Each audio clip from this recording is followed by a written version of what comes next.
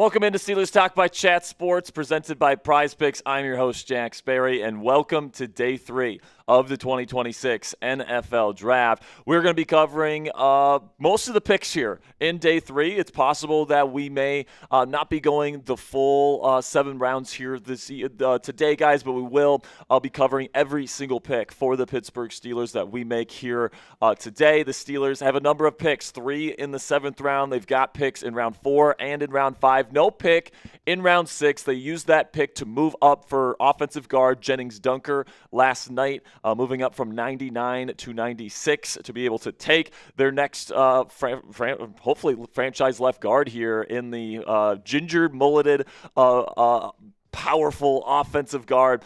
Definitely some interesting moves made by the Pittsburgh Steelers last night that we'll talk about here on today's show. The NFL Draft reopens here in about 30 minutes. So if you guys are joining us here for our 3rd day of NFL Draft coverage here on Steelers Talk, spam those me's because only the sickos, only the real ones are here on Day 3 watching our coverage here on Steelers Talk. So spam those me's if you are here and you are ready to see who Omar Khan lands on Day 3 of the NFL Draft today.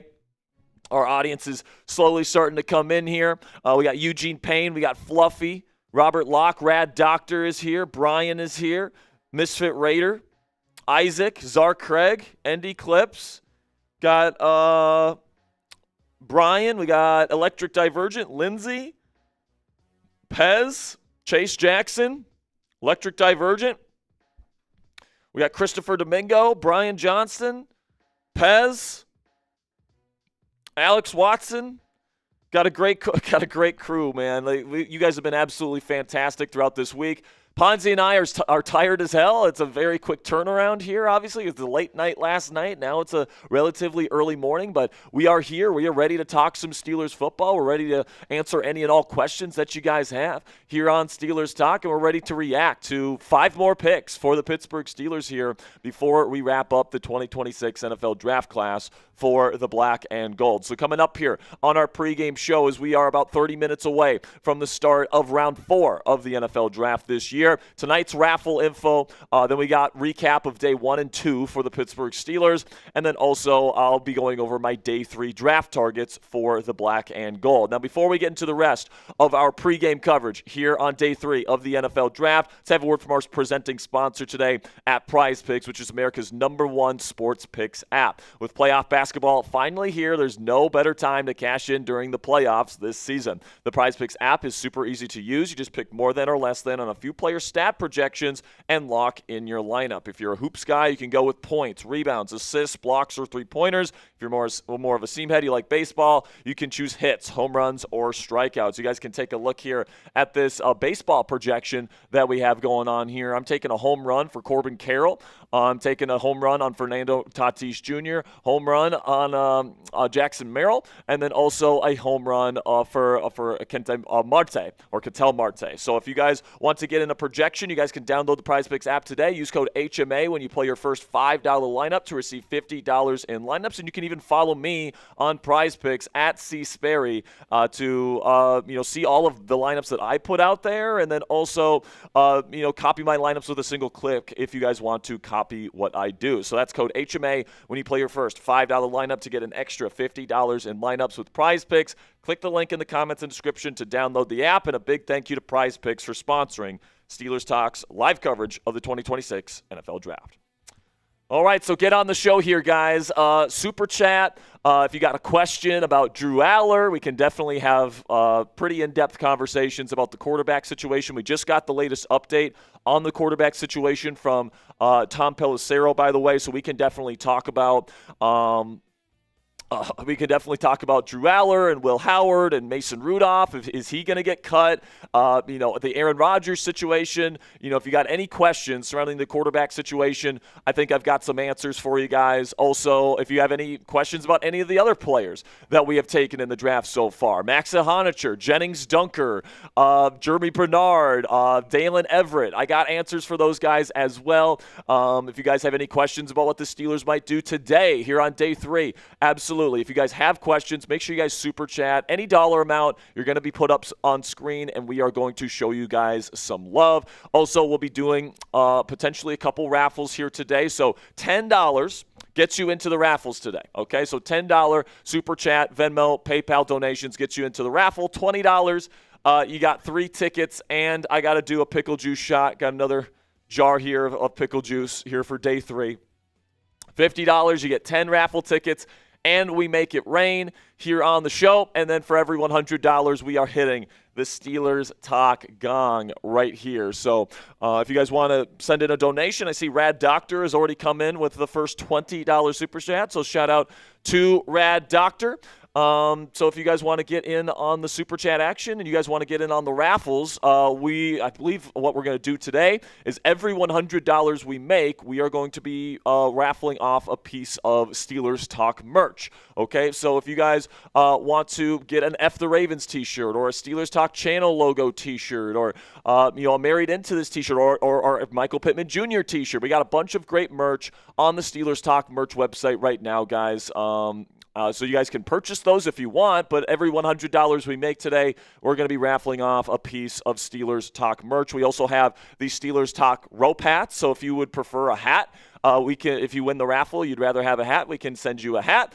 And we also have a really special new piece of merch that's going to be hitting the store here pretty darn soon. I'll just leave it at that here until we have official confirmation. But just stay tuned here, guys, because we have a new piece of merch that we are unveiling on today's show. And let me tell you guys, I think this is the best thing that we have ever put on our merch site. So with that tease out of the way, if you guys want a free raffle entry today, we understand that not everybody has the means to spend money on a YouTube show, especially on day 3 of the NFL draft. But if you guys want a chance to win a piece of Steelers Talk merch at Jack-Sperry_Sperry on X for a raffle entry today. I put out my yearly quarterback rankings out on there. It's going to be in a couple weeks here that I put my annual quarterback rankings out. But also, I react to everything Steelers related on my X account before we jump on here on Steelers Talk. So if you guys want film analysis I'm going to be putting out a lot of film analysis on Drew Allar here over the next several weeks to get you guys ready for potentially the Drew Allar era here in Pittsburgh. Kind of let you guys know the pros, the cons, have film examples of that. But also every single bit of news and rumors throughout rookie minicamp, OTAs, Aaron Rodgers saga. We still have to get an answer from Aaron here. Whenever that news comes down, I'm going to be giving my live reaction and my instant reactions on my X account. So if you guys want a free raffle entry, you guys can follow me at Jack_Sperry on X if you haven't already. I'm just going to take a note here. Okay. Got it. So we will put all those X followers in the raffle at the end of the show today. Another way that you guys can get a free raffle entry today, if you already follow me, for example, is that you guys can repost my pinned tweet. So my pinned tweet is the post at the top of my X account. It is the live stream that we have going on right now. So if you guys share that and repost it, I'm going to give you a free raffle entry today as well. So make sure you guys go do that as well. Greatly appreciate your guys' support, and I'll give some shout-outs here to everyone that does that here within the next 3 minutes. All right. We've already got 5 people that have retweeted it. Let's go. If you want a shout-out, go to my Twitter and give me a retweet on my pinned post. I think I got to do it on my computer here. What's that? Not working on my phone. That's okay, though. Okay. I think this is where I go. Nope, that's not it. View post engagements? Is that what yeah, view post analytics. Oh, no. Nope, that's not it. Trying to see who's reposted this. Let's go. Post activity? Yeah, that's what it is. Okay. Czar Craig has quote tweeted it. Shout out to Czar Craig. Shout out to Barack Obama. Nice name, dude. David H., Big Mike Kittle, Stretch Doctor, Seth, Renegade Sports, again, Czar Craig, and then Anton Sherman. Thank you guys so much for supporting the show here. And if you guys want to shout out, make sure you give me a follow at Jack_Sperry. Let's see if anyone's followed me here recently. Dunkerberg. Oh my gosh, we've already got a Gennings Dunkerberg, and he just quote tweeted us here. So shout out to Dunkerberg. Shout out to Jaden Jarrell.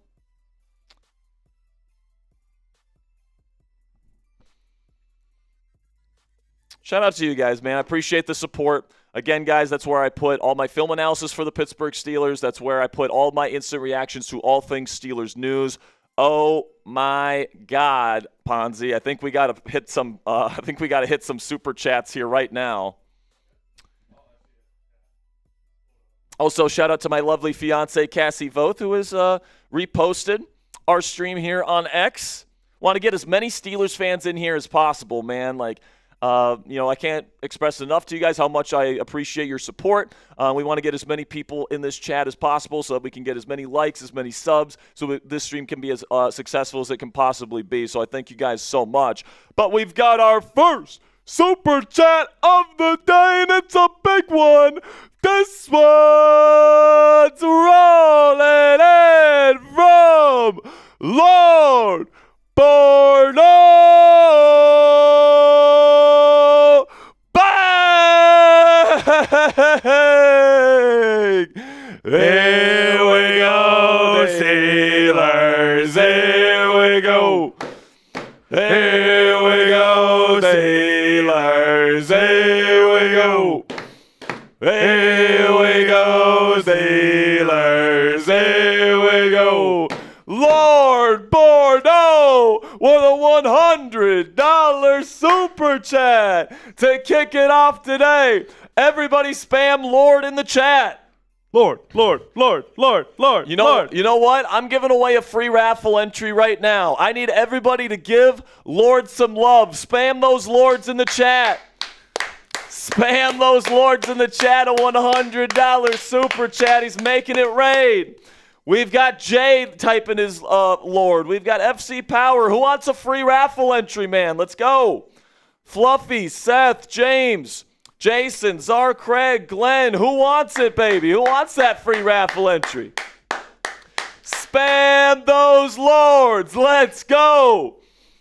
Woo! Good start to the show. By the way, I promised every $100 we make. So this one's for Lord Bordeaux.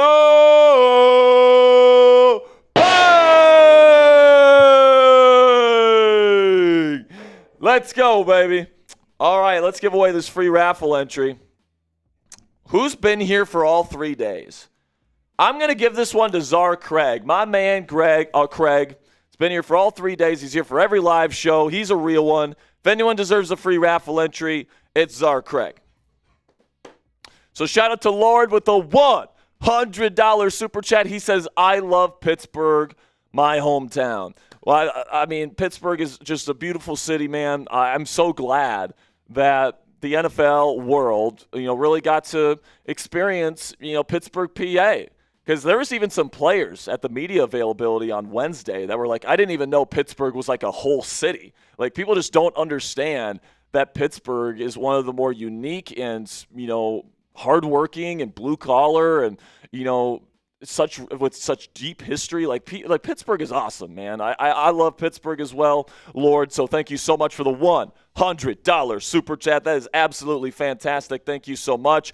All right, guys. So before I kind of tease that we have a new merch item for Steelers Talk here, and I think that this item you guys are going to absolutely love. I know I do. I can't wait to have my morning coffee with our brand new Gennings Dunker mugs that are available on our website right now, chatsports.com/mullet. If you aren't aware, last night's 96th overall pick, third-round pick out of Iowa, guard Gennings Dunker, sports a ginger mullet with a ginger mustache. If there was anybody that was born to be a Pittsburgh Steeler. It's this guy. So if you guys want to get your Gennings Dunker mullet mugs, chatsports.com/mullet right now to go get it. 15% off here today. Okay, so we have a kind of an opening sale. So if you guys want to get yours today, chatsports.com/mullet here. And I mean, this picture is just absolutely beautiful, isn't it? Like, just, this is me, by the way, if you can't tell. This is an AI rendering of me with Gennings Dunkers' hair and I think mustache. you need to grow it out.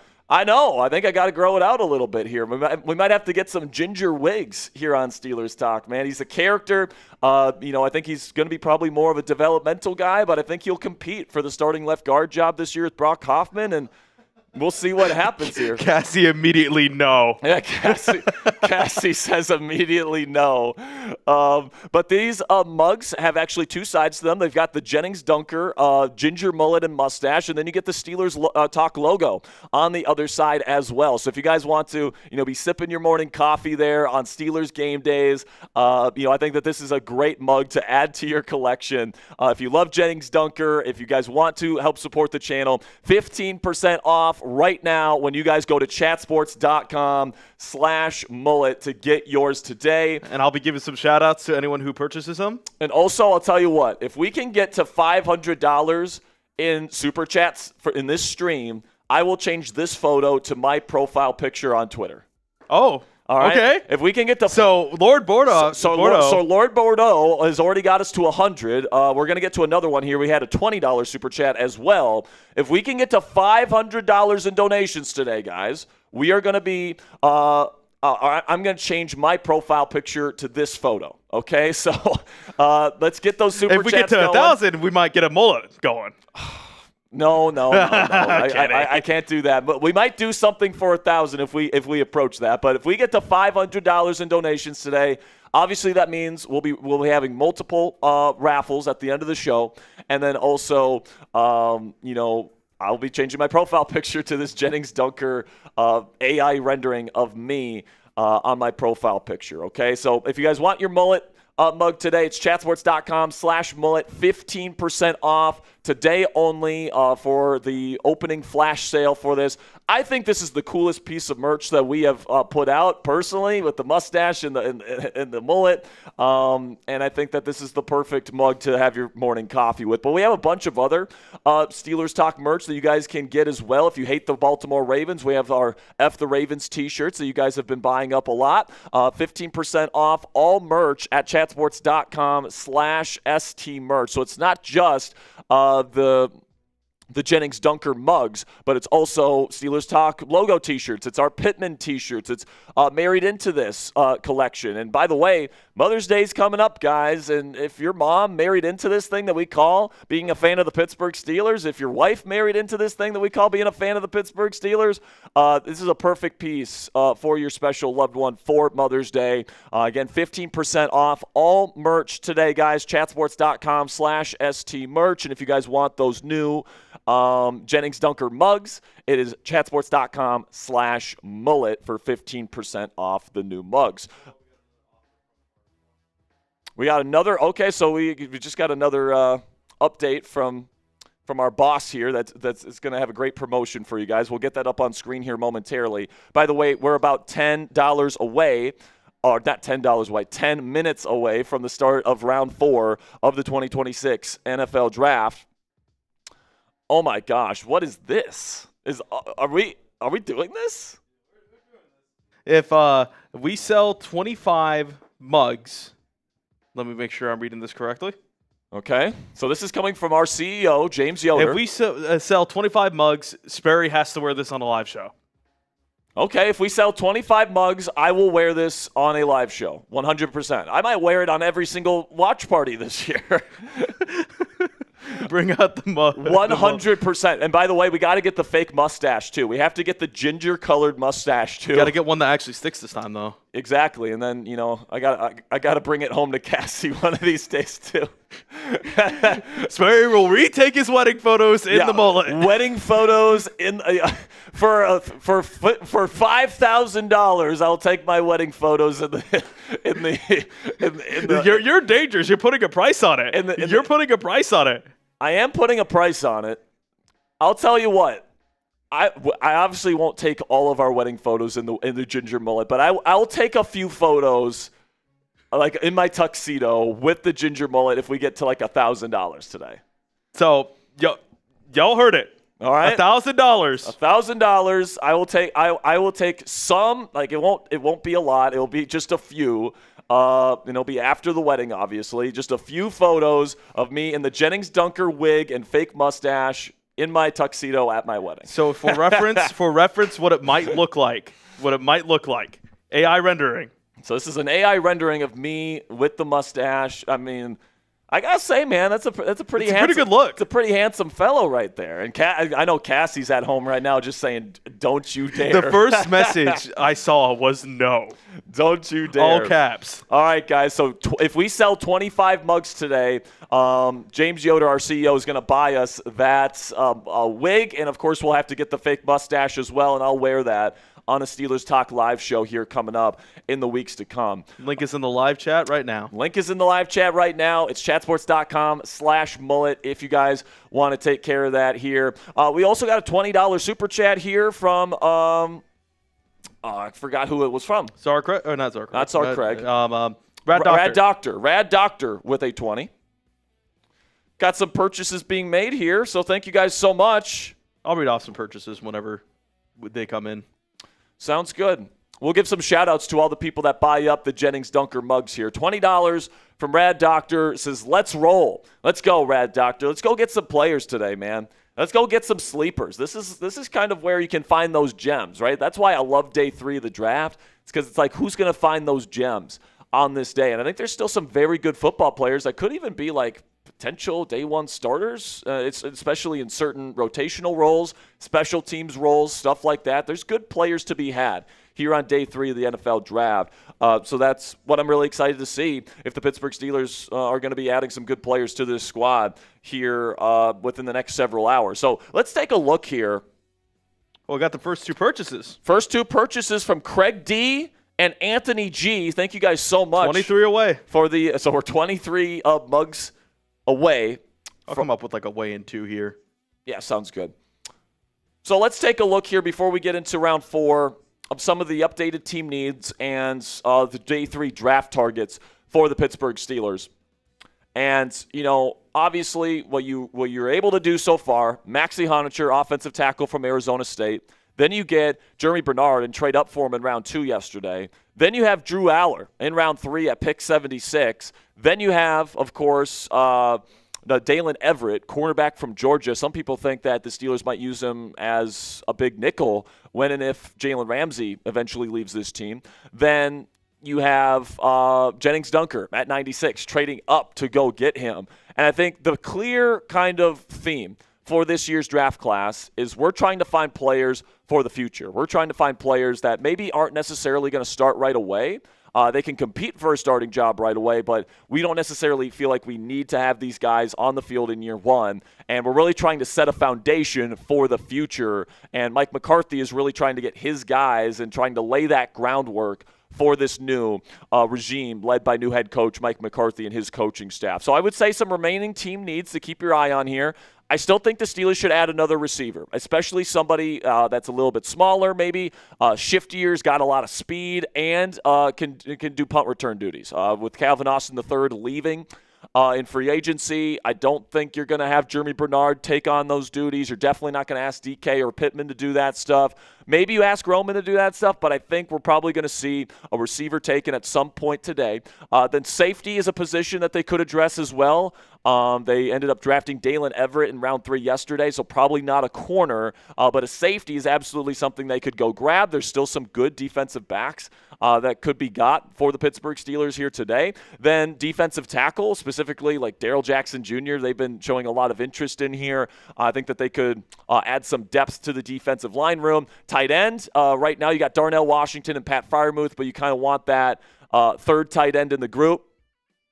So I could see that tight end be taken here, even with the round 4 pick, if they like somebody enough. Then inside linebacker, Patrick Queen, Malik Harrison, both free agents after this year. Might want to get some more depth with a developmental inside linebacker by the end of the day. Some of my top day 3 draft targets here, we can just run through them.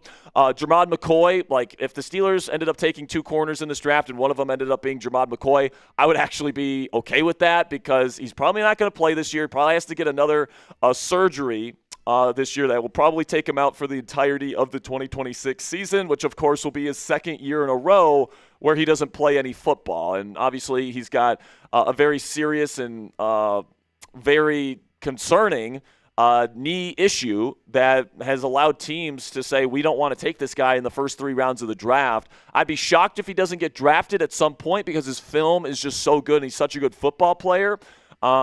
But certainly a name to keep your eye on here as we head into day 3. But Keontae Scott from Miami, an older prospect, but very athletic, very versatile, very good tackler, could be a big nickel type of player or maybe a safety. He can also play on the outside. Jalen Kilgore is another versatile defensive back type that I have loved for the Pittsburgh Steelers in particular. I think he could be a future free safety for the Steelers after a year sitting behind Jaquan Brisker. Skylar Bell, a receiver from UConn, a guy to keep your eye on here. Smaller guy, does the special team stuff. I could see the Steelers bringing him in if the value is right. Same thing goes for Deion Burks from Oklahoma. A lot of juice from those 2 wide receivers. Good deep threats. Then Zakee Wheatley, the safety from Penn State, is certainly an option. The Steelers met with him formally at the Combine. Kyle Lewis from Pitt. I would love to add Kyle Lewis, man. He reminds me a lot of Jeremiah Owusu-Koramoah, former linebacker for the Browns. Now, obviously, J.O.K. ended up getting injured, and now he's not playing anymore. But Kyle Lewis, he could be a pretty special, hybrid linebacker, kind of big nickel safety type of player. Really good in coverage.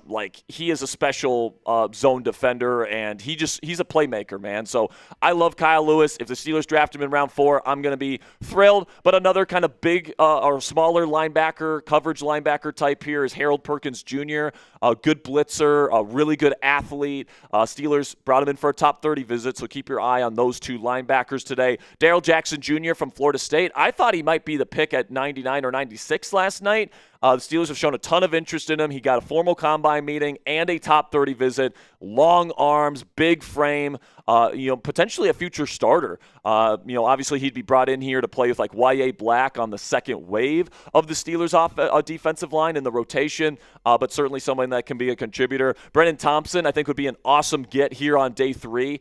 Great long speed, great ball tracking ability down the field. So if you want to, attack the defense down the field, Thompson can be a rotational piece here in this Steelers offense, and he's an excellent special teams threat as a punt returner. Michael Trigg, a tight end from Baylor, is a guy to keep your eye on here. Big tight ends. So if you want to get a backup for Darnell Washington, just have a physically imposing tight end room, Trigg might be your guy. Bryce Betcher from Oregon, very high floor, maybe low ceiling type of linebacker.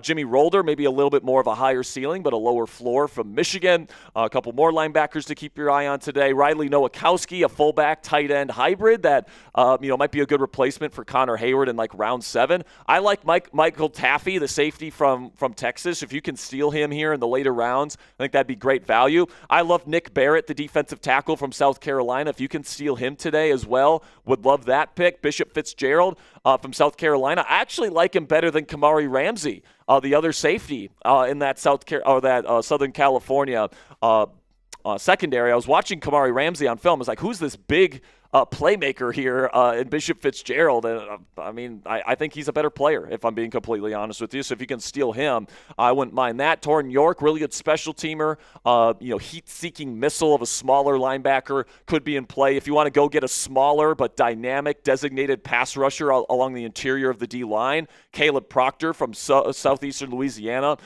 is a name to keep your eye on today. Jack Kelly had a top 30 visit, a linebacker from BYU, could be in play probably around round 5 or round 6. Tim Keenan, a nose tackle from Alabama. If you want a backup nose tackle, you could go get him today. He's honestly not that far off from Caden McDonald as a player. He's not quite as good as Caden McDonald, but they do like the same things. I think that's a role that the Steelers could fill today. Daylen Bentley, the Utah tight end, is somebody that I would keep an eye on here. If we can go back to the previous one there. I know we're getting started here in round 4, but I just want to talk about these players. Keyshawn Elliott, athletic linebacker, hard hitter, a little bit of a developmental guy, but keep your eye on him today. Eric Rivers from Georgia Tech, good route runner, good speed. Eli Heidenreich, another special teams kind of guy here. Keep your eye on him. And then Caden Weegan from Iowa. I've mocked him to the Steelers multiple times during the draft cycle here. Really, really good punt return guy. Watch out for him in round 6 or 7. Cole Wisniewski from Texas Tech, linebacker safety hybrid to keep your eye on. I think Desmond Reed from Pitt could be in play in like round 7. Scat back type of guy that can help you on special teams. James Thompson Jr., teammate of Nick Herbig and Keanu Benton at Wisconsin back in the day. Had a top 30 visit with the Steelers. Keep an eye on him. And then Jaden Duggar got a local visit with the Steelers this year. Linebacker with some juice and played really well at the Shrine Bowl here this year. All right, if you guys want to donate to the show, you guys can send your donation dollars to @Jack-Sperry on Venmo or @CaptainJackRabbit on PayPal. Greatly appreciate your guys' support on there, and I'll double your raffle tickets today if you guys send in your donations today via Venmo and PayPal. Again, that's @Jack-Sperry on Venmo, @CaptainJackRabbit on PayPal. So a $10 Venmo gets you 2 raffle tickets, $20 gets you 6 raffle tickets, $50 gets you 20 tickets to our raffles today if you guys send in your donations via Venmo and PayPal. So we got some mullet madness going on right now, guys. So if we can get to $500 in donations today, I will change my profile picture on X to the AI photo of me with the Jennings Dunker haircut. Then if we can get to 25 sales of the mugs, I'm going to wear the ginger mullet on live, okay? So shout out to Owen W. Owen W., thank you for making a purchase, my friend. So we're 22 sales away. If you guys like the Jennings Dunker mugs, again, you got the ginger mullet and the mustache combination on one side. You've got the Steelers Talk logo on the other side. I think that this is one of the coolest pieces of merch that we have done.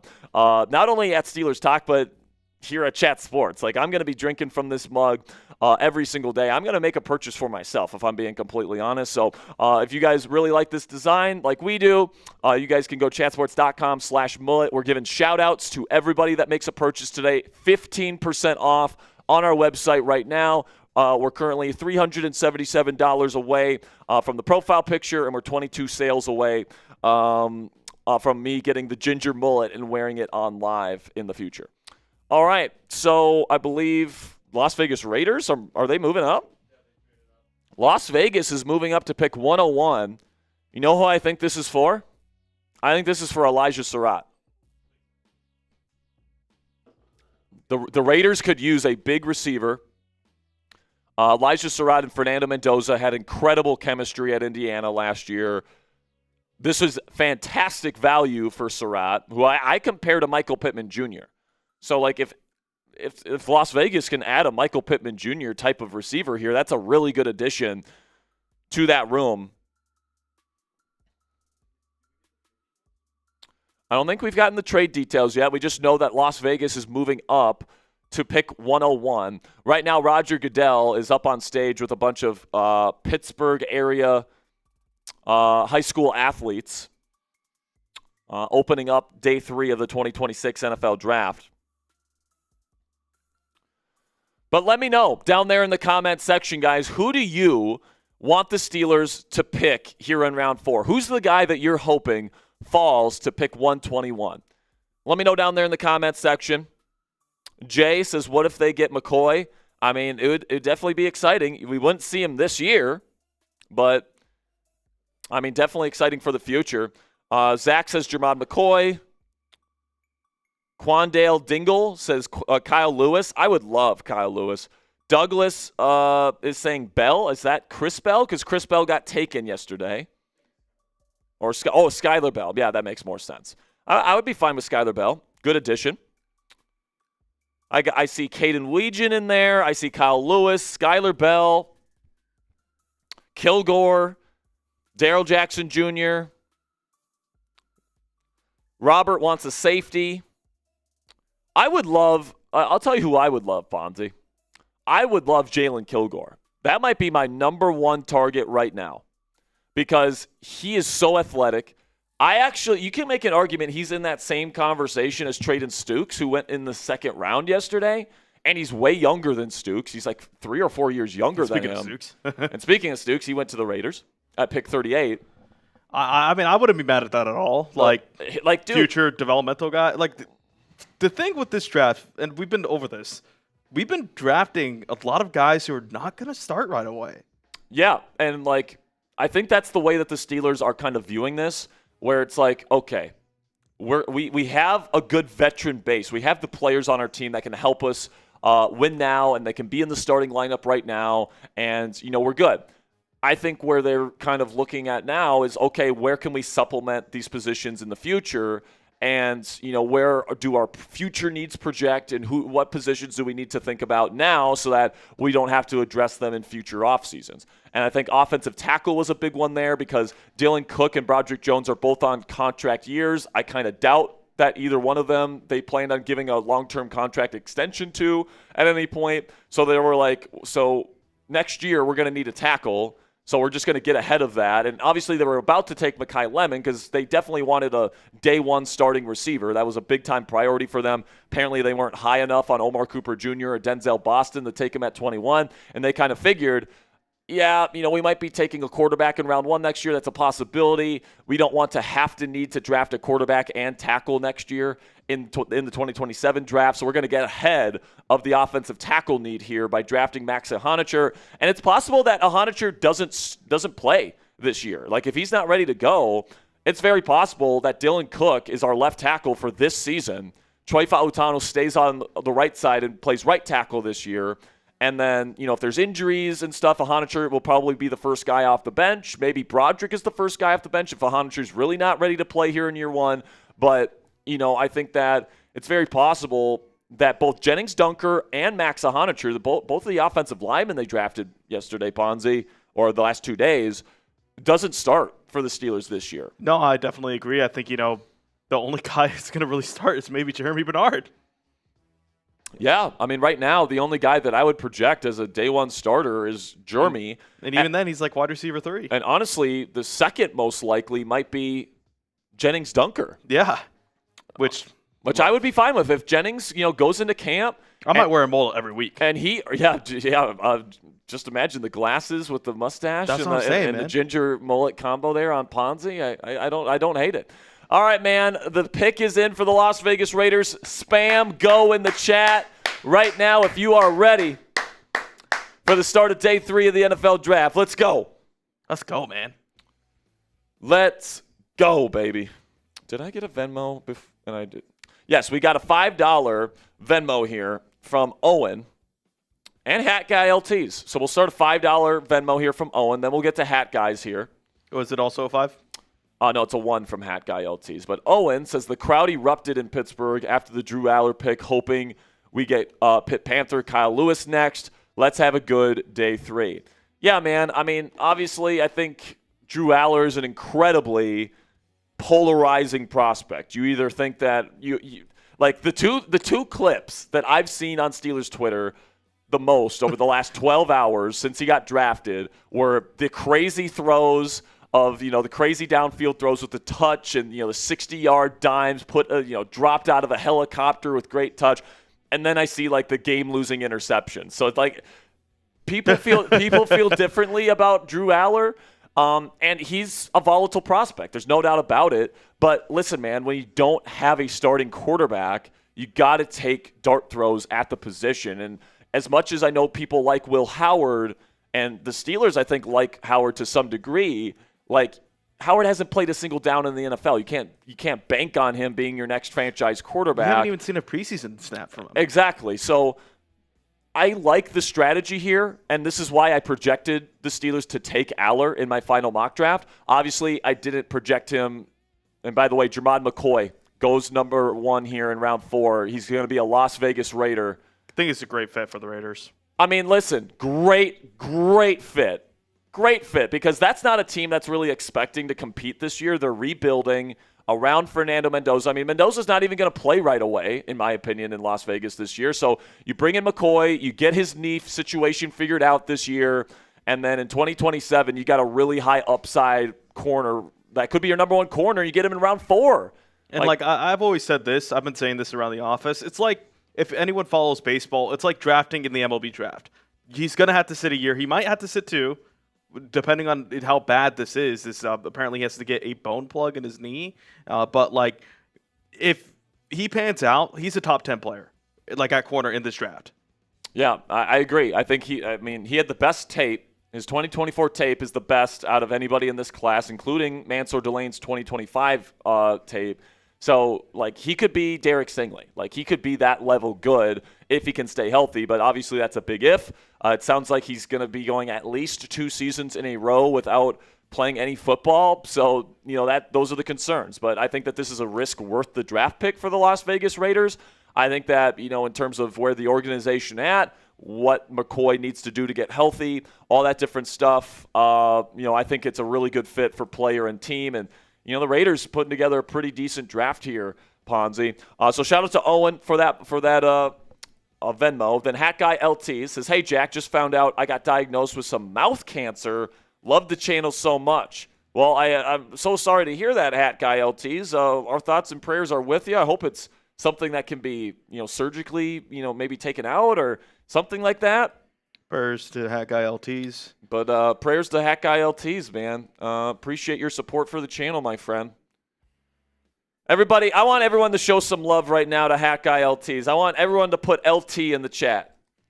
Everyone type LT in the chat. Hat Guy has been a longtime supporter of the channel. That's terrible news, Hat Guy. I'm sorry about that. I hope that everything ends up okay. Hope that it's very treatable. I hope that you caught it early. And this community is going to be here to support you no matter what, my friend. So thank you for the Venmo. Type those LTs. I'm going to give away a free raffle entry here to Hat Guy and one other person here that's typing LTs. Got Lindsay, Logan. Look at all the love you're getting, LT. Look at all the love you're getting, my friend. We got Fluffy, Logan, Exify, Isaac, Rez, Logan, Wayne, Wonderboy, Logan, Lindsay, G. Who wants it, man? We got Sam Pugh in the chat, Chuck Dugan, Fluffy, Exify. By the way, Jude Bowery, offensive tackle from Boston College, goes to the Buffalo Bills. Show your support for Hat Guy LTs, man. It's been a long time supporting this channel. Hope it's treatable and hope that you get better soon. Hope you beat this thing, man. Hope we'll be behind you 100%. All right, we got the New York Jets on the clock here. Of course, the Pittsburgh Steelers' next selection is at 121. And right now, if I'm being honest with you, Ponzi, the guy that I have on my mind for the Steelers is Jalen Kilgore. Yeah. Getting a guy like that, 210 pounds, similar size to Jalen Ramsey, could be your future big nickel, or he's got the athleticism to be your future free safety. I think that would be an excellent pick. You get 2 picks to bolster the future of your secondary in Daylen, Everette, and Jalen Kilgore. If I'm being honest, though, man, I think the Daylen Everette pick is probably the worst pick the Steelers have made so far. Yeah, I definitely agree. Like, you're not going to need a starting corner, hopefully, for the next at least 2 years. Like, if I guess maybe the medicals didn't check out for them, but, like, if you're looking at a sit and, like, wait corner, why not go McCoy? Exactly. Yeah. Like, I think that this draft has been fine from Omar Khan, but almost every single pick, outside of the Germie Bernard pick, like, I love that move. But even then, like, I would have gone about this draft in a completely different way than Omar Khan did. I would have taken Omar Cooper Jr. in the first, which obviously means I wouldn't have had the draft. Germie Bernard in the second. I would have rather had Omar Cooper Jr. than Germie Bernard, even though I'm happy we got Germie. Germie's an awesome player. I'm excited to see him play. Oh, man, one of the Steelers guys just came off the board here. Darrell Jackson Jr. from Florida State. I think the Steelers might have been hoping that he was going to fall to them at the 121. The Steelers showed a lot of interest in him. He's coming off the board here. But then, like, you get to round 3, and it's like, I probably would have taken Drew Allar, but at 76, with Emmanuel Pregnon on the board, I would have taken him over Jennings Dunker. Don't get me wrong, I love that we got Dunker. We've got the mugs, and, you know, it's gonna be your profile pick here in a bit. It's gonna be an awesome vibe. But, you know, I would have rather had Emmanuel Pregnon, if I'm being honest with you. And then at 85, if we were going to take a corner, I would have rather taken McCoy because, like, you don't need the corner that you draft to be ready to play this year.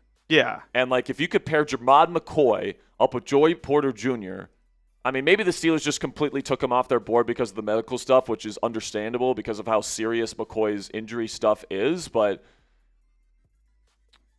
it's just like almost every single pick, I would have done something different than what Omar Khan actually ended up doing.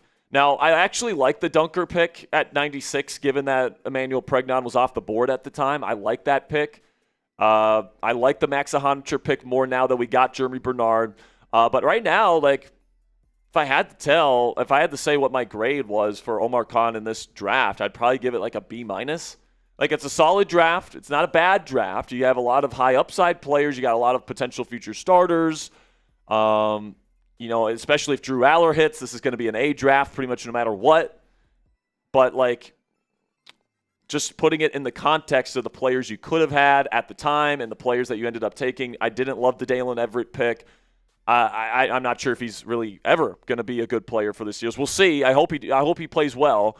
But honestly, I just don't really see him as a fit for a man-heavy defense the way that Patrick Graham is probably going to play here in Pittsburgh. We'll continue to keep you guys updated on every single pick that is made here and continue to talk about the Pittsburgh Steelers. But first, let's have a word from our friends at Prize Picks, America's #1 sports picks app. With playoff basketball finally here, there's no better time to cash in. During the playoffs, the Prize Picks app is really easy to use. You just pick more than or less than on a few player stat projections and lock in your lineup. If you're a hoops guy, you can go with points, rebounds, assists, blocks, or three-pointers. If you're more of a seam head, you can choose hits, home runs, or strikeouts. You guys can take a look here at this future projection on Prize Picks for next year's football season with some of these rookies. Taking the less on Fernando Mendoza, the less on Jeremiah Love, and the more on Jordan Tyson here. So if you guys want to put in a $20 entry, you guys can get $120 back if you get all 3 correct. And by the way, you don't just have to do this lineup. Like, there's a bunch of different options there. You can mix and match different Prize Picks projections to tailor your lineup to what you think is going to happen. So one thing that I love about the new social feeds feature, where you can share Prize Picks with your friends and copy lineups with a single click. You can actually follow me on the app at Sperry to see all of my lineups and copy my lineups if you want. So download the Prize Picks app today and use code HMA when you play your first $5 lineup to receive $50 in lineups. That's code HMA when you play your first $5 lineup to get an extra $50 in lineups with Prize Picks today. Click the link in the comments and description to download the app, and a big thank you to Prize Picks for sponsoring today's edition of Steelers Talk Live. All right. Just so you guys know, we got some Venmos coming in here, so we'll get to those in a minute. But just a reminder, guys, that we have these brand new Jennings Dunker mugs available on our website, 15% off, chatsports.com/mullet. These mullets have obviously the Jennings Dunker ginger mullet and mustache combo, and then we have the Steelers Talk logo on the other side. So if you guys want a nice piece of Steelers Talk merch here to have your morning coffee with and help support the channel, I would greatly appreciate it if you go to chatsports.com/mullet, pick up your mug today. Have we gotten any more purchases? Any more notifications there, Ponzi? Okay. By the way, we're giving shout-outs to everybody that purchases a mug today. So if you make a purchase, our CEO, James Yoder, and our merch guy, Arnold, are going to let us know, everybody that's buying these things up.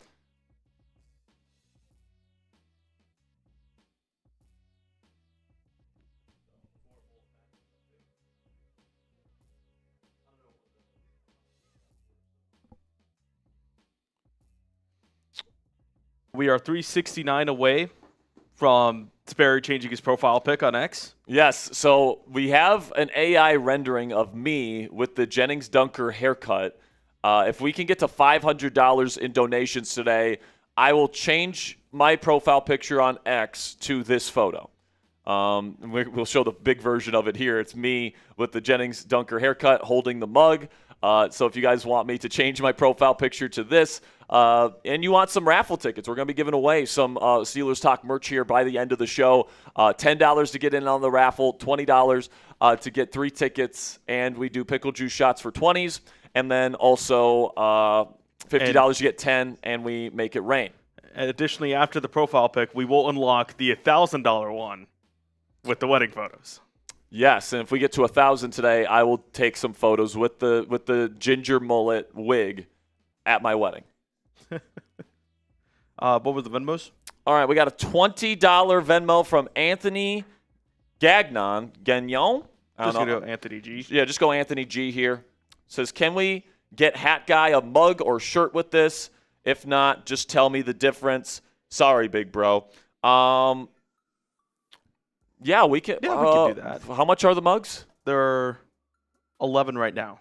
Okay, so yeah, that 20 should be good enough there, Anthony. I will make sure to do that. Hat Guy LTs, we'll send you a mug here.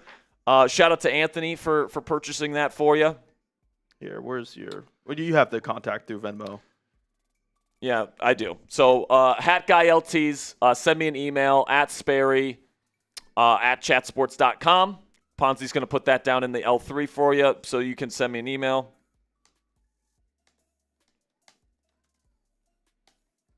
And shout out to Anthony G for purchasing that hat for that mug for Mr. Elevate / Hat Guy LTs. We're thinking and praying for you, my friend. All right, $20 means a pickle juice shot. All right. Shout out to Anthony. And shout out to Mr. Hat Guy LTs. Make sure you send me an email, man. Sperry at chatsports.com. Okay. Michael Wiley comes in with just Michael M, $1 Venmo. Says, who would you rather have as the quarterback, Rodgers or Allar? Rodgers. No question. The team is trying to win now. Drew Allar is not ready to play in the NFL. The reason why I like the fit between Allar and Pittsburgh so much and why I projected the Steelers to take him, not that early, but I did project him to get taken by the Steelers, was because he needs a place where he can sit behind a veteran, learn, develop. He needs a lot of work with his footwork. He needs a lot of work making sure that he can play within rhythm and anticipate things. And, he shows a lot of the flashes that you want to see on tape. And he certainly flashes the arm talent. Like, the arm talent is insanely good. Easy release, effortless gas, can throw the fastball and zip it in there, but he can also throw the deep ball like 60-plus yards down the field with touch. Like, you want to talk about some moon balls from Russell Wilson? Like, Drew Allar, you watch some of those deep balls that he had at Penn State, dropping it in a bucket from a helicopter, man. Like, throwing it way up. It, like, leaves the screen on the TV, and it just drops down perfectly with perfect touch over a defender right into the arms of the wide receiver. Now, obviously, the accuracy is something that's been inconsistent. I think a lot of that can be tied to his footwork. If you don't have consistent footwork as a quarterback and you're not playing with a good base and you're not, playing in a way that you're going to be as consistent as you possibly can, you're going to struggle with accuracy. And we saw that from Drew Allar. We also saw that from Patrick Mahomes in college. We also saw that from Josh Allen in college. I'm not saying that he's going to be those quarterbacks, but I'm saying that, it does happen that these quarterbacks are not particularly well coached in college. Then they get NFL level coaching, especially in the case of Patrick Mahomes, where he got a year to learn from a veteran quarterback in Alex Smith, and then he was ready to go his second year, and he won league MVP in his first year as the starting quarterback of the Kansas City Chiefs, and now he's one of the greatest quarterbacks of all time. So I'm not saying Drew Allar is going to be Patrick Mahomes, by the way, but he's got like that level of arm talent where it's like insane, throwing sidearm passes, throwing every kind of throw in the book from any platform. He just needs to get more consistent. And I thought he showed flashes of the mental processing, full field progression reads. He can throw with anticipation. I thought that Penn State was incredibly poorly coached on the offensive side of the ball. I don't think he was particularly coached well with his pocket footwork at Penn State. And I think that the perimeter weapons that they had at Penn State weren't very good either. I think that he's somebody that could work out, but obviously has a chance to not work out, and he's going to have a chance to make his case to the Steelers organization this year, sitting behind Aaron Rodgers, that he should be, the starting quarterback for the Steelers in 2027 and beyond. And, if he does that, he'll be the starter that 2 years from now. So we got a special going on here. If you follow Chat Sports on Instagram, I'll be trying to give some shout-outs. Bear with me here as I try. But I've been putting this link in. We have a special. If you follow Chat Sports on Instagram, we're going to be picking 2 new followers to get a free item from our merch store. Okay, so follow Chat Sports on Instagram. I'm sure Ponzi's putting that in the comments section here. So go to our Instagram, give us a follow, and 2 random people across all of our platforms here today. I recognize some people who are already followed. All right, Robert. Great. Shout out to Robert. See Michael. Shout out to Michael. By the way, shout out to Michael Miley again, another $1 Venmo. He says, would you start Drew Allar or Will Howard? Honestly, right now, I would probably take Will Howard. He's had the year of development behind Rodgers. He has the head start in the offense. Obviously he's been studying the playbook, and he's been the QB1 in the early offseason program to this point. I think Will Howard has a better chance of day one starting, playing well than Drew Allar does. Now, with that said, I think give these guys another year. I think Drew Allar is by far the better option in 2027. But if we're talking about Rodgers retires and it's a competition between Drew Allar and Will Howard and Drew Allar, I think, Will Howard would be, the higher floor option. I don't think Drew Allar's ready to play right away. The footwork's not there. It's going to take more than just one offseason for Drew to get that down pat. I think he's going to need at least this year to sit, learn, and develop, which is why I think they brought him in, because they expect Rodgers to be there this year. If they would have taken Garrett Nussmeier last night, I would have thought, okay, maybe they think Rodgers has a chance to retire. But the fact that you're bringing in somebody that everyone acknowledges is a developmental quarterback prospect tells me that they expect Rodgers to be back. And honestly, Will Howard, the competition that Will Howard needs to be worrying about heading into the offseason, it's not even Drew Allar. He doesn't need to worry about Drew Allar. What he needs to worry about is Mason Rudolph. Yeah. Because, if Aaron Rodgers is back, he's on the roster, right? And then Drew Allar, because he's a third-round pick this year, he's going to be on the roster. You're only going to have 3 quarterbacks on the roster. So if Will Howard wants to make the roster, he has to make the team over Mason Rudolph, who's already an established, really good, or not really good, but solid backup quarterback. Yeah, so Will Howard is going to have to prove that he can be a better QB2 than Mason Rudolph this year. That puts a lot of pressure on Will Howard this offseason, man. Yeah, and I definitely think Mason Rudolph didn't do anything to kind of prove that he can be a better QB2 last season. But then again, we haven't seen Will Howard at all.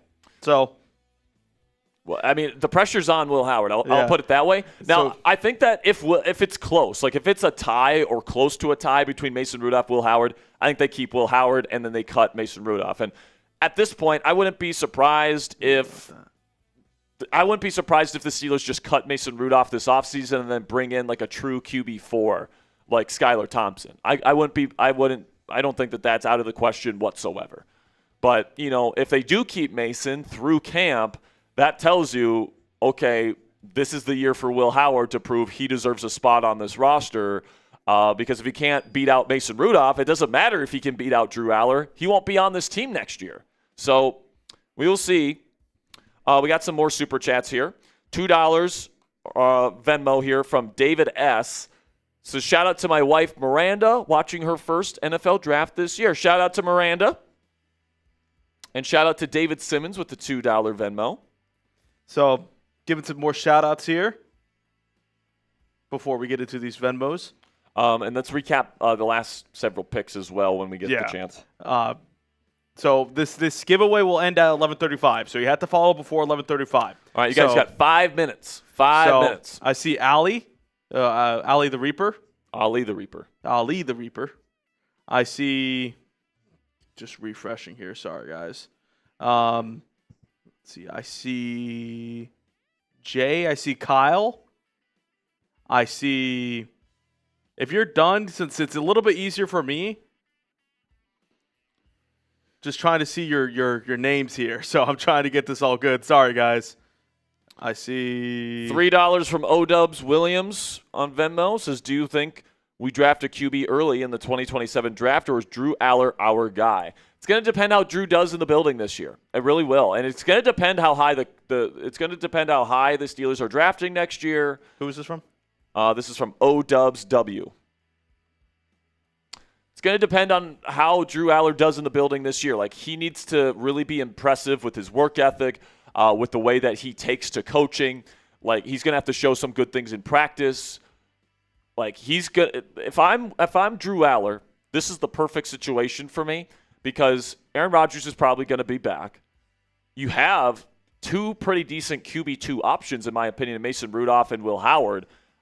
If I'm Drew Allar, I can go to the Steelers, be the QB3 this year, not even have to really think about playing at all in the regular season, and I can just focus on developing my footwork. I can just focus on learning how to read defenses at the NFL level. I can just really hone in and focus on my craft, as opposed to preparing for games, all this different stuff, having the stress of having to play in games before I'm ready, all that different stuff. If I'm Drew Allar, this is the perfect situation for me, because it's a low-stress year-one environment for him, which I think is perfect for young QBs. I always think that one of the worst things you can do for a young quarterback is play him right away in his career. Yeah, it's just they're not ready for it. Like, these young quarterbacks, like it's a different animal going from college football to professional football. It's almost like a completely different sport, just because of the way that the hash marks are lined up, the way that how that affects the way defenses attack you, the creativity and just the speed and the violence that these guys play with on the defensive side of the ball. It's like a completely different sport. So, like, the idea that these guys like Fernando Mendoza are going to come in and start right away and play very well, I just don't think that we see that very often. Like, there's a reason why Jaden Daniels in his rookie season a couple years ago was so special. It's because we never see rookie quarterbacks play that well. So I like the idea, especially for a guy like Allar, to just have a year where you can be QB3. You don't even have to think about playing in year one. You got a great quarterback developer in Mike McCarthy teaching you, the ropes, all that different stuff. And you got Aaron fucking Rodgers, one of the smartest quarterbacks of all time, teaching you how to play the position. Like, that is as good of a setup as you could possibly ask for Drew Allar. And if he's going to have success anywhere, if he's going to become a franchise quarterback anywhere, it would have been with the Pittsburgh Steelers. So if I'm him, I'm thrilled to be in Pittsburgh. And if I'm Pittsburgh, I'm thrilled to get him. He's a big-bodied, huge-arm receiver with a great deep ball. Quarterback. Or what did I say? Receiver. Oh, did I say receiver? Sorry. I was messing up receiver and cornerback and quarterback last night. So shout out to O-Dubs. By the way, guys, you got 3 minutes until we get to 12:35. Found a better way to get some shout outs here. I saw Sebastian. I saw Ed. I saw Matt. I saw Jay, Brandon, Tim. And that is the end of the list right now. All right, cool. $1 Venmo from Hat Guy LTs. And he says, hey, Jack, I just found – oh, never mind. That was from earlier. Oh. And he says – but we did get another one. And he says, thank you guys for the support. Thank you, Anthony, for the mug. I'm a little scared, but I got surgery next week, Monday, but we caught it early. Well, that's great news, Hat Guy. That's great. That's great news. That's great news. That's treatable, and that hopefully you can get that taken care of. Best of luck in your surgery there, Hat Guy LTs. We'll keep you in our thoughts and our prayers, man. Then a $5 Venmo here from Brandon Moreland. Says, how much cap do we save cutting Mason? $3 million. We save $3 million cutting Mason Rudolph. So at this point, guys, if they really like Will Howard and they don't want to get rid of him this year, I think they probably just cut Mason Rudolph. They might look to trade him for something. I don't know if any team would be wanting to trade any sort of draft capital for a mid-level veteran backup quarterback. I think they're going to have to end up cutting him if they want to keep Will Howard, period. Yeah. So you save $3 million. I'll take $3 million. Easy. If you think Will Howard is good enough to be your QB2 this year, and if Rodgers goes down with an injury, if you think Will Howard is good enough to go in and play, then I'd say do that. If you have any doubts about Will Howard being your QB2, I'd say keep Mason through camp and then, have Mason and Will battle it out in camp for QB2. And by the way, Allar can be a part of that competition as well. If Allar gets to camp and, his footwork is completely cleaned up, he's looking really good, and, he's the better quarterback option compared to Mason or Will, sure, make him QB2. And then you probably cut Will Howard at that point, maybe, or maybe you cut Mason Rudolph at that point and keep Will as your QB3. I think that's probably what you do.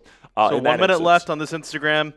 Go follow. 1 minute left. And then after we get to 12:35 p.m. Eastern time here, we're going to be recapping some of these latest picks. We've been putting them up on screen, but I'll give my take on all these picks coming up here soon.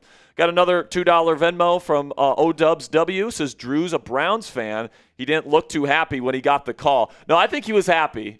Man. I think he was just trying to keep the emotions in.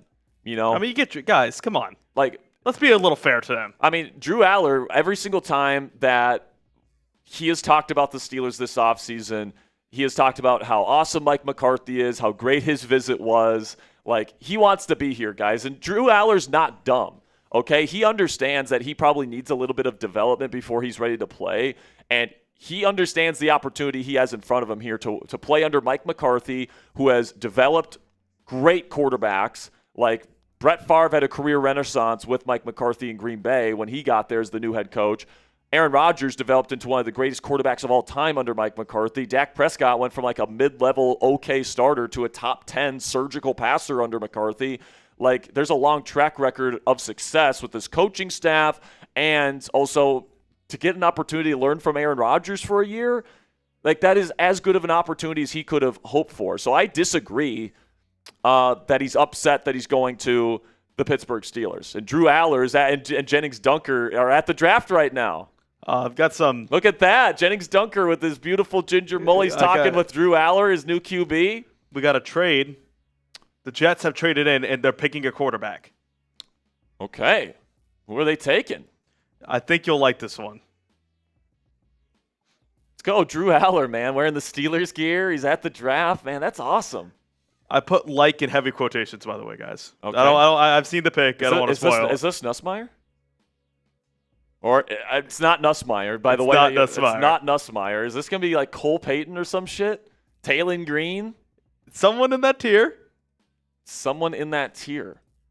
Is it Baron Morton? No. Oh, dude. I would have been crashing out. You would have seen. You ready for this? I'm ready for it. Oh, Cade Klubnik off the board in round 4. Listen, man, I like the arm talent with Klubnik. Now his pocket presence sucks, and the accuracy is not fantastic, and the size isn't great. So he makes some great plays. I still think Cade Klubnik's game against Pat Narduzzi's Pitt defense in 2024 is one of the best games I've seen on film from a college quarterback in the last 3 years. It was unbelievable what he did in that game, but he's just so inconsistent. I don't mind this at all. He's got the arm to play in colder weather. He's a little bit smaller, and he doesn't have necessarily the size, but he's got the arm strength to play in a colder weather city. I think we see Cade Klubnik play at some point this year, maybe. And honestly, I really like the fit for New York, as you're saying, the cold weather. I think, if anything, he could sit and maybe even start some games this season, but I would rather him sit.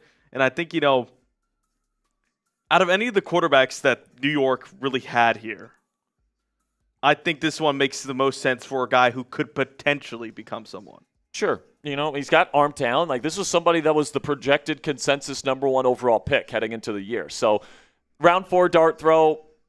Not mad at it. Just like the Drew Allar thing, man. People are so upset if it was at 99 when their teams take quarterbacks in the mid rounds. But it's if you don't have a quarterback, you got to take dart throws. And you got to take guys with some upside. And Klubnik has some upside. I don't hate this pick whatsoever for New York. $5 here from Gavin G. Says, getting Drew Allar was the worst option I've ever seen from a GM. Wasn't impressive in college in high-pressure situations. Will Howard is the option. Well, clearly the Steelers disagree with you, Gavin, because they just – Speaking of Drew Allar. Because they just drafted Drew Allar with a third-round pick. So I think if and this is going to be the whole conversation once again. I get Pregame was on the board, but if you swap the Drew Allar pick for the later round pick in round 3, people wouldn't be as mad. I think the only criticism I have of the pick is it was a little too early for me, but I had a late day 2, early day 3 grade on Drew Allar.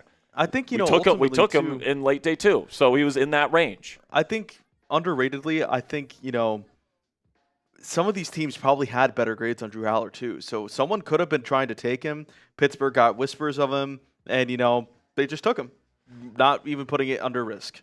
According to Jerry Dulac, Drew Allar was the number 3 quarterback on the Steelers' board this year. He said they weren't interested in taking a quarterback round 1, so the 2 guys that they had rated above Drew Allar, Ty Simpson and Fernando Mendoza, weren't options for them this year.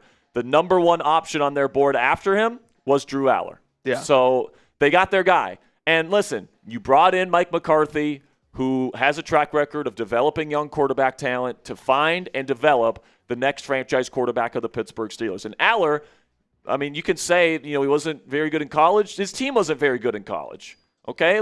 That's definitely something that we can point to here, where Justin Herbert wasn't very good in college. Yeah. Josh Allen wasn't very good in college. Patrick Mahomes had a shit ton of interceptions and had a low completion percentage in college. Like, some of these quarterbacks develop compared to what they were in college when they get to the pros, when they get pro coaching. And he definitely didn't get pro level coaching at Penn State, in my opinion. I don't think that they taught him proper timing with his footwork. I don't think they cared about timing with the footwork. I think they just kind of let him freelance, and that led to some really bad habits, and it led to some poor accuracy. With Mike McCarthy, that's not going to happen, man. Everything is tethered to every single step within the timing of the progression. He's going to be forced to develop and forced to really figure out the footwork, or the Steelers are going to move off of him. So, if any fans are wondering why Mike McCarthy has his reputation, go look at Dak Prescott in 2019's mechanics, then look at him in 2021, his first full season with McCarthy. His footwork got a lot better under McCarthy. His reads got a lot better. He got the ball out faster, accurately. Not saying Dak Prescott wasn't a best passer. He had his best passing season in 2019, but he became a actual elite quarterback.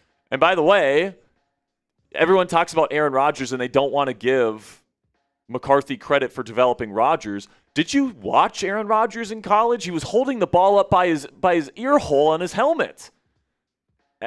Under McCarthy, in the QB school that they went into in Green Bay, he was able to develop that signature release, that quick release, and that ball carriage it's just so snappy, and that's exactly the same stuff that Drew Allar is going to get here. So the fact that he gets a year to actually learn, sit, develop, do all that different stuff, it gives him the best chance to have success. And if you get a franchise-level quarterback out of a third-round pick, that is one of the steals of the draft. So I think it's a decent gamble here for Pittsburgh. I think they have the right infrastructure in place. And also, when and if Drew takes over as the starting quarterback down the road, he's going to have a good supporting cast. He's going to have an offensive line with a bunch of young studs on it to protect him. He's going to have a legit wide receiver trio to throw to. He's going to have a legit tight end duo to throw to.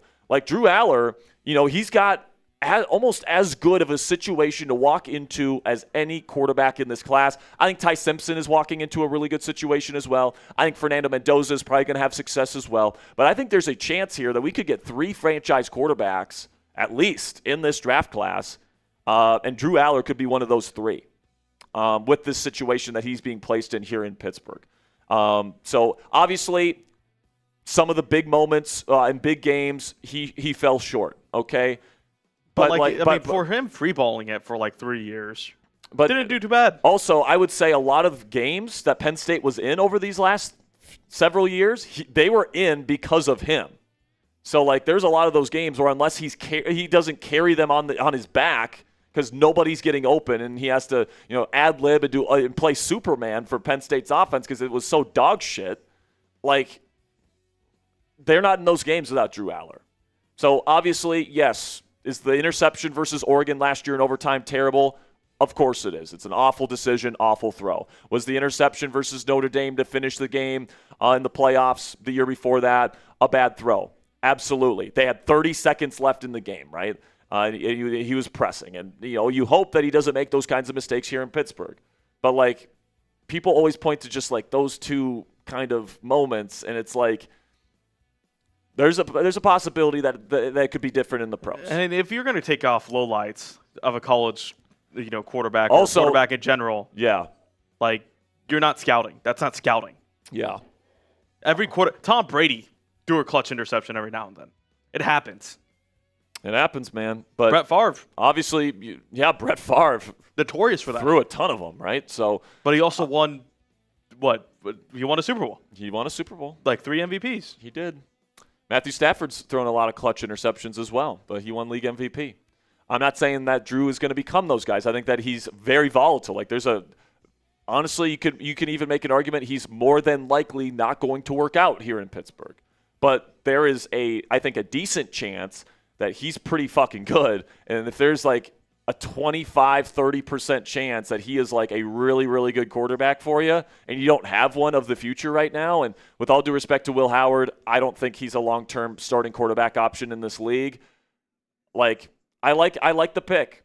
I like the pick, or what I'll say is I like the fit and I like the player, but I don't love that they took him with 76. Yeah, I probably would have tried to take him at 99, tried to take him at 121, but obviously he's Mike McCarthy's guy, and I'm going to trust Mike McCarthy, to find who he wants to develop at quarterback, and if he wanted him, I'm fine with the pick. Yeah. So we'll see if it works out. Obviously, it'll be disappointing if he doesn't work out, but I think that there's a pretty damn good chance of him becoming a pretty darn good quarterback for us. And I don't think he's got Josh Allen level upside like people say, but like, could he be prime Joe Flacco? Prime Joe Flacco was a top 10 quarterback in this league, won a Super Bowl. Like, could he be that? Absolutely. Absolutely. So we'll just see what happens here in the years to come. Let's recap the picks here in round 4 so far as we're coming up on pick 121 for the Steelers. Jermod McCoy, first pick of round 4 here to Las Vegas. Great fit. Then Jude Bowery, I think a bit of a reach here for Buffalo, at least in my opinion. Then you got Darrell Jackson Jr., so he's off the board for the Steelers. I think the Steelers probably would have taken him at 121 if he was there. The Steelers had a lot of interest in him. He ends up going to New York. Then Caleb Proctor, so he comes off the board here. Dynamic pass rusher on the interior from southeastern Louisiana. Dominated the Shrine Bowl this year. Very undersized, kind of like a Kalijah Cansey, but he's going to be able to get after quarterbacks on later downs. Then Brennan Thompson, another player that the Steelers could have possibly considered going to the Chargers. Would have loved Thompson because of his ball tracking ability down the field, his speed. He was the fastest player at the Combine this year, and his special teams ability as a punt return man. But he's heading to L.A. Fabechi Nwewu from Oklahoma, one of my favorite day 3 guard prospects. I think that he could be a starter in this league. I loved his tape out of Oklahoma. The best offensive lineman from Oklahoma last year, in my opinion. Good pick there for Houston. Grayson Halton, another kind of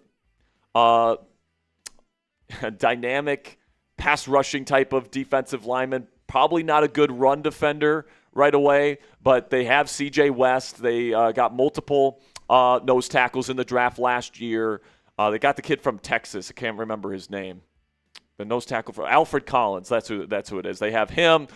So I think Grayson Halton is somebody that's going to be more of a third down rotational guy, pass rush dude, but he'll be really good at that immediately. Jonah Coleman, an A.J. Dillon type of power back from Washington going to the Broncos there. Jaden Kennedy, really sticky cover corner, probably a slot guy in the league out of Oregon.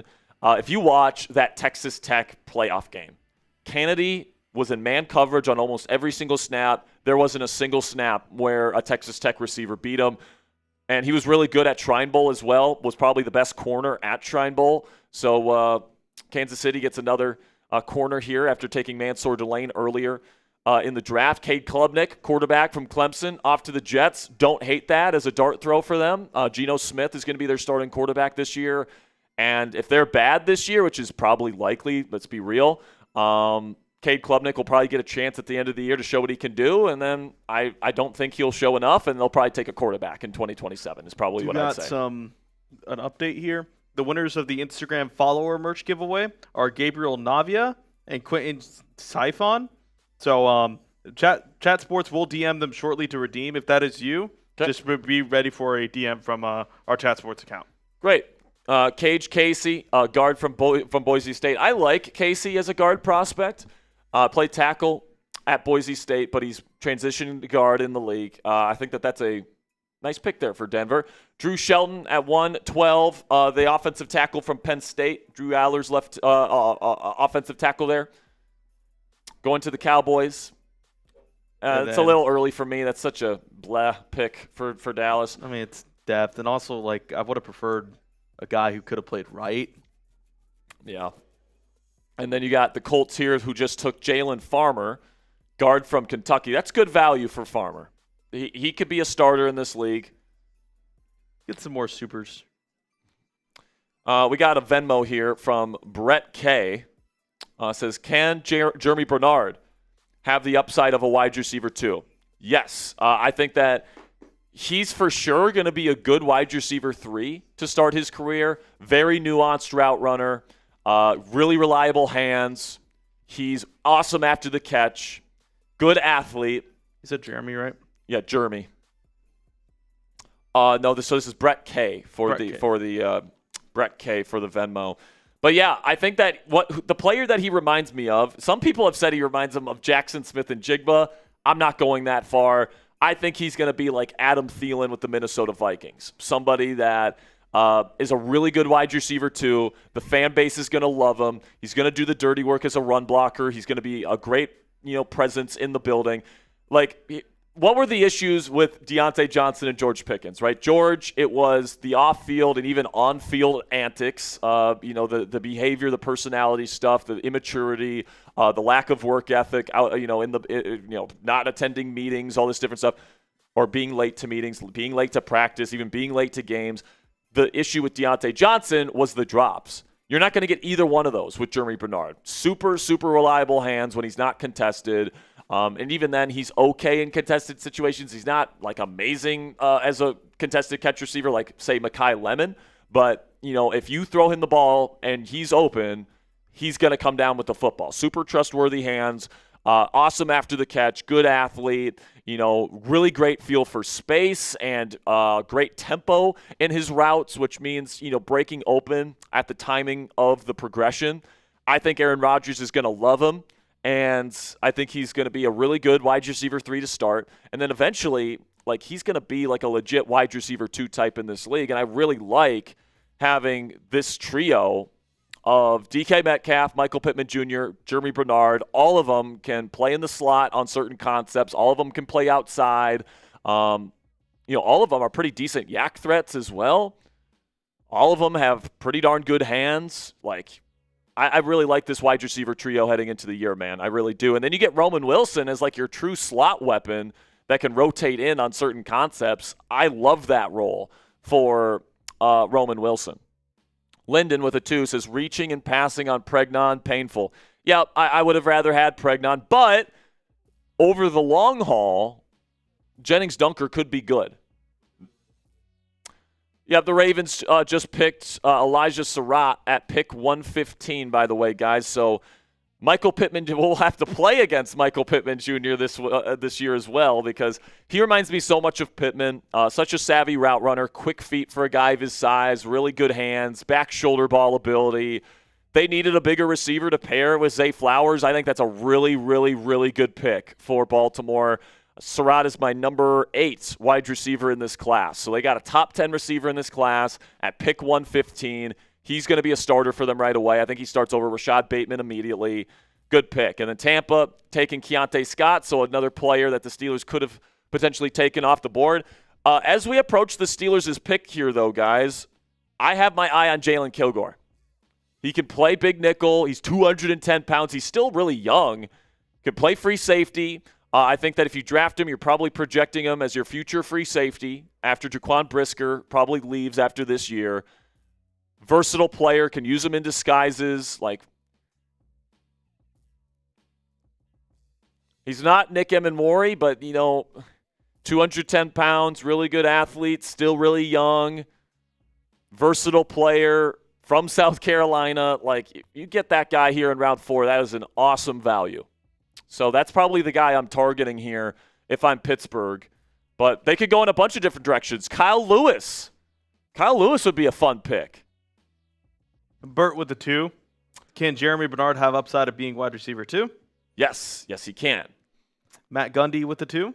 Could Allar be QB1 if Rodgers doesn't come back? I guess he could. If Rodgers doesn't come back, I think it's going to be a 3-way quarterback competition between the 3 guys in the room right now, which obviously is a rough situation.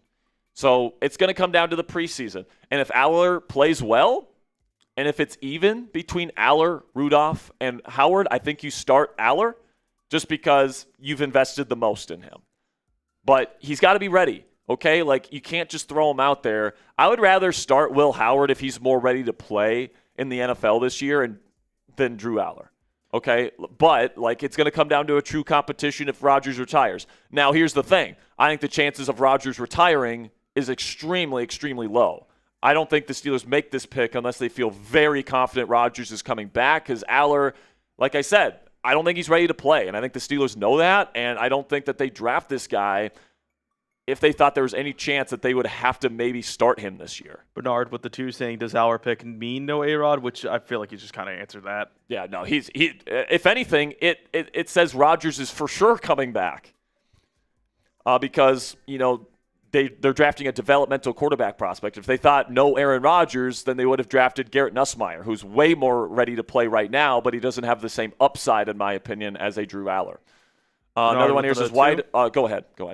Why do Bears fans hate A-Rod so much? Because he owns them. Because he owns them. He beats them every single time he plays them. That's why.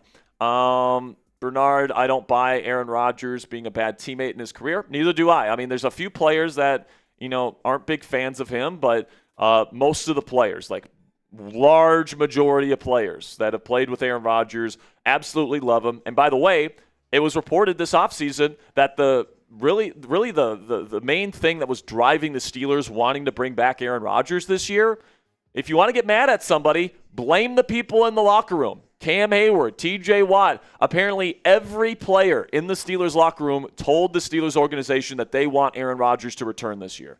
So unless the entire Steelers locker room, comprised of professional football players who literally know ball for a living, if they're wrong about Aaron Rodgers, I don't know, man. It feels like you got to make a pretty darn good argument to say that they're wrong. And the fact that they all want him back tells you exactly the kind of teammate and leader that he is. He was revered by his teammates here in Pittsburgh last year. That's why they want him back. That's a big reason why. Yeah. Jordan Brown with the 2. Rudolph has sent him upriver. Yeah, I think that there's a pretty decent chance Mason Rudolph gets cut.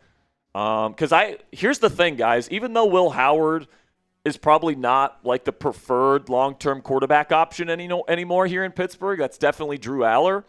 That doesn't mean that if Howard gets a chance and he plays really well that they're not open to him being that long-term option. And it also doesn't mean that he couldn't be a long-term backup option either. Like, I think the Steelers legitimately would like a setup like at the start of 2027, have Drew Allar as their QB1, Will Howard's their QB2, and then they have some other person at QB3. And I think that might be what they want to do heading into 2027. Marco Man with the 2. Big Ben was also a Browns fan, too. He'll be fine. Yeah, Big Ben owned the Browns throughout his career. Guess what? Drew Allar's family has season tickets to the Browns. I mean, we might have to get a shirt that says the owner of the Browns, and it's like Drew Allar. Like, I don't know, man. Yeah, Big Ben grew up a Browns fan. So, like, I don't know if we can get a shirt that early on in his career. Yeah, probably not. Like, that's probably a bad idea. I think Drew is probably going to have to earn a shirt here on Steelers Talk. But $5 from Raymond Pete says, Omar made the team Super Bowl ready in only 4 years with Aaron Rodgers at QB. Give it up for Omar. Aaron Rodgers trained Will and Drew at quarterback with QB. Top pick 27 with all compete for future Omar rules. Yeah, man, I like this draft. There's certain moments here that I probably would have gone in a different direction. I would have rather done Omar Cooper Jr. in round 1 than Max Iheanachor.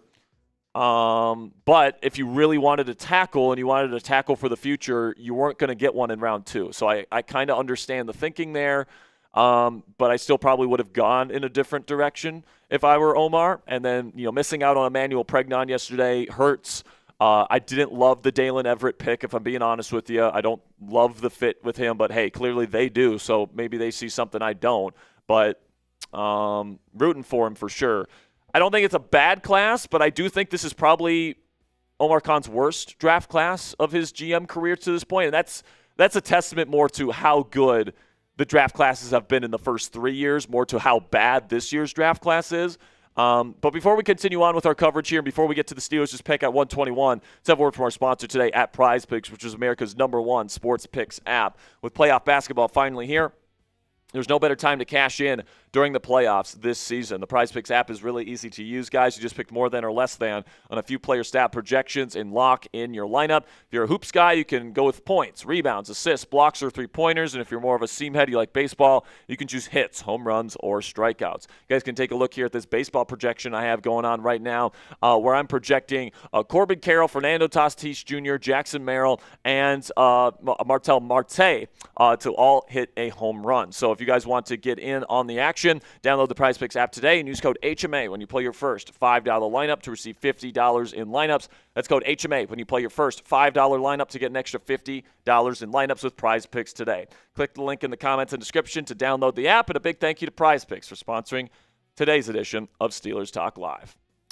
Now, the Steelers will be on the board here soon here, guys, but before we get on the clock, we do have a new merch item if you guys want to make a purchase today. 15% off on our website right now, chatsports.com/mullet, to get a Gennings Dunker mullet and mustache mug here. These mugs have the Steelers Talk logo on the other side as well. So if you guys want to be sipping on your morning coffee here or whatever you drink in the morning, with this beautiful mug here, I would appreciate it if you guys support the channel. Again, 15% off. We're giving shout-outs to everyone that makes a purchase today. So chatsports.com/mullet to get yours today. We are currently $320 away from me changing my profile picture on X to the Gennings Dunker ginger mullet and mustache combo. And then also we're 21 mug sales away from me wearing the ginger mullet live here on Steelers Talk. Again, this is the picture that I'll be posting as my new profile picture if we can get to $500 in donations today. You guys have been fantastic so far. Still got a long way to go. All right, so the best players available for the Steelers to consider. Now, Jimmy Rolder comes off the board. So a couple of players. Let's actually recap these last few picks here, Ponzi, because they're coming off the board here fast. So Jalen Farmer goes to the Colts. Devin Moore, corner, long physical corner from Florida, going to Dallas. Elijah Surratt to the Ravens. Keontae Scott from Miami, sticking in Florida. Along with his Miami teammate, Reuben Bain Jr., there in Tampa. Travis Burke, one of the players that the Steelers have looked at tackle, but obviously I don't think they're taking a tackle at this point. Out of Memphis, goes to the Chargers. Jimmy Rolder going to the Detroit Lions, sticking in Michigan and sticking with his Michigan teammate Derek Moore there in the Lions defense. And then Wesley Williams, the edge rusher from Duke, going to Jacksonville. So the Steelers are almost on the clock here, guys. So let's take a look at the best players available. Zakee Wheatley from Penn State, I think, is definitely definitely in play here. Getting another Penn State player would be, I think Drew Allar would really appreciate that. But keep your eye on Kyle Lewis, all right? Like, if the Steelers want that, kind of versatile chess piece, almost like the Jamal Adams type of role that Patrick Graham had in the Raiders defense last year. Kyle Lewis is an undersized linebacker, almost like nickel hybrid that is so good in coverage, big-time playmaker, gets TFLs, great tackler, one of the best coverage linebackers I've ever scouted. And obviously he took a top local visit to Pittsburgh, and the Steelers know him. He played for Pitt. So I would love Kyle Lewis. I would honestly prefer Lewis to Wheatley, if I'm being honest with you. but there's some defensive tackles that I still like on the board. This could be a speedy receiver, maybe Skylar Bell could be the pick coming up here at 121. All right, so Denise Sutton from Penn State, another edge rusher off the board to who at 120?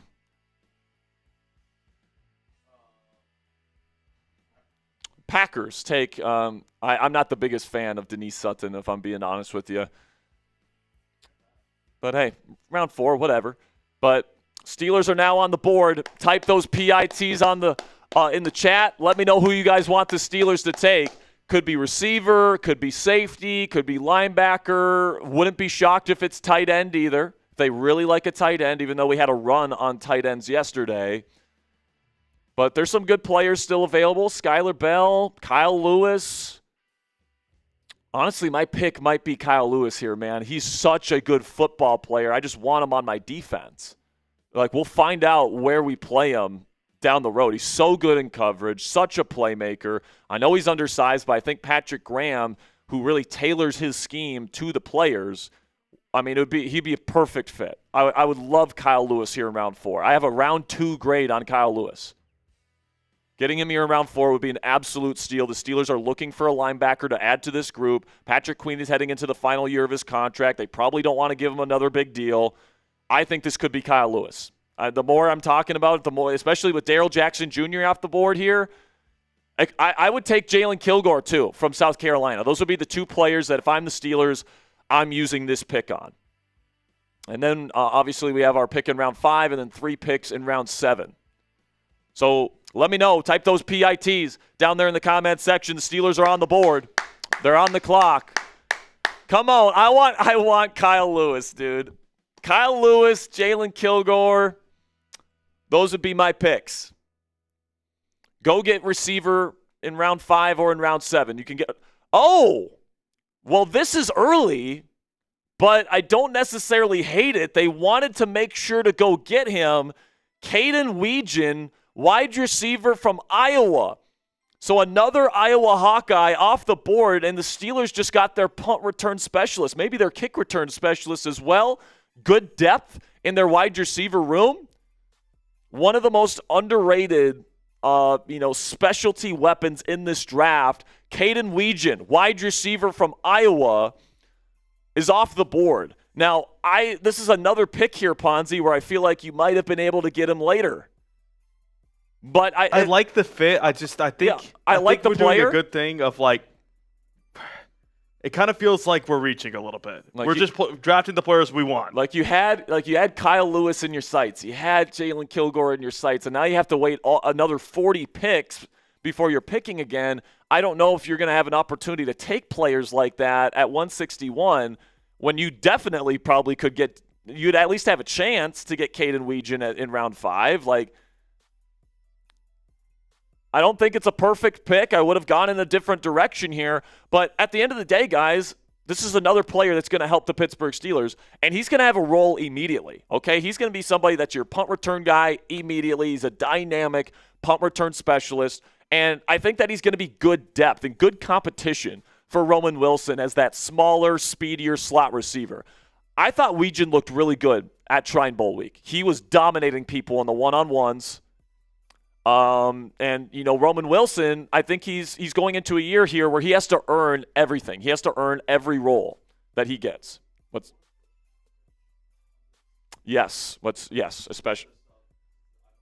Yes, let's do that. Yeah, that's a good idea. I'm going to do a short here. Should I send it to Short Social? Okay.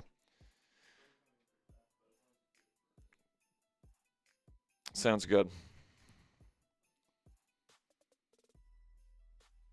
In the 4th round of the 2026 NFL Draft, the Pittsburgh Steelers have selected wide receiver out of Iowa, Caden Weegan, in a move here that I thought maybe the Steelers could have got this player later here on day 3. I don't think they necessarily needed to spend this pick here in round 4 on him. I think that you maybe certainly could have gotten him in round 5, maybe even in round 7.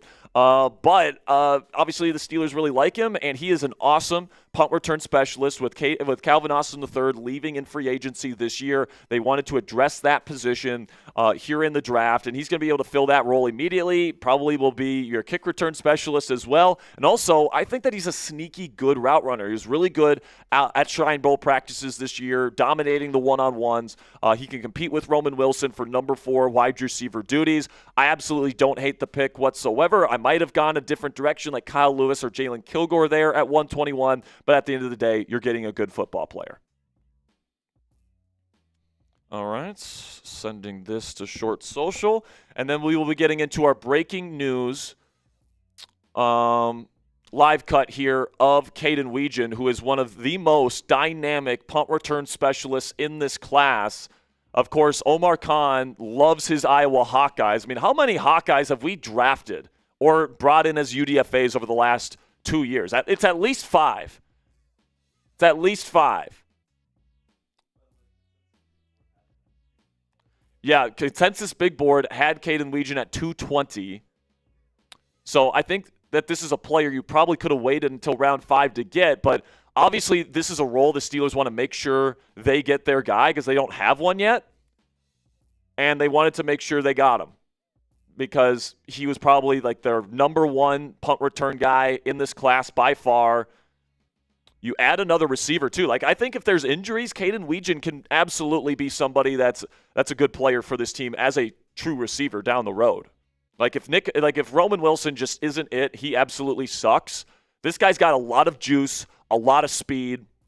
I don't hate this pick whatsoever for the Pittsburgh Steelers. It's a little early. Like, that's kind of the theme here. And my one-word reaction is I'll do early.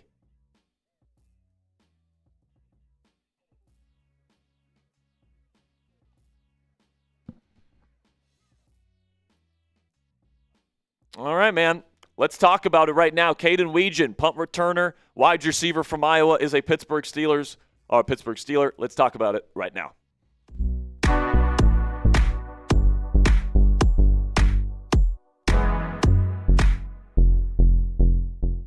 In the 4th round of the 2026 NFL Draft, the Pittsburgh Steelers have selected wide receiver out of Iowa, Caden Weegan. Welcome into Steelers Talk by Chat Sports, presented by Prize Picks. I'm your host, Jack Sperry. We're going to be breaking down Caden Weegan, why the Steelers made this pick, and what he's going to be providing for the Pittsburgh Steelers offense and on special teams on today's breaking news edition of Steelers Talk. And speaking of Iowa Hawkeyes, we have a brand new merch item on our website, guys, that you guys can take advantage of right now. Gennings Dunker, our new future left guard with that beautiful ginger mullet and mustache combination, is on his way to Pittsburgh. If you guys want to get our mullet mug here, you guys can go to chatsports.com/mullet to pick up your mug today. This mug obviously has the Gennings Dunker ginger mullet and mustache combo on there, but also our Steelers Talk logo. So if you guys want to help support our channel for today only, this mug is 15% off here as we just launched this new item on our website. Okay, so go to chatsports.com/mullet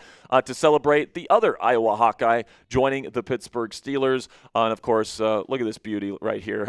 This might be my new profile picture here on X. All right, so now let's get into the breaking news coverage on Caden Weegan, who is going to be coming in, and his role immediately, guys, is going to be this team's punt return specialist. He'll probably also return kicks, and in my opinion, he was one of, if not the best, special teams, punt return specialist type of players in this draft. Okay, that was his specialty at Iowa, and he's going to come in and be depth in the wide receiver room as well. I knew that the Steelers wanted to address this position another time after already taking Germie Bernard out of Alabama in round 2, and I actually projected Caden Weegan to the Steelers in my final mock draft. Obviously, this is a bit early for me.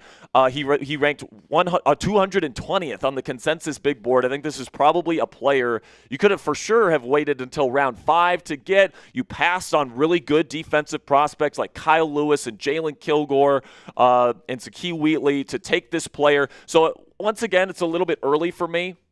But the player that you're getting is going to be an instant contributor in a really important role for this Steelers team on special teams as your punt and kickoff return man. And then also, I thought he was really impressive during Shrine Bowl practices this year as a true receiver with his route running. He was cooking folks in the one-on-ones. Now, obviously, Shrine Bowl, maybe a lower level of competition compared to like Senior Bowl, for example. But, he can come in here and compete with Roman Wilson to be that number 4 wide receiver. And it's really going to force Roman Wilson to earn every and any role that he gets in the Steelers offense this year. So, honestly, I wouldn't even be completely shocked if the Steelers add one more receiver, particularly in round 7. I've said throughout this process, I think they're going to take 2 to 3 wide receivers in this class, but this could be it. Like, you got Germie Bernard, your day 1 starting, day 3, number 3 wide receiver. Now you get Caden Weegan, your smaller, speedier depth piece here that's also going to be your punt return specialist and your kickoff return specialist. I don't hate the pick. I just think it might have been just a little bit early. Now, make sure you guys click that subscribe button if you haven't already, because when Steelers breaking news hits here over the course of the NFL draft here, we're going to have you covered with breaking news coverage. We're going to have another pick reaction here at 161 in round 5. So make sure you guys click that subscribe button if you haven't already. And with that, let's have a word from our sponsor here at Prize Picks before we finish up our scouting report on Mr. Caden Weegan. Prize Picks is America's #1 sports picks app. With playoff basketball finally here, there's no better time to cash in during the playoffs this season. The Prize Picks app is super easy to use. You just pick more than or less than on a few player stat projections and lock in your lineup. If you're a hoops guy, you can go with points, rebounds, assists, blocks, or 3-pointers. If you're more of a seam head, you can choose hits, home runs, or strikeouts. You guys can even look ahead to next year's football season with receiving touchdowns for next year for guys like Puka Nacua, or you guys can look at passing yards for quarterbacks like Dak Prescott or Caleb Williams. You guys can put in a $20 entry fee, and if you guys get all 3 correct, you could be walking away with $120. And one thing that I love about the Prize Picks app is the new social feeds feature where you can share Prize Picks with your friends and copy lineups with a single click. And you can actually follow me on the app at Sperry to see all of my lineups. Download the Prize Picks app today and use code HMA when you play your first $5 lineup to receive $50 in lineups. That's code HMA when you play your first $5 lineup to get an extra $50 in lineups with Prize Picks. Click the link in the comments and description to download the app. And a big thank you to Prize Picks for sponsoring today's edition of Steelers Talk. Now, my one-word reaction to the Steelers drafting Caden Weegan here at 121 is early. Okay, I think that it was a little bit early to take a player that's going to be a special team specialist here in year 1. But obviously, the Steelers really liked him. And he is one of, if not the best, punt returners in this class. And with Calvin Austin III leaving in free agency, this was a role that they felt like they really needed to address. They feel good at the other positions. I personally would have gone with like Kyle Lewis or Jalen Kilgore or one of these players that are really, really good that are still available. But you can take a look here at the receiver room right now. Obviously, Germie Bernard, the second-round pick, factors into this equation as well. I think Germie will be the starting wide receiver 3, and then Roman Wilson and Caden Weegan will have a kind of quote-unquote competition. I think Roman is definitely the favorite to be wide receiver 4, and then Weegan will probably be more of like a true wide receiver 5. But really, the reason why he's being brought in here is to return punts and kicks. And I think that he can do that at a really, really high level on day 1. And with the new rules with the kickoff, we're seeing more returns from the kickoff than ever before. So having a really good punt returner is a very important position. And then I also like some of the upside here with a guy like Weegan, where he can run good routes and he's got good speed and he could potentially be like a decent deep threat from the slot if Roman Wilson doesn't work out. So I like the competition aspect of this. I like the fact that that you get a really good special teamer here that's going to help your team win football games this season. But, obviously I think that this is a player that you probably could have got in round 5 or in round 7 maybe. It would have been a steal in round 7 in my opinion. But at the end of the day, I like the player. I like the fit. I like the role that he's going to be playing. But for me, probably just a little bit early to take this player. Let's hope Kyle Lewis or Jalen Kilgore falls to us in round 5. What say you guys? Let me know down there in the comments section, A, B, C, D, or F down there in the comments. What do you guys think? I'll let you guys know my grade on this pick in our final grades video that will be coming out after day 3 of the draft here today. So make sure you guys click that subscribe button if you haven't already. We're going to get another pick cut out to you guys for whoever the Steelers draft at 161. Then we're going to be looking ahead to round 7 where we'll have another pick cut then, and then we'll also have a final draft grades video coming out this evening. So lots of stuff still coming here. Just to recap here what the Steelers have done so far. Iheanachor from Arizona State in round 1, then Germie Bernard in a trade-up in round 2 to be your new wide receiver 3. Drew Allar in round 3 to be your next potential franchise quarterback. Daylen Everette in round 3 to be a developmental corner.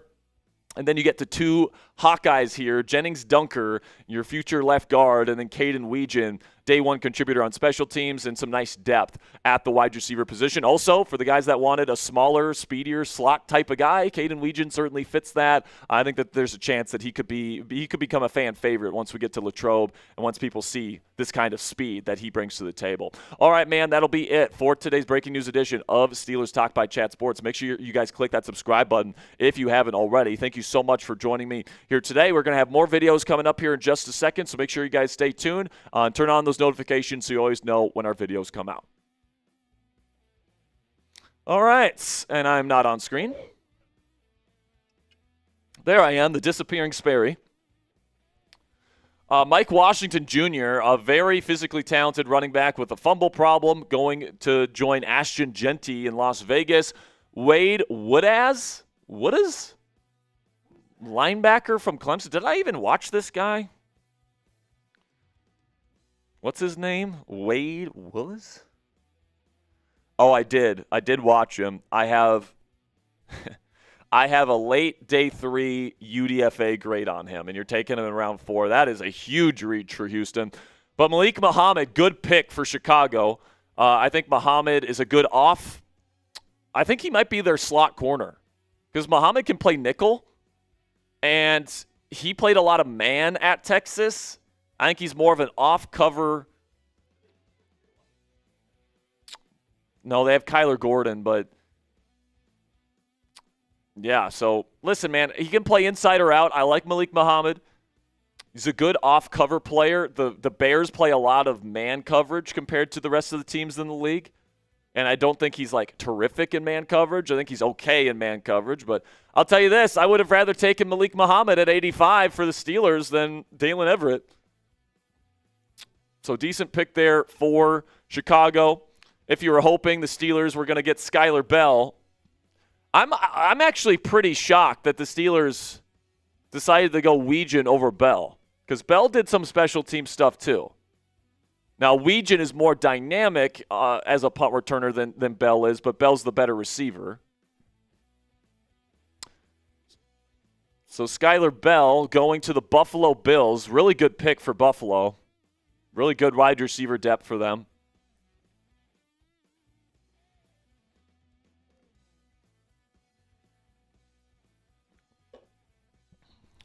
What are we doing here?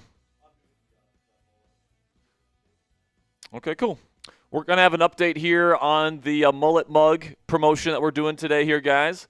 So you guys have been buying up the mullet mugs here. We're 16 sales away from me wearing a ginger mullet wig live on Steelers Talk.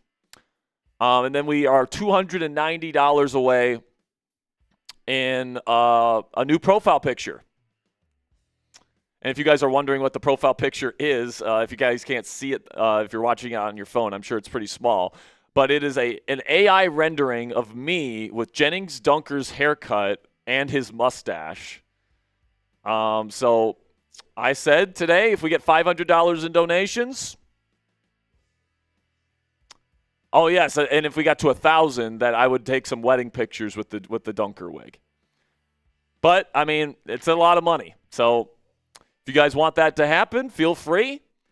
If not, no big deal. But again, chatsports.com/mullet. We're doing a special deal right now, guys, for today only.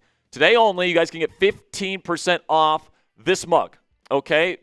Tomorrow, it goes to full price. So if you guys want this mug, you want to get it for a deal right now, now is the time to take advantage. Chatsports.com/mullet to pick up your Gennings Dunker Steelers Talk mugs today. And I'll even give a deal, too, to get us to this more. I will try to grow out my hair to the mullet if we get to 1,000. If we get to 1,000, Ponzi's going to grow his hair out in a mullet. Will you dye it ginger? I can't dye it. My wife won't appear. Well, wife won't like that. Oh, my God. I'm sure she'll like me having, because I already have a mullet going on in the back. So I'll try to grow that out more. You'll look a little bit like Drew Allar, too. Yeah. Because honestly, you could do the Drew Allar kind of like lettuce on top with like shorter on the sides, like kind of that style. If we get to 1,000, I'll do that. Which one? The mullet on the back. The mullet. Okay, so Ponzi's going to grow a mullet. I won't dye it. We'll have to get to like what would even be worth it? You're gonna put a number on it? Let me get back to my people and we'll talk about it. Okay. So make sure you guys buy your mullet mugs here, chatsports.com/mullet, 15% off today only. If you guys want to get yours today. Kyle Lewis still hasn't gone. Yeah, but I mean, he has to make it to 161. I don't know. I don't think so, man. I don't think he's gonna get there. Maybe the Steelers trade up. Like if you can find a way, like if somebody will take a couple extra 7s to move up in round 5, like I would do that. Yeah. It's not like the players that you're going to get in round 7 are going to be contributors, right? But you could get Kyle Lewis, who could be a starting linebacker for you for a long time. If you can somehow trade up for a pair of 7s. We'll give some shout-outs real quick for the people who did buy, because we got a couple of people who bought 2. Sweet. All right, let's give some shout-outs. So we have Brian T. bought 2, Tyler D. And there's another one. Alex U. bought 2. Nice. For you and the missus. Appreciate you guys. Thank you so much for supporting the show. $2 from DJ KJ says, I would love Daylen Green for the Steelers. At this point, it's probably not happening. Like unless they're planning on drafting him. Like, here's the thing. Here's what I would do. If he's available to be a UDFA, I would call his agent and say, I would be cool. If he's cool playing a Taysom Hill role in this offense where he's a hybrid tight end quarterback, bring him in. Bring him in then. Bring him in then. Bring him in. All right, but I kind of doubt he's going to take that. So I really doubt Daylen Green will be a Pittsburgh Steeler. I mean, we just drafted a quarterback last night. So $5 from Flint says, what does Weegan rank as strictly as a return guy? Was there better return guys? I mean, I think he was the top return guy. I don't do punt return rankings, but like him, Casey Concepcion, those are the 2 names that really stick out to me as like the top guys. Like Eli Heidenreich from Navy would have been another one to consider. I mean, I'm not mad at the player. I'm just mad at where they got him a little bit. It's a little frustrating that you keep reaching when there's talent there. Yeah, certainly you could. But the Steelers clearly have their guys. And the thing about this draft, I think the theme of this draft is that it's a lot of developmental players and it's a lot of like, we want to make sure we get these players and we're willing to maybe reach on them based on the consensus ranking of these players to make sure we get them. Like, plain simply, guys, like a big-time return from Caden Weegan could decide a game or 2 this season. Like if he ends up being one of the better punt returners in the league, like that is as impactful really as any position as you could have drafted in round 4. Now, if you want to play the game of the NFL draft, would it be possible for you to draft him in round 5 instead of round 4? And you could have taken Jalen Kilgore or Kyle Lewis, somebody that could be a future starter for your defense. Yeah, and that's what I would have done. But like, are there worse things the Steelers could have done than taking Weegan in round 4? Absolutely. Could have drafted Garrett. Like I feel very, very confident Weegan's going to be a good player for this team in the role that he's being brought in to play. So at the end of the day, it's a fine pick. It's not a great pick. It's not a slam dunk, absolute steal of a pick. Oh, my guy.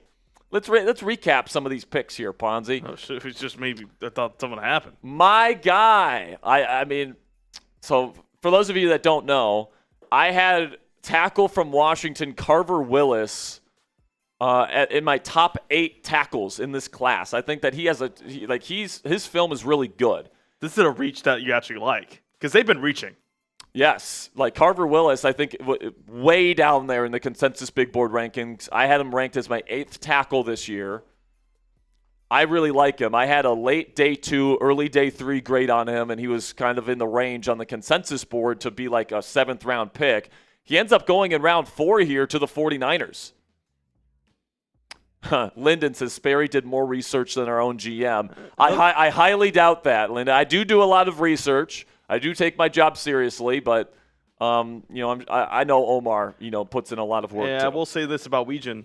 He won the Jet Award twice, back-to-back years. That's the top returner in college football. Yes. So he's a dog. So he's dynamic. And I think he's got some receiving upside as well, which is maybe why the Steelers took him. Because it's like, not only are we getting the best punt returner and kick returner in the draft, but we're also getting somebody with a lot of speed. What did he run? Let's see. Let me check here. What did he run? Now, I will say I mean, he can fly, man. He ran a 4.47, so that's honestly a little bit slower than I would have expected. But, like, his vision is great. I think he's smooth as a route runner. Obviously, Iowa doesn't run the ball a whole lot. Or never mind, Iowa, all they do is run it. They don't pass the ball a whole lot. Wrong way. So there just wasn't a whole lot of opportunities to show what he could do as a receiver. I think in this offense is like a rotational, smaller, speedier, slot kind of guy. Like, if Roman Wilson stinks, he could potentially fill that role. I mean, Cade McNamara was their quarterback. Yeah, they just had no pass game. But I think, ultimately too, like, we saw what the return game kind of did for the Steelers last year. There was some bad misses on the return game last year. So, like, you get a dynamic returner, you get him. Here we go. We just got a report from Ian Rappaport that the Steelers are open to trading quarterback Mason Rudolph. So that would imply that the Steelers' plan here is, especially if they get the right price, by the way, there's no way this report gets out if the Steelers think Aaron Rodgers is not going to be their starting quarterback this year. Why would you get rid of the only veteran option in your quarterback room right now if Rodgers wasn't going to be coming back? Can you give Cyril a title recommendation? Sure. Take over here. I'm gonna workshop some things. Yeah. All right. So Ponzi's gonna take over for a second here. I'll be right back here, folks. Don't go anywhere. Give me this real quick. So, just giving you a little bit more of a recap while we wait on Sperry here a bit. We're going to run through some of the last picks here. So, obviously, we had Caden Weegan went to the Pittsburgh Steelers at 121. Mike Washington at 122. Wade Woodaz at 123.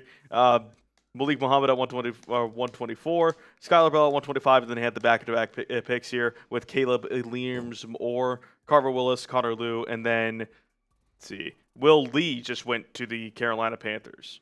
For those wondering who's still available, according to our NFL draft analyst here at Chat Sports, Tom Downey, Zakee Wheatley still on the board? All right, I'm back. Okay. All right. And then go back over this still. So there's still a lot of good players, man. Yeah. If Kyle Lewis falls to at 161, I think that's got to be the pick. I would also be fine with Zakee Wheatley. Now, Zakee Wheatley is somebody that I had a round 2 grade on. So I like him a lot out of Penn State. Let me read my notes on him. I don't know if he's necessarily like a free safety. What did he run again? Let's see. I think he ran pretty well for somebody that's like, oh, no, he did not. He ran a 4.65, so really, really slow.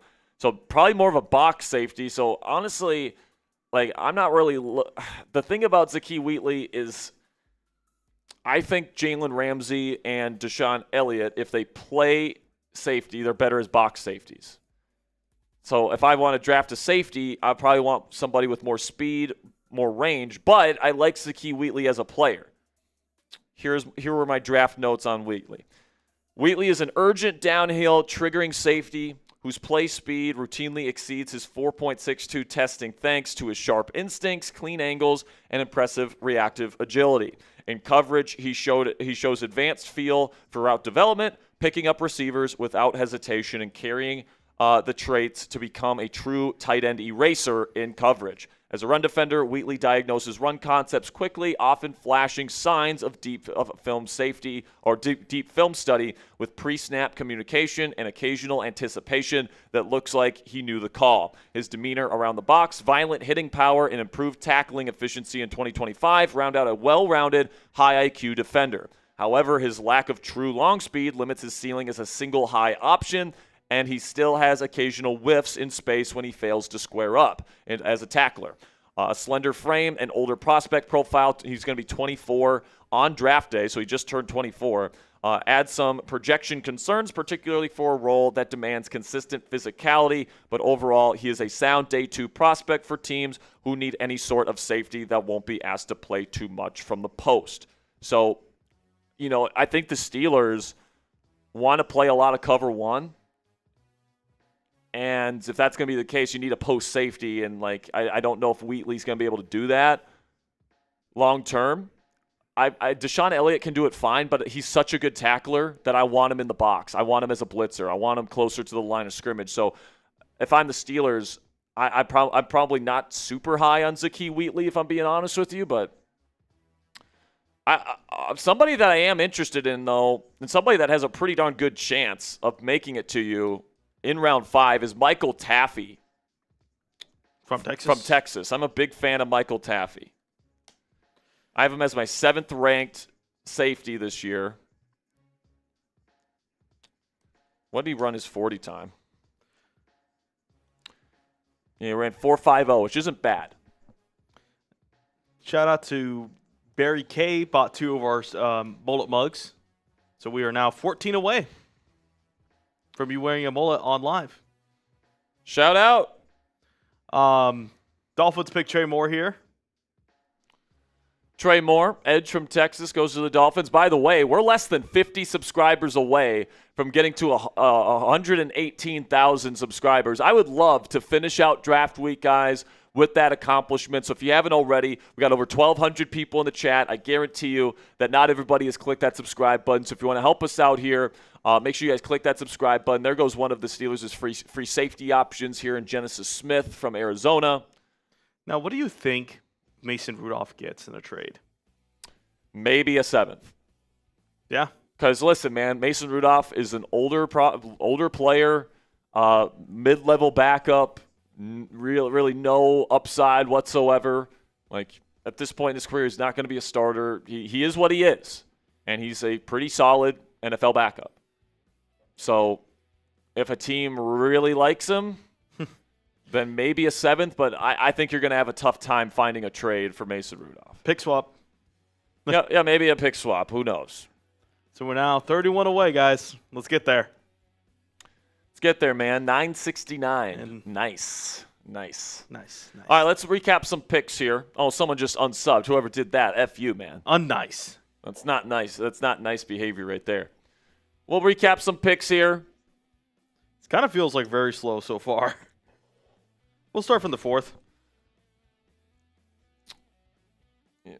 So McCoy went to the Raiders. Bowery. We've already gone through this. Let's just go back to the Steelers pick and go since the Steelers pick. So after Caden Weegan, Mike Washington to the Raiders.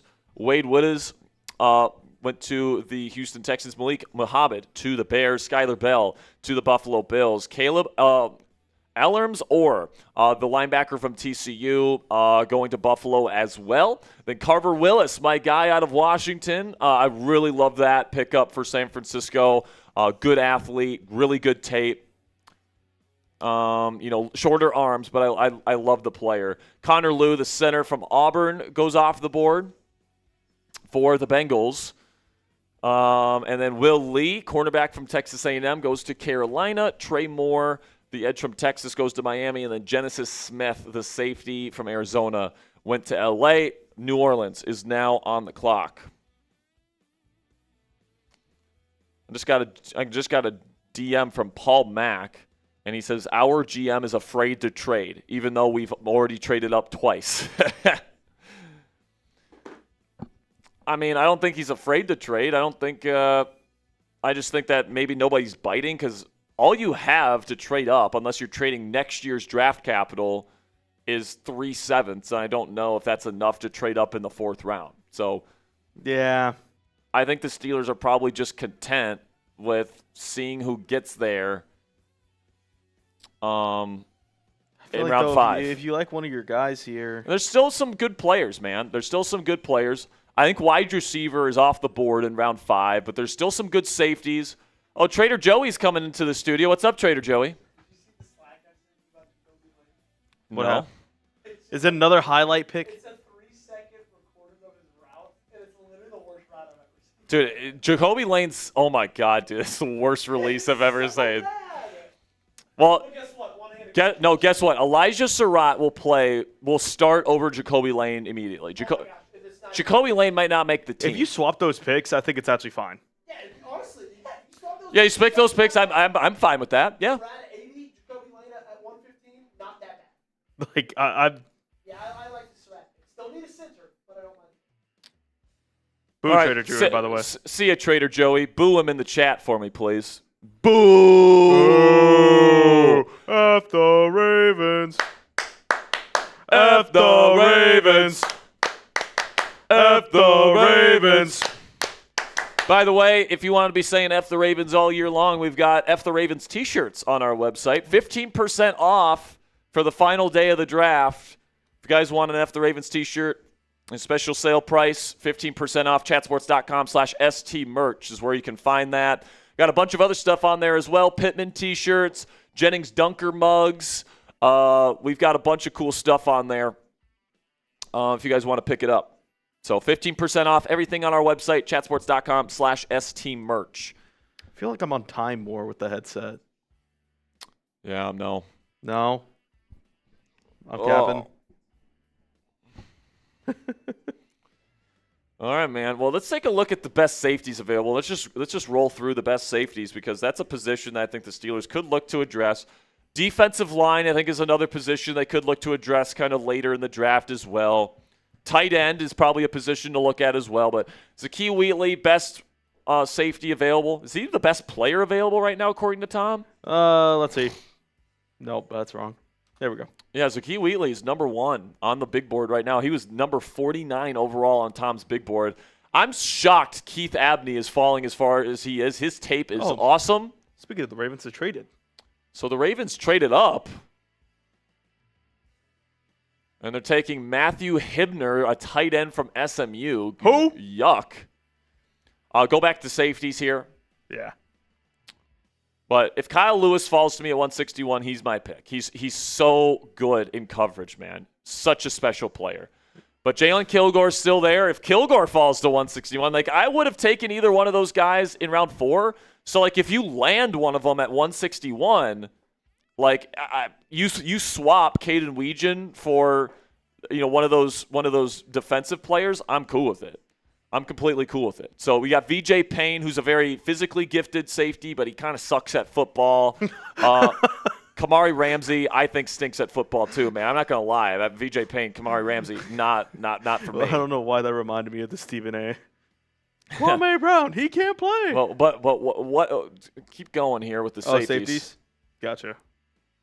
We got. And then Michael Taffy. I like Taffy more than Ramsey, Is it Taff? or maybe it's Taff. I don't know, but Sure it's Taff. I've been calling him Taffy. But then Robert Spears Jennings, not the biggest fan of him. He's okay. Bishop Fitzgerald, bigger safety if they want a bigger guy, but if you're going to take a big safety and like somebody that can play in the box, get Zakee Wheatley if he's there.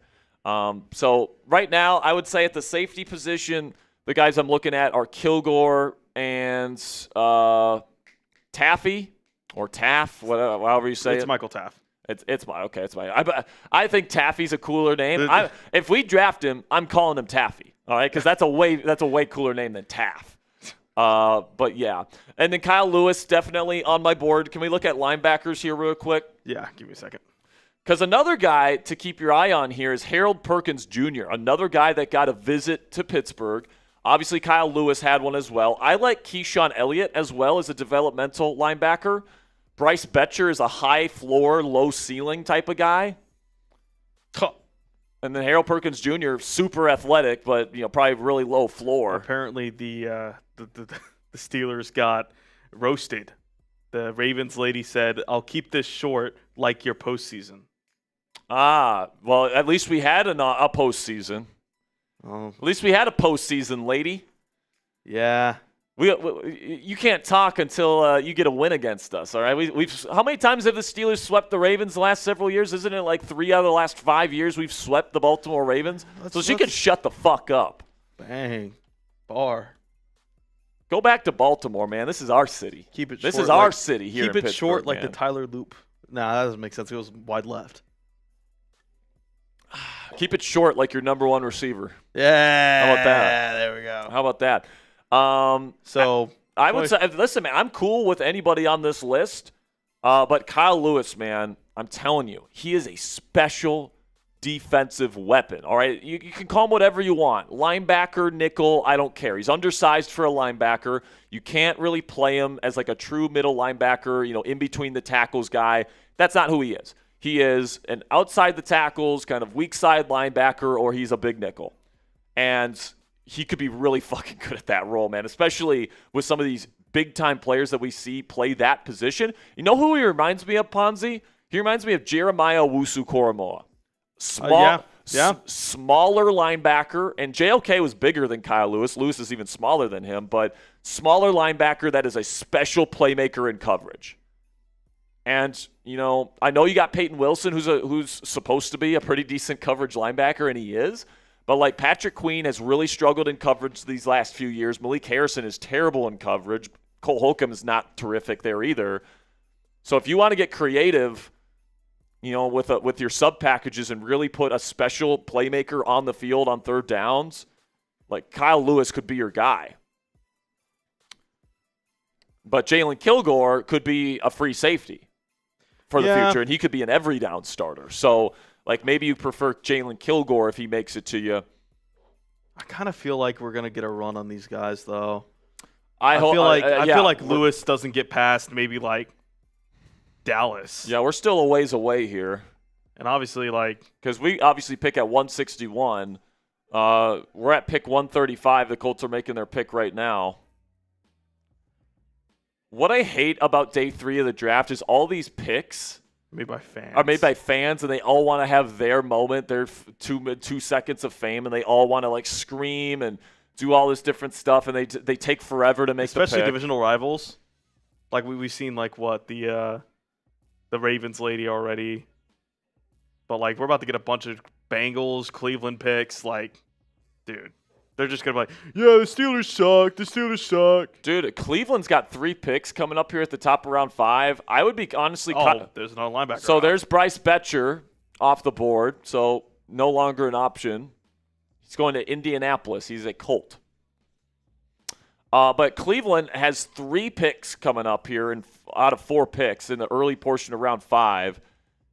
They lost Jeremiah Owusu-Koramoah to injury.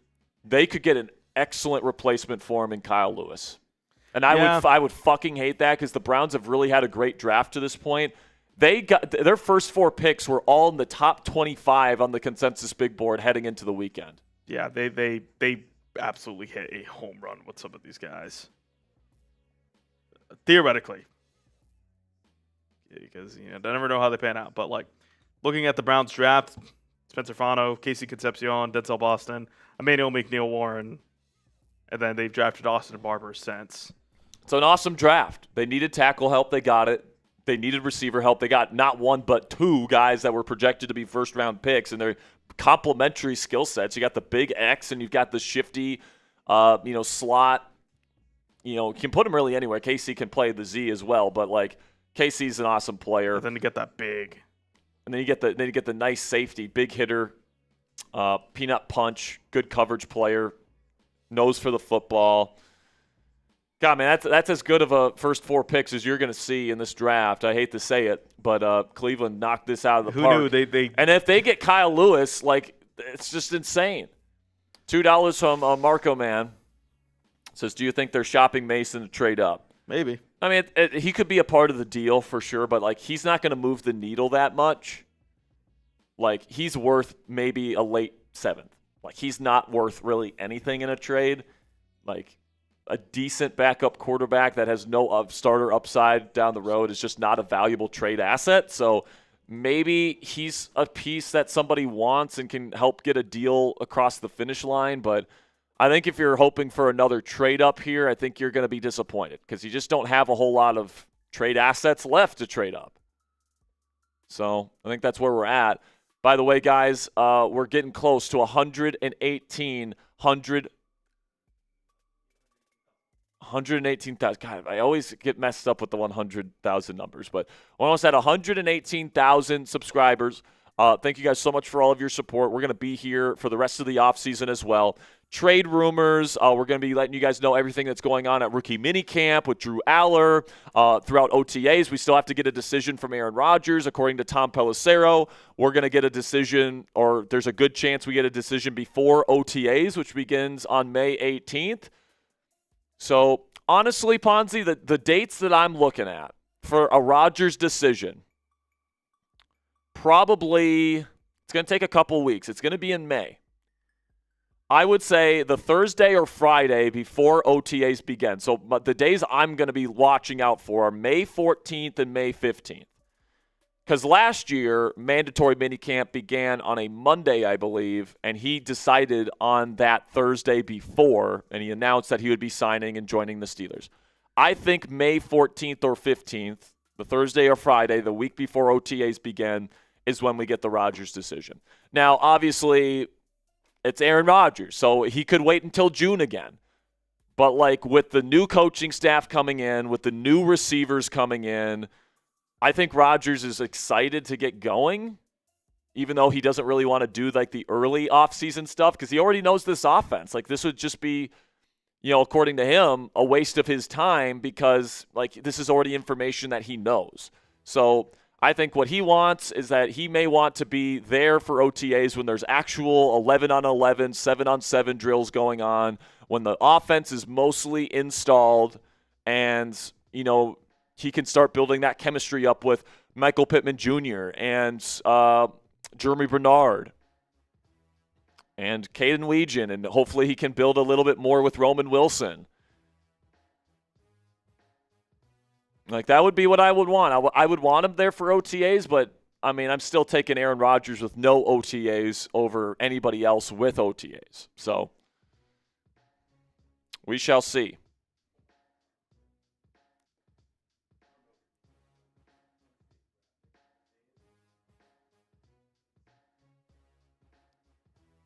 What Penn State graphic?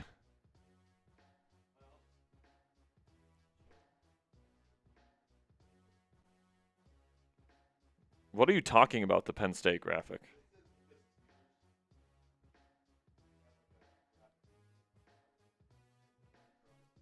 Oh, yeah, the Steelers have a lot of Penn State players, man. They got Muth, Allar, JPJ, Brisker. Who is the other one there? Who's that guy that's Daphne on the right? No, Brisker's the one in the middle. I have no idea. Yeah, Drew Allar is Velmo. He kind of has the hair, too. He kind of has the hair. So we're about now we're exactly 20 subscribers away, guys. We have over 1,300 people watching here on day 3. You guys are the sickos, man. If you're a sicko, you love Steelers football. Like, only the sickos watch on day 3, plain and simple. You got to love football, and you got to love the Pittsburgh Steelers to be watching us here on day 3. So I want sickos on my team. I want sickos to follow my channel, okay? I want people that love Pittsburgh Steelers football. They're passionate about it. We certainly are here at Chat Sports, which is why we've been live for every single pick of the NFL draft to this point.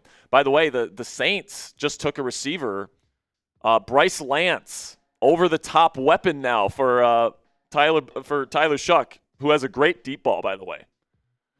Tyler Shuck, beautiful deep ball, great touch on that thing. And Bryce Lance, lots of speed, over-the-top weapon. Reminds me a little bit of Christian Watson, and, you could say that's scouting the helmet, but the body types are so similar. The speed is so similar.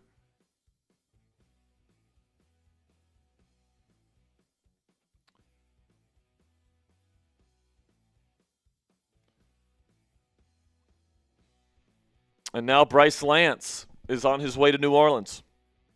Congratulations to him. All right, let's recap some of these picks here as we close in on 118,000 subscribers here on Chat Sports. What an accomplishment, man. Just a few years ago, we were under 30 subscribers. We're not 30,000, but you guys get the gist. When I took this channel over a few years ago, we only had like 17,000 subscribers. Now we've had it almost 100,000 since I've taken over. So thank you guys so much for all of your support. Wouldn't be here without you. Jeremiah Wright, the guard from Auburn, went to New Orleans at pick 132. At 133, Matthew Hibner, terrible pick for Baltimore. Love to see it. Then you got Kendall Daniels, the linebacker from Oklahoma, going to Atlanta. Bryce Betcher, the linebacker from Oregon, going to Indy. And then Bryce Lance going to the New Orleans Saints. And then LT Overton, the edge from Alabama, going to Dallas. So there goes that player. I don't hate it. No, I mean, it's, day 3 pick, whatever. I've only got a few picks left here in round 4. We got Miami, San Francisco, and the Bengals, and then we get into round 5. Something tells me Kyle Lewis is going to be a fucking Brown, and I'm going to be so pissed. Because you probably could have got Caden Weegan in the 5th, and you could have had Kyle Lewis in the 4th. And, that's just, the story of the draft for me, guys, where it's I'm fine with the players that we have, but, the opportunities to get certain players at certain spots and passing those players up to take players you probably could have got later, it's frustrating a little bit. And it's going to affect my final grade, plain and simply. I'm almost 100% sure at this point this is going to end up being the lowest graded draft class that I'm going to have on an Omar Khan draft in his time as the Steelers GM. I don't think I've ever gone below an A- in years past because the previous drafts have been great. The previous drafts from Omar Khan have been legitimately awesome, and they're taking advantage of value, and they're getting great players at it seems like every pick on day 1 and day 2, and they're doing the smart thing. But I mean, it seems like every single pick outside of the Germie Bernard pick, I was like, man, I want this player, and they end up taking somebody else that I think you could have probably gotten later. But so far, Ponzi, on my final mock draft, I had Drew Allar to the Steelers, I had Caden Weegan to the Steelers, so I got those 2 right.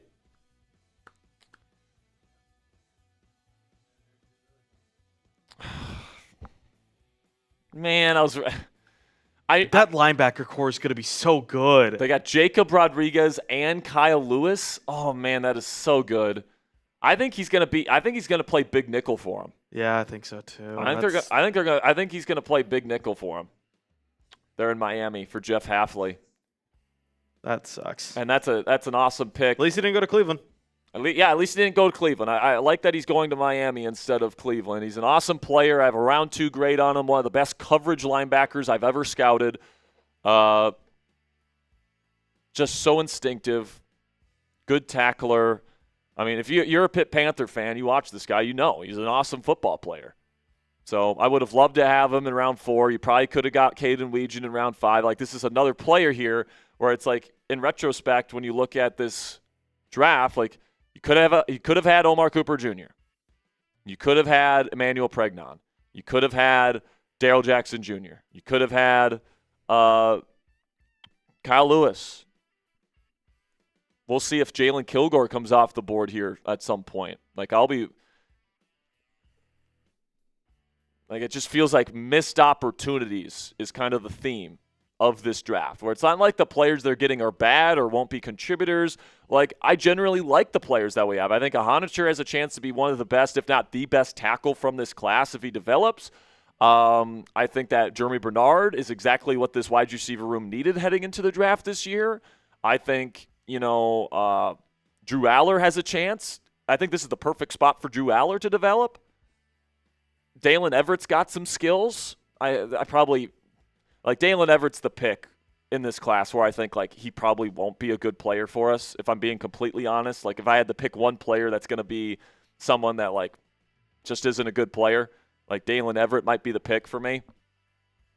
But then Gennings Dunker, super physical player. I mean, I love the personality on him. He just screams Pittsburgh. He's already a fan favorite. And he plays the way a Pittsburgh Steelers guard you expect him to play. Tough, physical. He's going to have opponents, looking forward to the ice bath at the end of the game. He's that type of player.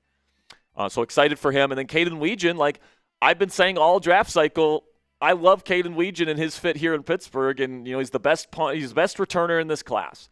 And obviously the Steelers prioritized that over getting another defensive back. They did.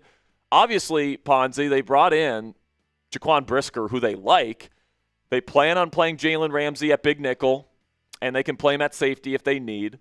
They have Sebastian Castro, a UDFA from Iowa last year, on the roster. So obviously safety still on the board, especially if a guy like Jalen Kilgore is still on the board at some once we get to 161. But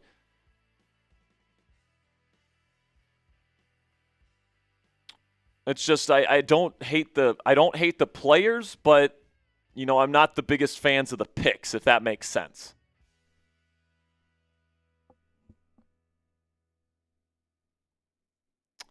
People are wondering where the Steelers' pick at 135 is and why the Steelers didn't pick at 135. It's because they traded pick 135 to the Colts to trade up for Germie Bernard yesterday.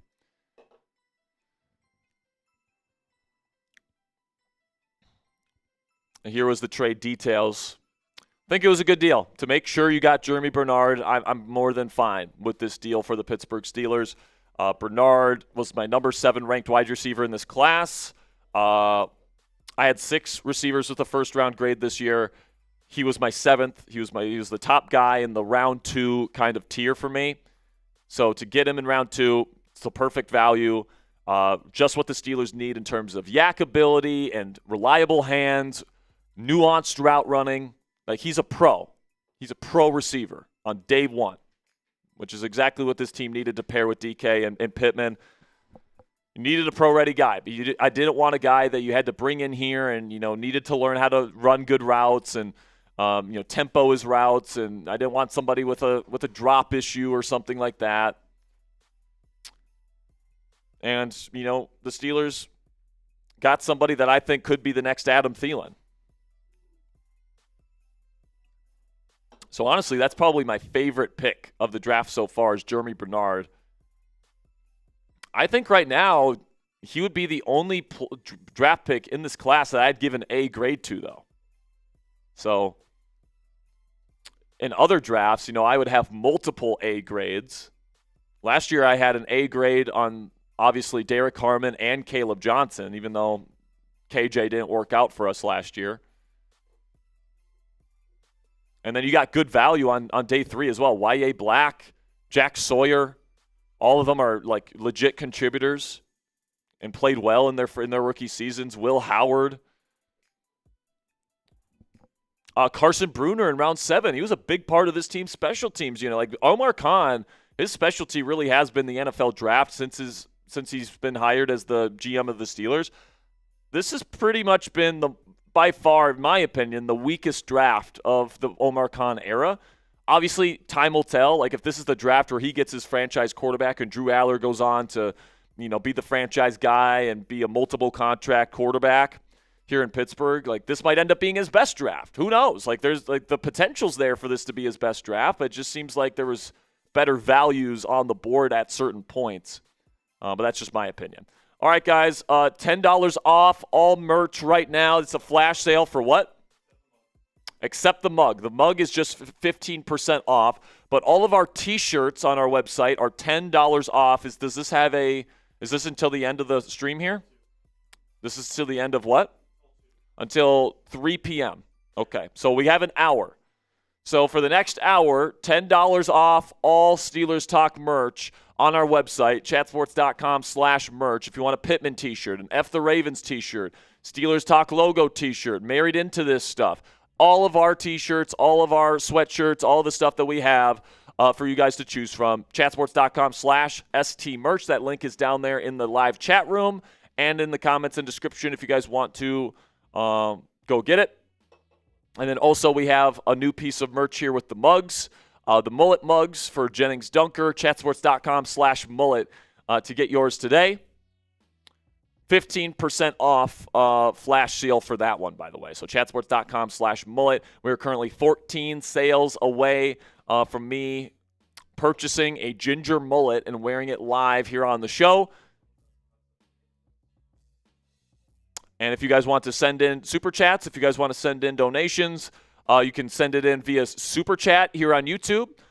It's that symbol down below that looks like a money symbol, like a dollar bill. You click that and you submit the dollar amount you want.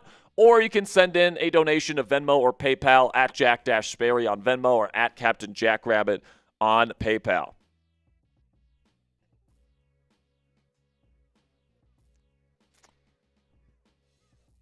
All right. And, of course, if we get to $500 in total donations by the end of the show here, I'm going to change my profile picture to the mullet picture here, where I've got the Gennings Dunker mullet, the ginger mullet and mustache. And, of course, I'm holding our new product there. So chatsports.com/mullet to get yours today. And shout out to Barry K. Bought 2 of these. Shout out Barry K.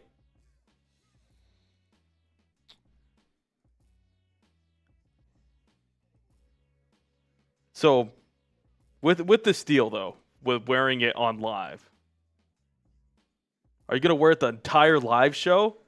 Not for the cuts, right? Not for the cuts.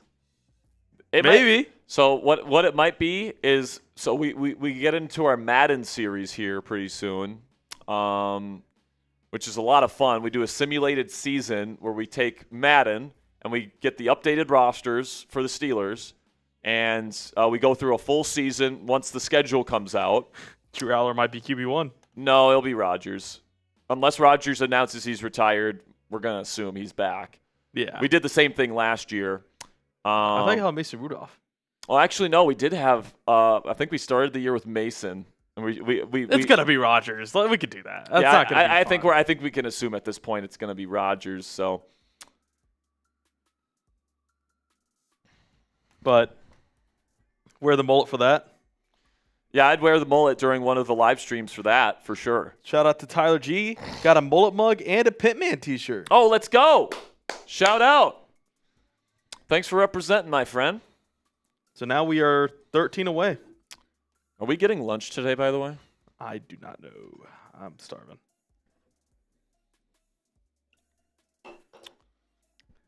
I'm shocked that we are here at round 5 and Keith Abney, the corner from Arizona State, is still here. He is a really good football player. Like, I think he could start for somebody this year. So the last few picks, Kyle Lewis going to the Miami Dolphins. My sweet prince, really wanted him. And honestly, like, they took 2 of our sweet princes. I was kind of hoping he was going to fall to Washington too, but didn't happen. Ephesians Prisick, corner from Washington. See, I would have rather taken Ephesians Prisick in round 4, and I would have rather taken like Brennan Thompson or something like that in round 3 than Daylen Everette in round 3 and Caden Weegan in round 4. So, as a reminder for anyone who does get the merch, though, I will be giving shout-outs. I'll be giving some shout-outs to y'all. But sounds good. And then Colby Young, wide receiver from Georgia. I think that's a bit high for him. Yeah, I think I've had a late day 3 grade on him. Oh, we got a $5 PayPal here from Isaiah Dixon. Not Dixon Cider. That's funny. It says, do you think people discredit Rodgers because his COVID interview and conspiracy of him throwing big games in Green Bay like San Francisco and Giants game? Yeah, I highly doubt he threw games in Green Bay. I just think that they came up short in those games. And then, no, I don't think people discredit Rodgers. Yeah, I think the maybe answer like there is no. Media in general discredits him just because he's, had those outlandish. Yeah, the COVID thing is legit. Like, a lot of people in the media, like, legitimately hate him for the way that he handled the COVID thing and the I'm immunized stuff. But, that just is what it is. And then Raul Z comes in with a $3 PayPal. Says, I'm still in disbelief we didn't pick Cooper and Pregame with the first 2 picks when they were both available. Yeah, that would have been probably the ideal first and second round for me. And you still could have gotten a decent tackle in round 3. You could have, still gotten Drew Allar in round 3. Trying to think through the other picks here. Could have taken Caden Weegan in the 4th. Still could have taken a corner. Still could have taken Kyle Lewis or Jalen Kilgore. I feel like there was opportunities in this draft here that I probably would have gone in a different direction in. It doesn't mean that the players that we've gotten are bad players or that this is a bad class. I still think this is a pretty solid draft class for the Steelers. They've added players that are going to help them, and especially if the 2 offensive linemen hit, this is going to be a nasty O-line, one of the best O-lines of the next half decade, kind of good. Yeah. So, if those 2 picks hit, if Drew Allar hits, now I would say that there's a high variance here because it's possible that Max Iheanachor never develops and he's a bust like Broderick was and probably is at this point. It's possible that, Drew Allar sucks and you wasted a 3rd-round pick on a quarterback. It's possible that Daylen Everette isn't very good. In fact, if I had to pick one player in this class that I just straight up don't like, it's Daylen Everette, especially in round 3. Gennings Dunker doesn't make the transition to guard and he stinks. Weegan is a punt return guy only. He spent a 4th-round pick on a punt return only guy. Never turns into a contributor as a receiver. There's a world here where this class really sucks, and there's a world where this class is phenomenal and is completely, life-changing here in Pittsburgh. It's just, I feel like this class is really Mike McCarthy betting on himself and saying, I want to bring in these really high upside developmental players, and I trust my coaching staff to get the most out of these guys after a year of development. So Kamari Ramsey off the board to Houston at 141. And then Fernando Carmona Jr., a guard from Arkansas, off the board at 142 to Tennessee. Or Arkansas, if you will. $2 from Raymond Pete says before draft O-line, wide receiver, corner, returner. Stop hating. I'm not hating. I've just said I think it has a chance to be an amazing draft class. All I'm saying is that I think there was opportunities to get more value out of this draft with certain players that were available. I will say, I think that's a fair criticism. If I had to grade this draft class right now, I would give it a B or B minus. It's a solid class, but I feel like you probably got some players a bit early. And you probably could have got Drew Allar later in the 3rd if you really liked him. You probably could have got Caden Wagen in round 5 if you really liked him. I don't hate the class. I just think that there were certain opportunities that might have been missed. That's all. Shout out to William M. Got 2 F the Ravens T-shirts. Shout out to William. Thank you so much, my friend. I think ultimately, too. You know what? For that, we got it. Especially Trader Joey in the other room here. We got to get an F the Ravens chant. F the Ravens. F the Ravens. F the Ravens.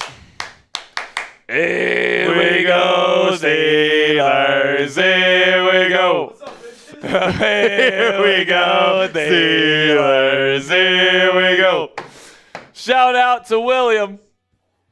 And now we are 10 subscribers away from 118,000. I would love to hit that goal here by the end of round 5. Unreal, by the way. I'll tell you guys this. We'll give away 3 free raffle entries if we can get 10 more subscribers. All right, we got about 1,300 people still watching live. Steelers pick coming up here soon. Make sure you guys click that subscribe button. We'll give away 3 free raffle entries here if we can get to 118,000 subscribers right now. William said he got one of the F the Ravens shirts for Father's Day. What a great gift. That's a great gift. We've got $10 Venmo here from Robert Sharp, or Robert S. Always live, breathe, and bleed black and gold. Fan since the late 70s, even if I have many, many questions about the draft's execution. Thanks very much for your live draft coverage. Thank you so much for watching our live draft coverage, Robert. And guess what, Robert? You get yourself 2 raffle entries. 2 raffle tickets for Mr. Robert. Best of luck to you, my friend. Now, do we want to... What was I going to say? It's every 100, right? What's that? It's every 100 for the gifts we're giving away? Yes, they're all going to be...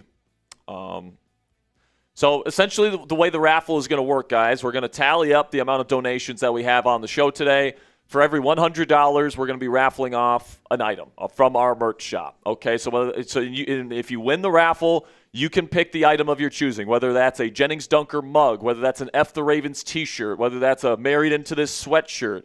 If you guys win the raffle tonight, You guys can pick one of these options. You guys can send me an email at Sperry@chatsports.com telling me your shipping address and then what item you would want and in what size, and we'll make sure to ship it out to you guys, all right?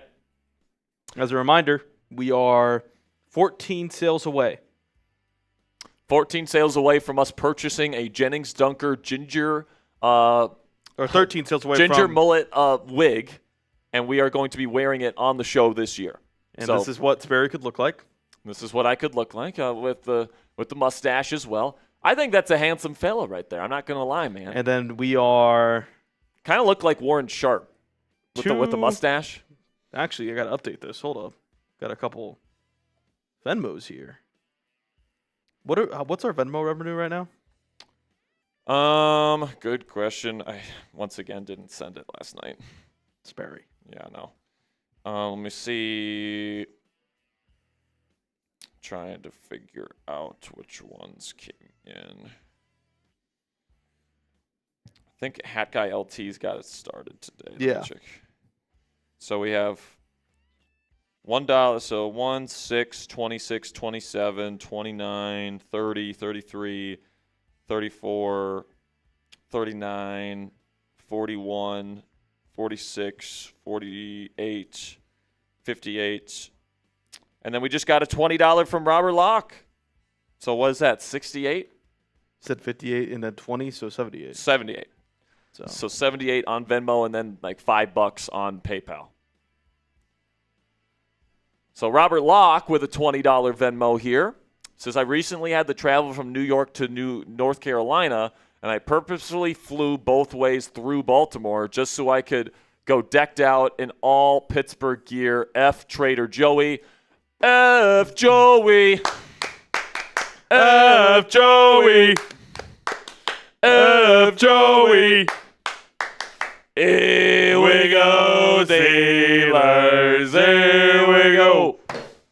Here we go, Steelers. Here we go. Hi, Chugs. How you doing? what's up, Chucks? Joey told me that Steelers fans don't know how to read. Oh, okay. Jeremy Okay. Chugs says that Trader Joey says that Steelers fans don't know how to read. Man, Says their Wonderlic score would be 1. He says their Wonderlic score would be 1. I don't even know if that's possible on the Wonderlic. I wonder if 1 is actually a score you can get on the Wonderlic. I feel like 0 is like the you lowest have to number. misspell your name or something. Yeah, like that. something like that. But it's okay, Joey. The guy, the team that apparently can't think beat you twice last year. So what does that say about you?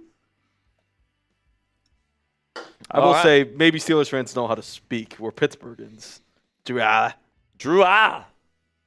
can't wait till I hear Mike McCarthy say Drew Allar's name for the first time. Who? Drew Allar. It's Allar. It's Allar. Drew Allar. Can't wait for that, man. Well, another center off the board here. Carolina goes Sam Hecht, center out of Kansas State. Great value for him in round 5 for Carolina. Reggie Virgil. Right on the fifth? before Washington, too. I think he would have been the pick for Washington here if he fell to 5. But Reggie Virgil at 143, wide receiver from Texas Tech, going to the Arizona Cardinals. I don't think those Texas Tech receivers are any good. I'm a Tech fan. I mean, I watched these receivers They could not separate. play against Oregon, and like Jaden Kennedy and all the guys that they had there in that Oregon secondary just didn't give up anything. They stink. Hope the best for them, for my former Red Raiders, but like, So the Commanders are coming up here. who did they pick? I don't know. They took a receiver last night, Antonio Williams. Maybe defensive back, maybe a center, maybe a running back, maybe a linebacker. Well, actually, no, they took Sonny Styles. They're not going to take a linebacker. I don't know. Defensive tackle, maybe? Yeah, I guess. Let's take a look at the top defensive tackles here, because that's another one to keep an eye on here for Pittsburgh as we await. Oh, no, my guy just came off the board. God damn it. The Los Angeles Chargers have selected defensive tackle from Nick Barrett. defensive tackle from South Carolina, Nick Barrett. Defensive tackle. I'm sorry, guys. I've gotten like a total of 7 hours of sleep the last 2 nights, so I'm pretty. We're struggling here. We're pretty tired, man. I'm not gonna I've lie. accidentally put up Sperry blind. Or no, empty Sperry. By the way, guys, our plan is we are going to be hopping off of live shortly after the pick that we make in round 5 here. So we'll do all of our breaking news coverage for the round 5 pick. We'll cover off all the rest of the super chats, and then once we run out of super chats, we're gonna sign off because we got some more draft content that we got to do here at Chat Sports here in round 6 and 7. So that is the plan right now, unless the Steelers like trade down here in round 5, and we get picks in round 6. Because the thing about the Steelers is that this next draft selection is their last pick until like 224. So there's a big gap. I'm pretty sure we can't keep you guys entertained for that long. Yeah, so I think it's probably best here that we get you guys pick cuts when they come in round 7. And we can help out the rest of our team here at Chat Sports. So just so you guys know, the plan is that we're going to be doing the breaking news coverage for the next pick for the Steelers, and then we'll take the rest of your super chats, and then we'll do the raffle, and then we'll be done. Okay, so that is our plan here. We'll still get you guys pick coverage of every pick in round 7 via our videos up on the channel, and then we'll have our final pick grades video that comes out at the end of the day tonight. So make sure you guys stick around for that. Right now, I think Jalen Kilgore is the guy that I would want to fall to me at 61, Ponzi. He's an awesome football player. I have a similar grade to him as I have on Keontae Scott and Traden Stukes. Dude, I cannot believe Zachy Wheatley is still on the board. Yeah, and Zachy Wheatley. Listen, man, when you run a 4.65 40 as a safety, that's gonna drive down your value. And Garrett Nussmeier still here in round 5. You know who my pro comp is for Garrett Nussmeier, by the way? It's a low end comp, but you know what my comp was for him? Oh, Sam Howell. Oh, no. Another guy that was a projected first-round pick that ended up being taken in round 5, and I think Nussmeier is eventually going to go here. Could Cleveland take Nussmeier? Well, they picked Parker Burrow. Well, they got more picks coming up. No, they're not going to take it. No, I think. All right, let's review the latest picks here because Washington is now on the clock. Yeah, hold on. Let me get this. Who could they Whoa, pick? Saints are trading for Tyree Wilson. Whoa!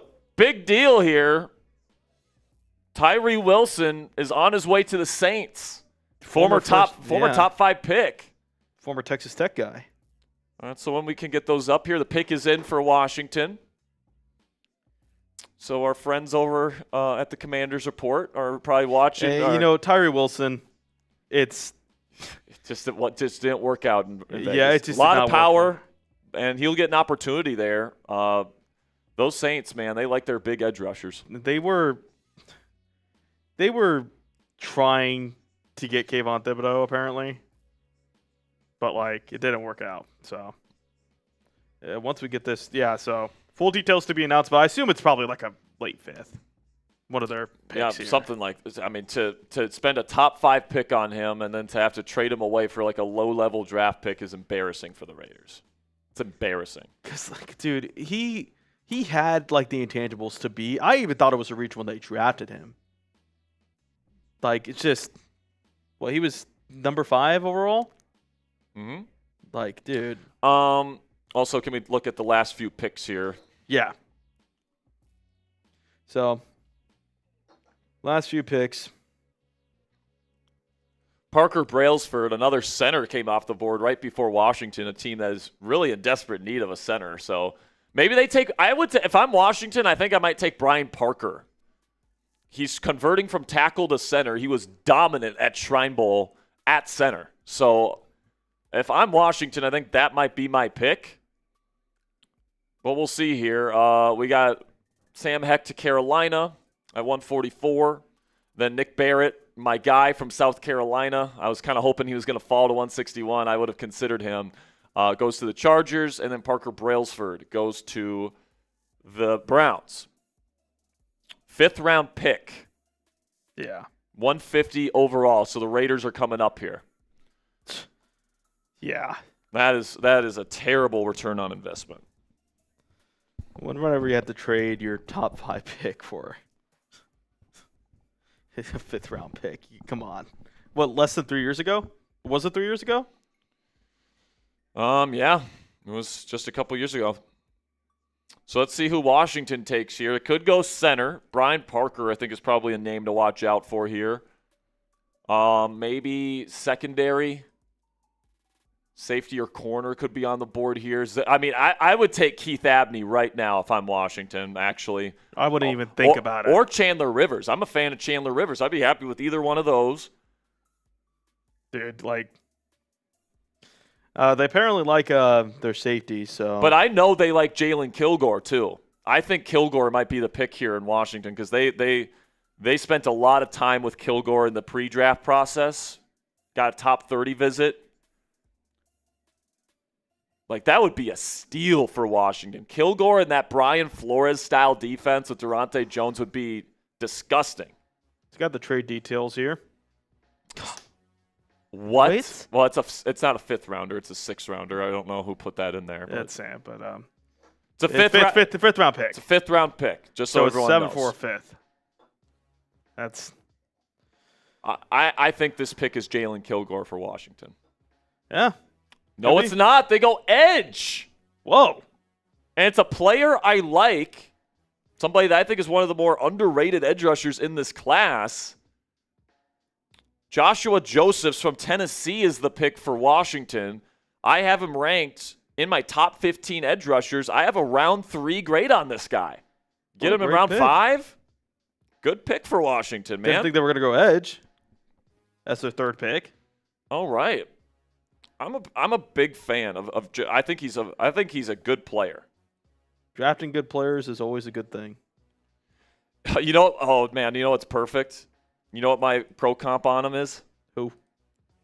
Kayvon Chason. Oh, bang. I don't hate that pick for Washington. All right, I'm going to do a quick short for our Commanders channel here, guys. And, of course, Steelers are coming up at 161. Jalen Kilgore still on the board, hoping that we can grab him here at 161.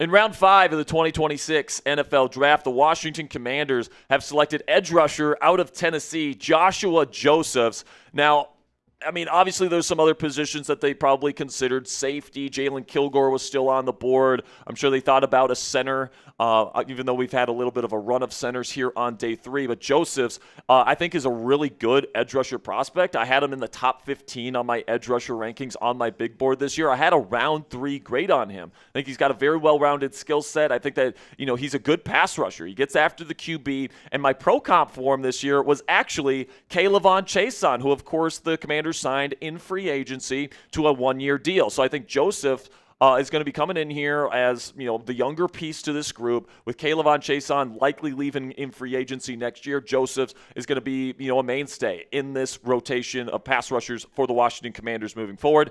I like the pick. All right. Now I will send that in to Short Social, and then Got some shout-outs here. we got some shout-outs for people that made purchases. Thank you guys so much for your support today. I see Paul M. bought a Steelers stock T-shirt. Shout out to and Paul married M. into this. And then Richard W. Shout out to you guys. bought at the Ravens. Thank you. Awesome. By the way, how we doing on subs? Are we almost there? Let me check. I think. Got to be getting close. Yeah, gotta be. Got over 1,200 people in this chat. I guarantee you 10 of you have not clicked that subscribe button. We just got it. Oh, let's go. Put it in Proddy. 118,000 subscribers here on Steelers Talk. Thank you guys so much for supporting the channel. It's going to be a great 2026 season, man. My goal is to get to 150,000 subscribers by the end of next season. I think that we're going to be able to do that pretty easily. Really excited to see how this channel grows in the next calendar year.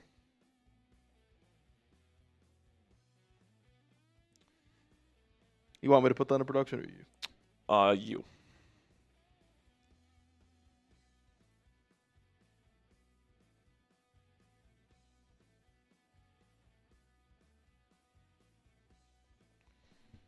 All right, that has been sent. Now the Las Vegas Raiders are on the clock, right? Oh, no, they're not. Sorry. I think the picks are in, but I kind of went safe because I think Browns haven't done anything yet. I thought I saw it, but I just want to be safe.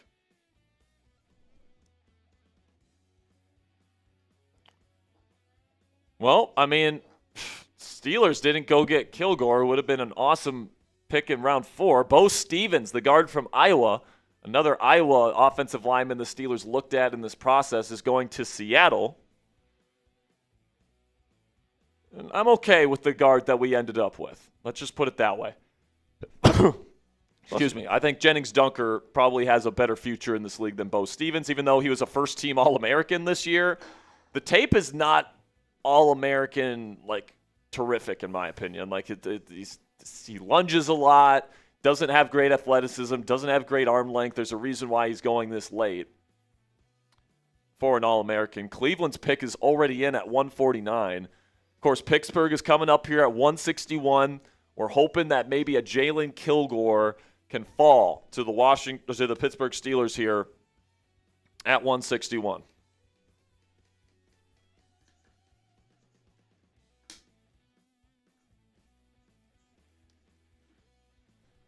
So, looks like we had a couple trades. Couple trades. Okay. Let's see. Justin Jefferson, linebacker from Alabama, goes to Cleveland. Pick 149. But as we approach here, I want to take a look at some of these positions that the Steelers could address. I still think they could go linebacker, tight ends, safety, defensive line. I think there's a good chance this next pick is defense of some variety because most of the picks have been offense, right? Yeah. Just one pick on defense, and it's Daylen Everette. So for me, if I'm the Pittsburgh Steelers, this next pick has probably got to be defense. So safety, linebacker, defensive line would be the 3 positions I want to look at here, Ponzi. So I got a trade from Miami or Carolina to Miami. Miami picking up 158, so that will be coming up here soon.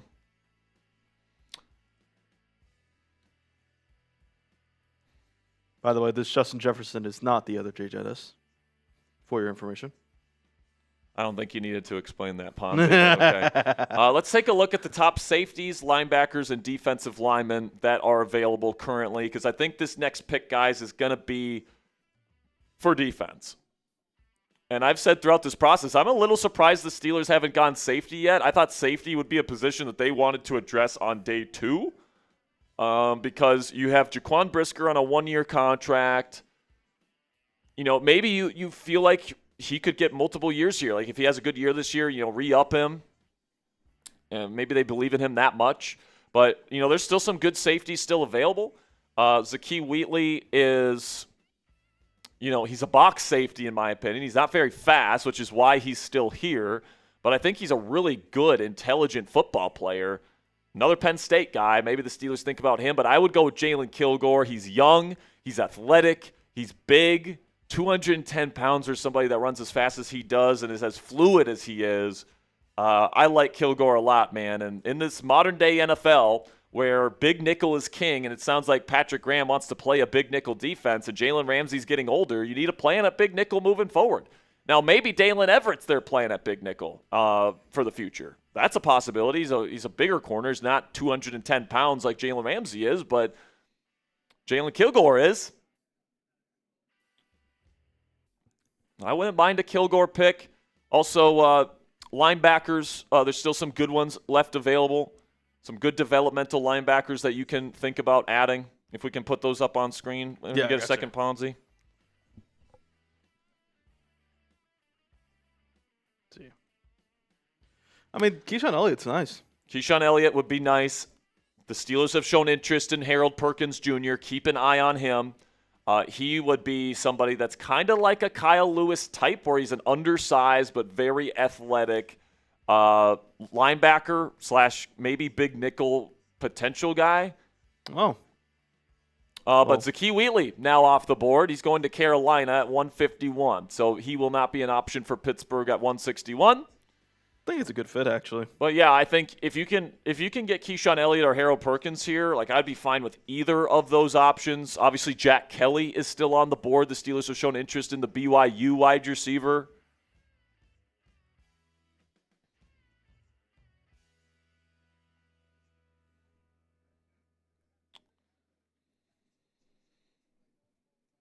And then defensive lineman. Let's see who's still there. I mean, if you want to get like a nose tackle, Tim Keenan from Alabama's still there. I'm waiting for this. There we go. So another two back-to-back safeties here. Yep, two back-to-back safeties. But right now, Rayshon Benny, who the Steelers actually, I think, met with at the Combine, if I'm not mistaken, is still there. Keep going down on the defensive lineman because I'm not a big fan of Capehart. Tim Keenan from Alabama, if you're looking for a nose tackle. I like him a lot. I think he would be a good pick here. That was it for the lineman. Yeah, and then linebackers. Give me some more linebackers here. Let me see 5 through 8 on linebackers. So Jack Kelly still there. Torrin York, somebody to keep an eye on as well. A lot of juice, even though he's undersized. But I think that if they go linebacker here, the value is Harold Perkins Jr. or Keyshawn Elliott.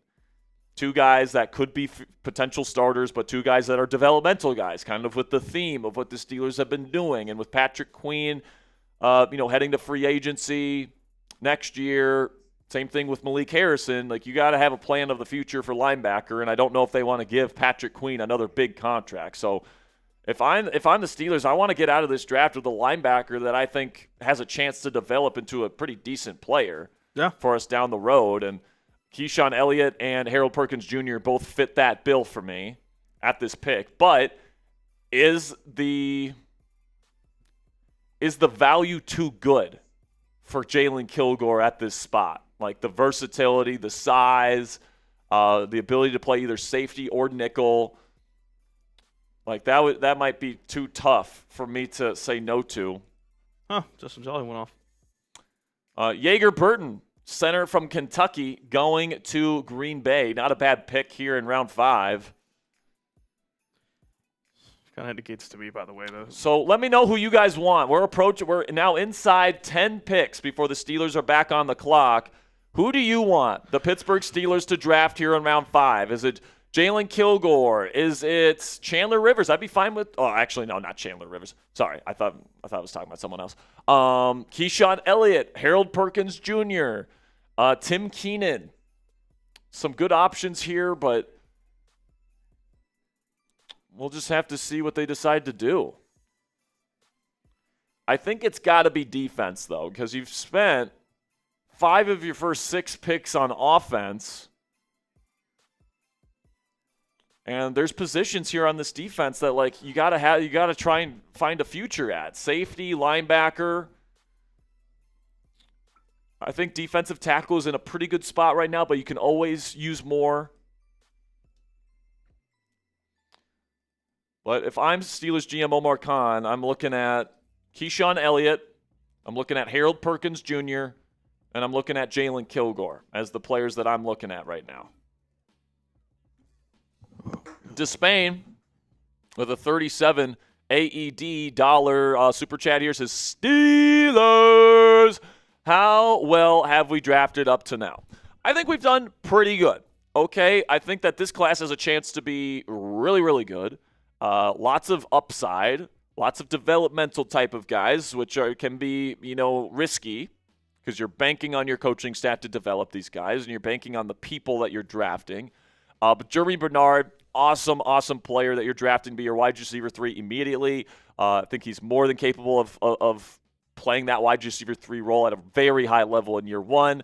But then you get, you kind of square away the rest of the future of your offensive line here with Max Iheanachor in round 1, Gennings Dunker in round 3. Both of those guys are a bit developmental. They might not even play this year that much, but they are the future at right tackle and left guard respectively, and you pair that with Troy Fautano, who's the future at left tackle. You pair that up with Zach Frazier at center and Mason McCormick at right guard. Like, this Steelers offensive line has a chance to be dominant if both of those guys hit. So I'm excited to see how those guys develop. Drew Allar obviously has the high upside. I've been saying all draft process long, if Drew Allar's going to have success anywhere in this draft, it would be if he landed in Pittsburgh. Now, I thought it was a little early for Allar, but I think that the fit is there. I think that, especially with the ability to sit and learn behind one of the greatest quarterbacks of all time in Aaron Rodgers, to really focus in on fixing his footwork and becoming a fundamentally sound rhythm passer inside this West Coast system with Mike McCarthy and Tom Arth and Brian Angelico, all those different guys, teaching him up, coaching him up for a year. I think it's the perfect situation for him. And with his arm talent, with his upside, if he becomes like a legitimate good like mental processor, decision maker, if he learns how to marry his feet with his decision making, which he's gonna be taught how to do here in Pittsburgh, I think he's got a chance to be a legitimate franchise quarterback in this league, multiple contract kind of guy. Maybe the next quarterback that could win a Super Bowl with the Pittsburgh Steelers. But obviously the first step is just confirming that he's a franchise guy. And, this year's going to be big for him. Even if he doesn't play, he's got to practice really well. He's got to develop good habits. Like, he's got to really convince the Steelers brass that he is the guy moving forward here in Pittsburgh this year, because next year Aaron Rodgers is likely to retire. And this team's going to have to make a decision. Do we take a quarterback in round one? And take someone that we believe in more than Drew Allar, or do we really believe in Drew and we go with him in 2027? We have pizza. Great. So I think at this point we just eat once we get off live. I think that makes sense. All right. Who do you guys want? Let's recap the last couple picks here, because I know some players have come off the board. Currently at pick 156 with Indianapolis. So the Steelers are coming up. Jalen Kilgore still there as I'm speaking. Keyshawn Elliott still on the board. What's that?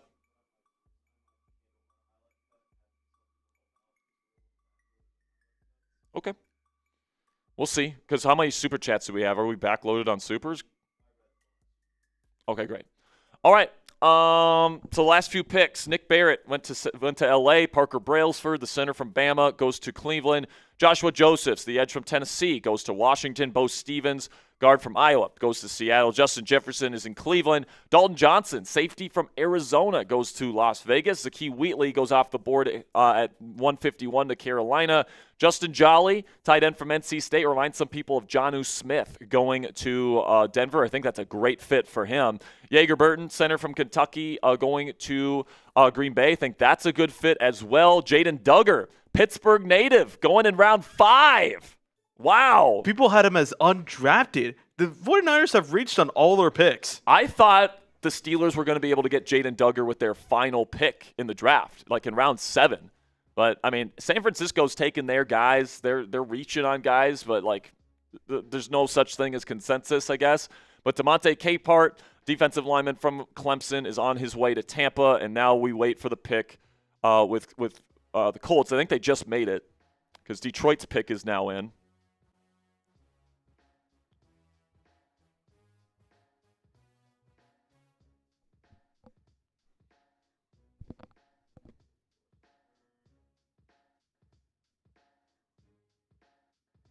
I'm probably going to have you do the short for this next pick for Steelers because it sounds like they're backloaded. So George Gums Jr., an edge from Florida, probably another reach there in my opinion here in round 5. But, hey, every pick where it's not, oh, what a pick by Detroit. The Detroit Lions just picked Keith Abney. One of my favorite. I have him ranked as a top 10 corner in this class. I have a day 2 grade on him. Really good off-cover corner. Now, they play a lot of man in Detroit, so I think that he can hold up in man fine. I think he's a better zone corner and a better match corner than a true man guy, but, I mean, he's just such a value here at 157. I love the pick for the Detroit Lions. Great pickup for Detroit. I think Abney is going to be a starter in this league. You got him for a round 5 value. Awesome pick. $2 from Top Dogs is Dante Corleone. Deontay Lawson, late round 7 picks. I mean, it's late 7-round picks, man.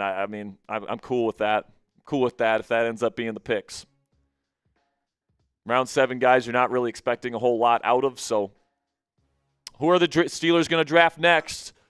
If I had to guess, it's going to be a defensive player, either a safety, linebacker, or defensive lineman. Right now, I think the value is with Jalen Kilgore, the safety from South Carolina. He's 210 pounds. He's really athletic.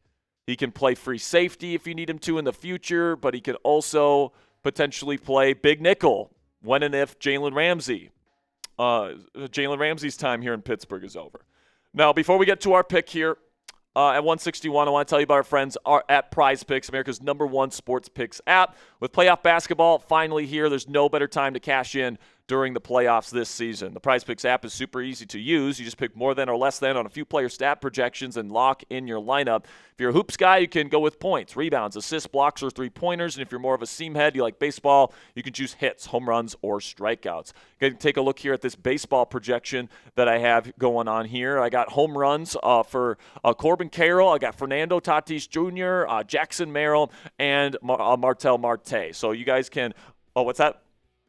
Ketel Marte, my mistake. So one thing that I love about the new Prize Picks app, guys, is its social feeds feature where you can share Prize Picks with your friends and copy lineups with a single click. You can actually follow me on the app at Sperry to see all of my lineups. Download the Prize Picks app today and use code HMA when you play your first $5 lineup to receive $50 in lineups. That's code HMA when you play your first $5 lineup to get an extra $50 in lineups with Prize Picks today. Click the link in the comments and description to download the app, and a big thank you to Prize Picks for sponsoring today's edition of Steelers Talk Live. Now, again, guys, Steelers are on the clock here in just a second, but I just want to let you guys know that $10 off here for the next 15 minutes, everything on the Steelers Talk merch site, chatsports.com/STmerch. That link is being put in the live chat room. Just click that link. It'll take you right to our website where you guys can get an F the Ravens t-shirt or a Steelers Talk channel logo t-shirt or a Married Into This sweatshirt or t-shirt. We got Pittman t-shirts on there. We've got Jennings Dunker mugs. Now, for the mugs, it's 15% off, okay? Not $10 off. It's 15% off with the Mullet mugs, okay? So it's chatsports.com/mullet. You can also find it at chatsports.com/STmerch, but just so you guys know that it's not going to be the $10 off discount. It's the 15% off discount when you go to chatsports.com/mullet, but everything else, $10 off up until 3 p.m. Eastern time. So Michael Taff, safety from Texas, off the board, going to Miami. I'm sure a Coop, our former Steelers producer here and Dolphins producer now, is happy about that one as a Texas fan.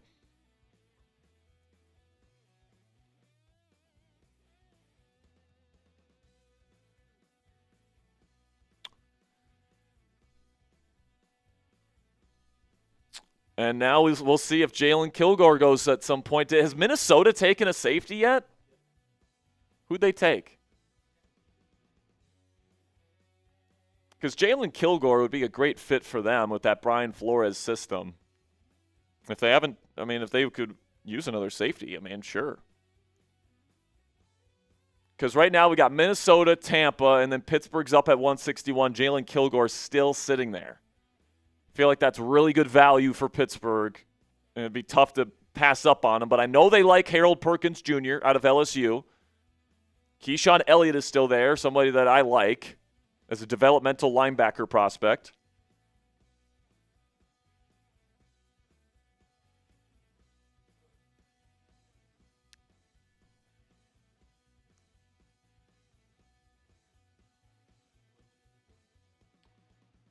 Yeah, we can. Waiting on the pick in Minnesota. I'm a little worried that this one could be Kilgore. Where is Nussmeier going to end up, man? Dude, one of these Shanahan-McVay teams, I feel like they got to take Nussmeier as like a backup. All right, another safety off the board, and it's not Jalen Kilgore. Oh, Minnesota took Jacoby Thomas in the third. So we're still waiting on the pick, just to be 100% clear. But right now, you look at the best players available. Jalen Kilgore, Keyshawn Elliott, I'd say Harold Perkins Jr. are the ones that make the most sense.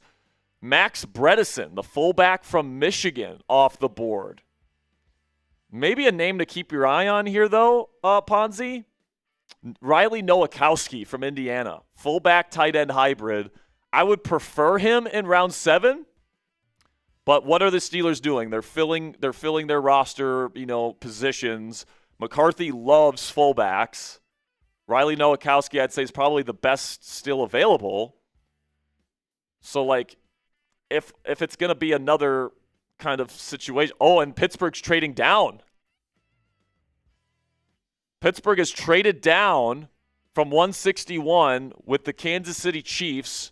They moved down a number of, 8 or 9 spots here?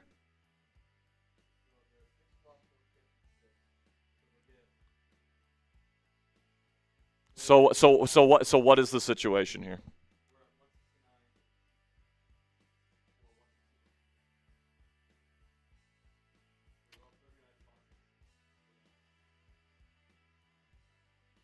Okay.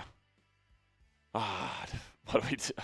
I don't know. Billy Schroth, a good guard from Notre Dame, off the board here to Tampa Bay. Really good value there for Tampa. Schroth will definitely compete with Ben Bredesen, their current left guard in Tampa, for the starting job, in my opinion. I think that he's their future there. Good pickup there for Tampa in the 5th. But listen, man, you got Jalen. I mean, they must like multiple players here. And they obviously have somebody in mind that they don't think is going to get to round 7 because they wanted to move up in round 6. Or they moved up one of their 7th-round picks into round 6. Watch they take Riley Nowakowski. When do the Commanders pick next again? Hold on. Trying to put together a plan here because it was set up really nicely for us to, do this pick for Pittsburgh, get off, finish the rest of our cuts. Where do the Steelers pick?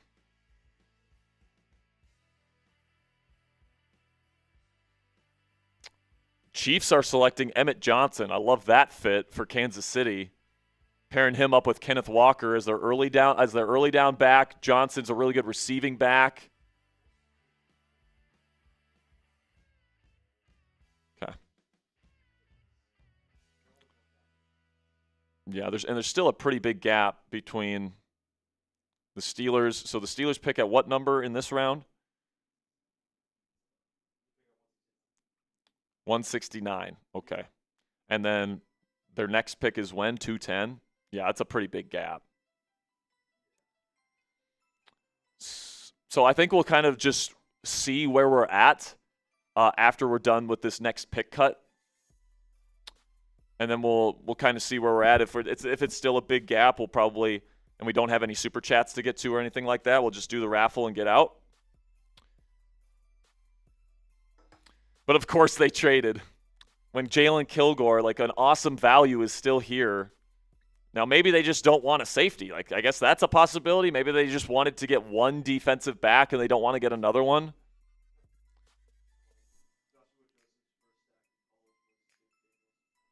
Oh, that is funny. So the Steelers are picking at 169. They have traded down with the Kansas City Chiefs, and with that pick, they have taken Emmett Johnson, running back from Nebraska. Good value for him. It's a bad running back class, but I think that's a good value for him. He's a good player. Shout out to Sean S. for getting 2 F the Ravens t-shirts. There we go. And then Perfect for Father's Day, by the way. With a mullet mug. So now we are 13 away? 12 away, I think. 12 away. I think. Yeah, we're right. 12 away. So Nussmeier continues to fall, man. Is he not? Are people like worried about his injury stuff? That's the thing that I'm wondering here. Like, I know the report came out that, Nussmeier's injury is not a concern, but like agent speak. That's like agent speak to me. Like, I think with him falling this far, with how impressive his 2024 film was, I am a little bit surprised that he is falling as far as he is.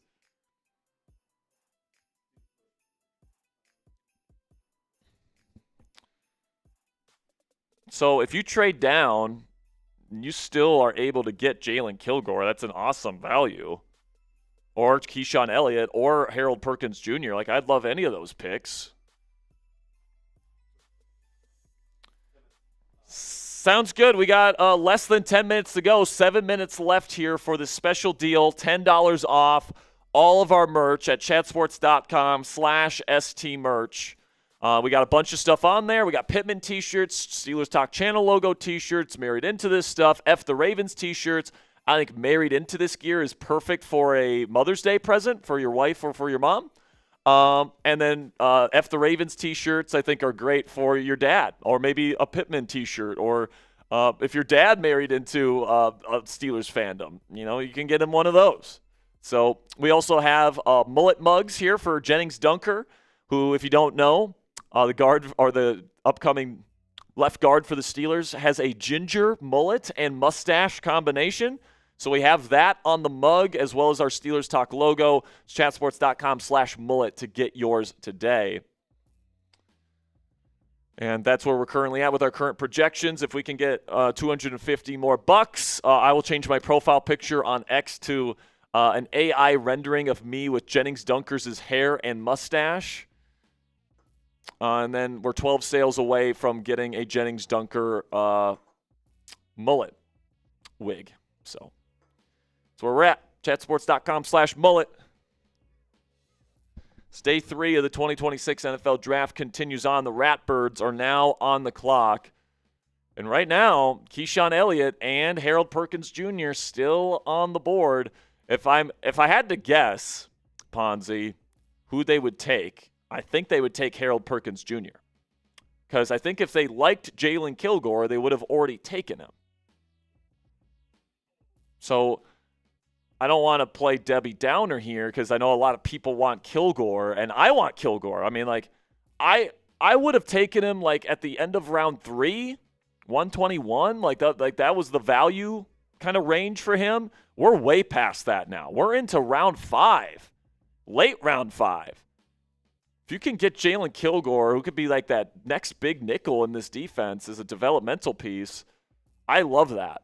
But, like, also getting a developmental linebacker could be important too with the free agents that we have in that room next year.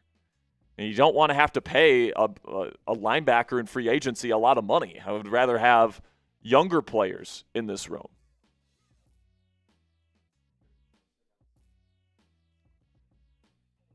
Yep. And now NFL Network's talking about Caden Weegan on their coverage. I think Caden Weegan's a fun player, man. I think a lot of these picks, it's like a little bit early, but I like it. Like I feel that way about Drew Allar. I feel that way about Weegan. Shout out to David S. What'd he purchase? He got a F the Ravens t-shirt. Sweet. David S. Thank you, my man.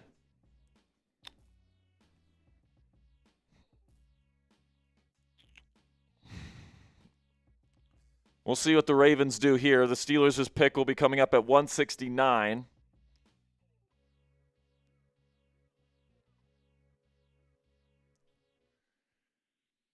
And we'll see. We'll see what the Steelers have in store for us here. Obviously, they felt like whoever they want here was gettable in a trade-down scenario.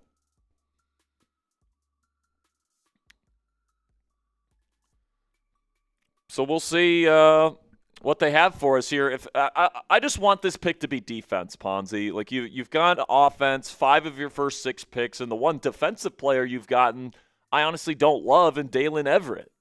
So to get a good defensive player here at a value, I think would be a good addition to this draft class. And obviously, there's a bit of a gap here from 169 to 210 where you're going to be picking next. Man, I hate this. Chandler Rivers, who I really like. Where do I have Rivers ranked on my rankings this year?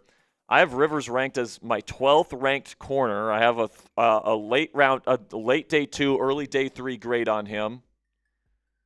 Out of Duke, really like him. Ravens get him in round 5. I hate that. Great pick for Baltimore.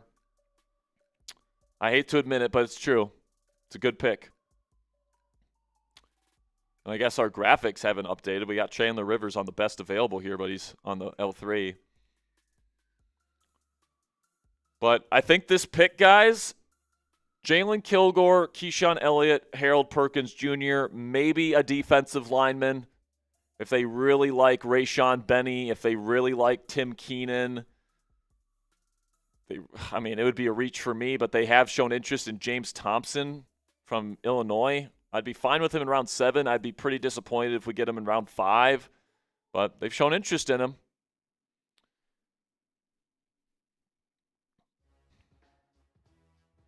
And if you're just joining us, the Pittsburgh Steelers traded down to 169 from 161. In return, they are moving up one of their 7th-round picks into the 6th round again at 210. So obviously there's somebody in that 210 range that they really like and they want to try and go get. Because they didn't increase the amount of picks that they have. They just moved up from one of their picks in round 7. So that's an interesting move from Omar Khan. Charles Demmings, the corner from Stephen F. Austin, developmental corner, going to Minnesota at 163. But who are you guys thinking at this pick? We got 1,700 people watching live. We're getting close to our next draft selection here, guys, and there's a lot of value picks here. Keyshawn Elliott is a top 100 player in this class, according to Dane Brugler's big board. I think he was like 85th in the Beast this year or something like that. On Tom's big board here, he's just outside the top 100. And, he's a good pursuit, tackling, run defense linebacker is the way that I would describe him. Whereas Harold Perkins Jr. is more of a slender, undersized, great athlete of a linebacker. So it's kind of, if you're going to go linebacker here, it's kind of just depends on what kind of flavor you're looking at. In terms of the interest shown in those linebackers, the Steelers have hosted Harold Perkins Jr. on a top 30 visit, but not Keyshawn Elliott. So that would indicate that they would prefer Harold Perkins Jr., which is maybe why they felt good about trading down.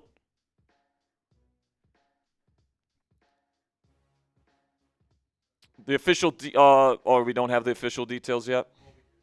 Yeah, we do, but the graphic has not been updated.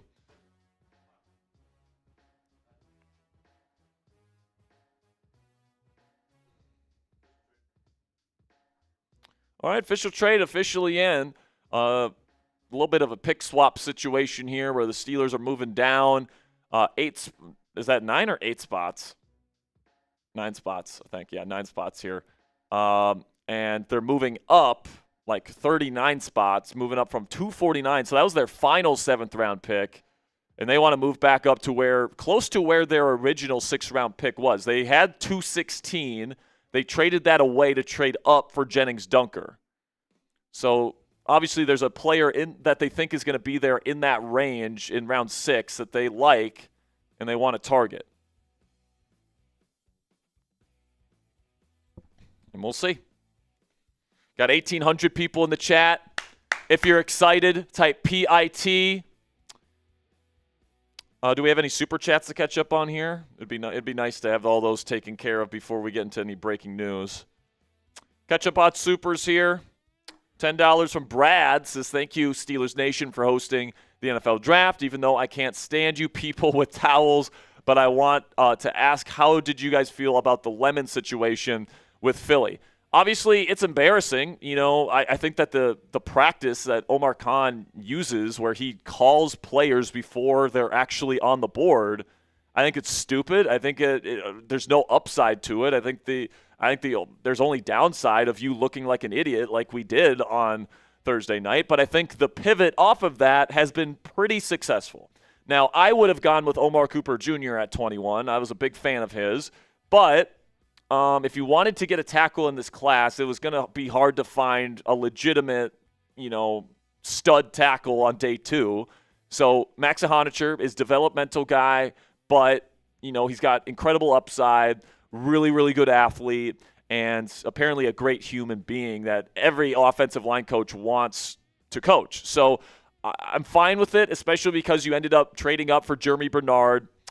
Drew Allar, once again, a developmental guy, but another high upside dude. Same thing goes for Gennings Dunker.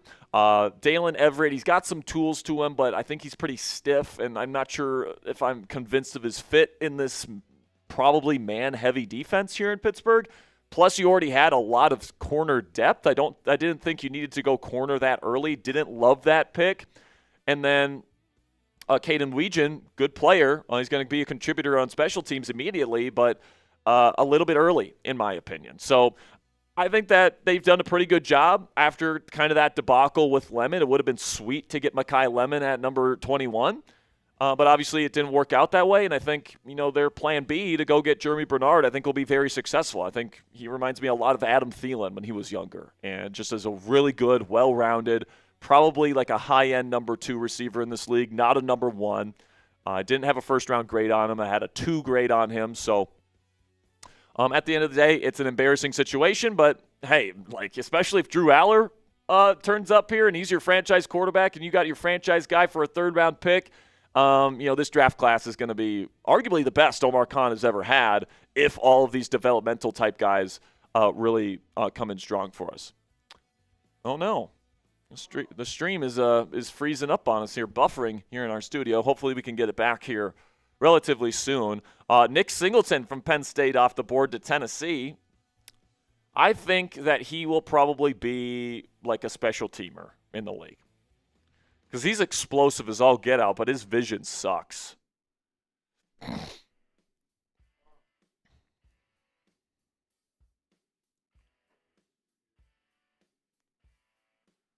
Another super? Okay. What is the super? Oh, is it from Gabe? Gabe says, eat your pizza. Is Isaiah World a 7th-round pick? For the Steelers, probably not. I don't think they're going to take another tackle. Maybe they will. It might just be BPA by the time it gets around 7. But, he's a decent prospect.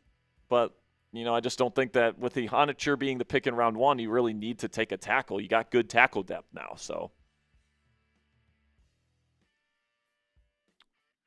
shout out to Gabe.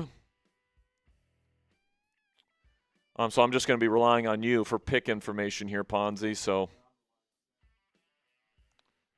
is this happening everywhere where the TVs aren't working? Or is it just us?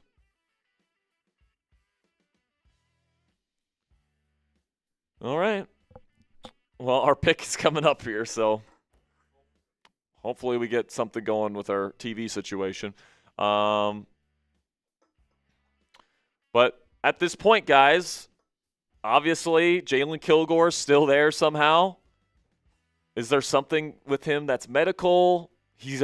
I just don't get what's not to like. I get that the film, it's not perfect yet, but the upside is so huge for a guy like Jalen Kilgore, especially with the success that we've seen these big nickel types of players have in the league recently. He's 210 pounds. He's really athletic, good speed, can play free safety if you want him to play there, can play big nickel if you want to play big nickel. I like Jalen Kilgore. I had a round 3 grade on him. So to get him here in late round 5 would be an amazing value, but they've already passed on him at value picks multiple times for other players. Now, 161 might be just too good of a value to pass up, but I also know that the Steelers would probably like to add a linebacker in this class. They haven't done so yet. Keyshawn Elliott and Harold Perkins Jr. are still on the board, right? Unless they got taken. I think they're still on the board. And there they are. Keyshawn Elliott and Harold Perkins Jr. still there. I would take either one of them. I think if I would have to guess, I think the Steelers would take Perkins because of the interest they've shown in him via the top 30 visit. So keep your eyes on Perkins.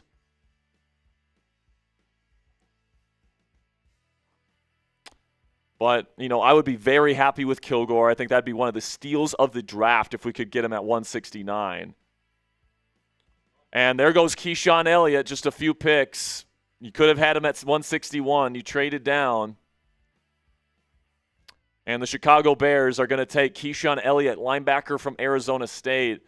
So if somebody else takes Perkins here, this is going to feel like a bad trade by the Pittsburgh Steelers to me.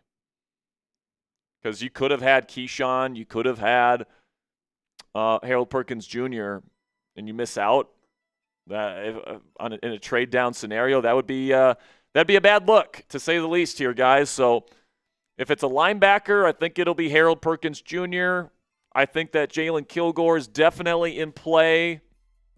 I could see it being a defensive lineman.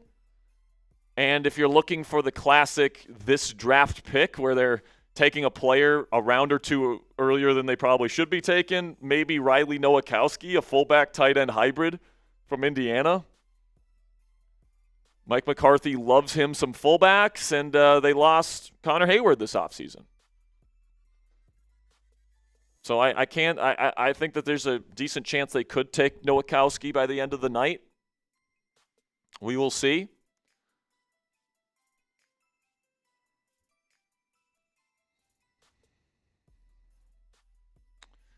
Matthew is saying Jack Kelly is the guy. He might be. I think Jack Kelly is absolutely in play at this pick. Steelers showed interest in him. Had a top 30 visit. I wouldn't mind it. Jack Kelly's a decent prospect. No, I think we've already done that a few times here. Maybe a recap, the last few picks. It's probably the best way to go here. But I have a round 5 grade on Jack Kelly, so this is around the right value for him. But he's so bad as a pass defender, man. He's got good athletic tools. I'll say that about him. Good athletic tools, but he's a developmental guy. I'll share my notes on Jack Kelly because there's a decent chance he could be the pick.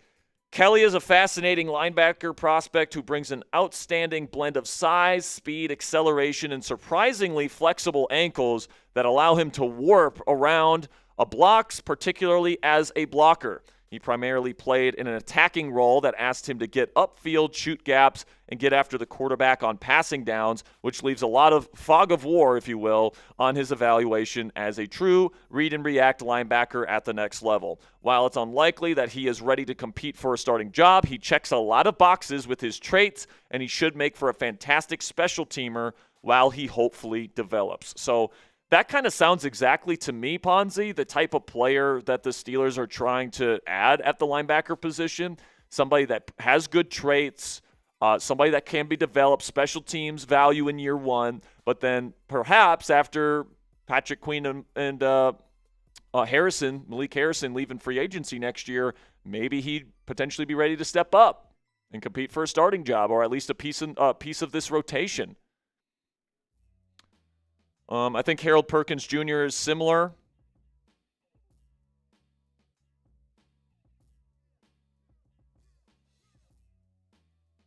Because he's super explosive as an athlete, but he's undersized. You got to kind of have a tailored role for him. Jack Kelly's more of like a traditional linebacker. So if you want the traditional linebacker type, I think Jack Kelly's probably their pick. If they want kind of the more undersized, almost like Jamal Adams, safety, linebacker, hybrid type of player, that'll be Harold Perkins Jr. We got trade here. Okay. So the Lions are trading up to 176 here. 168, sorry. So why does it say Buffalo's on the clock at 168? Oh, they have 2 straight picks. All right, so now Detroit's coming up. We'll see who they're going to be taking.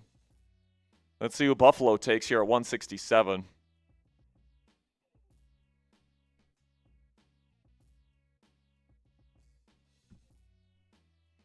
Jalen Kilgore's off the board. He's going to Buffalo. Now, I'm not sure if he would have been the pick anyway, because they passed on him a number of times. They passed on him at 99. They passed on him at 121. They passed on him at 161. They traded down. They had the opportunity to take him, and they decided not to. So I guess the Steelers don't want a safety in this class?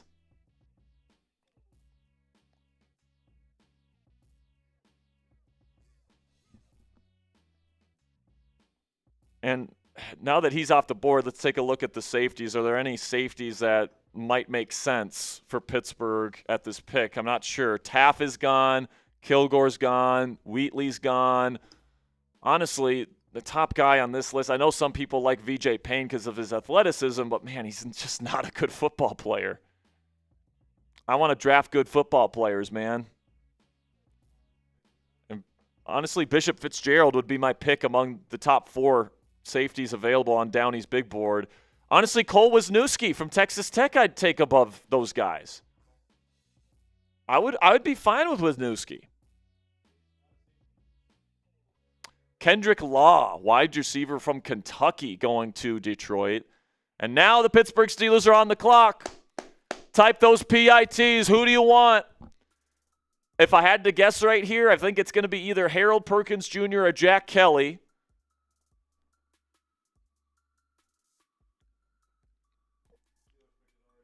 And the Steelers pick is already in, so we will be getting to this. We'll have breaking news coverage. All right, that's cool.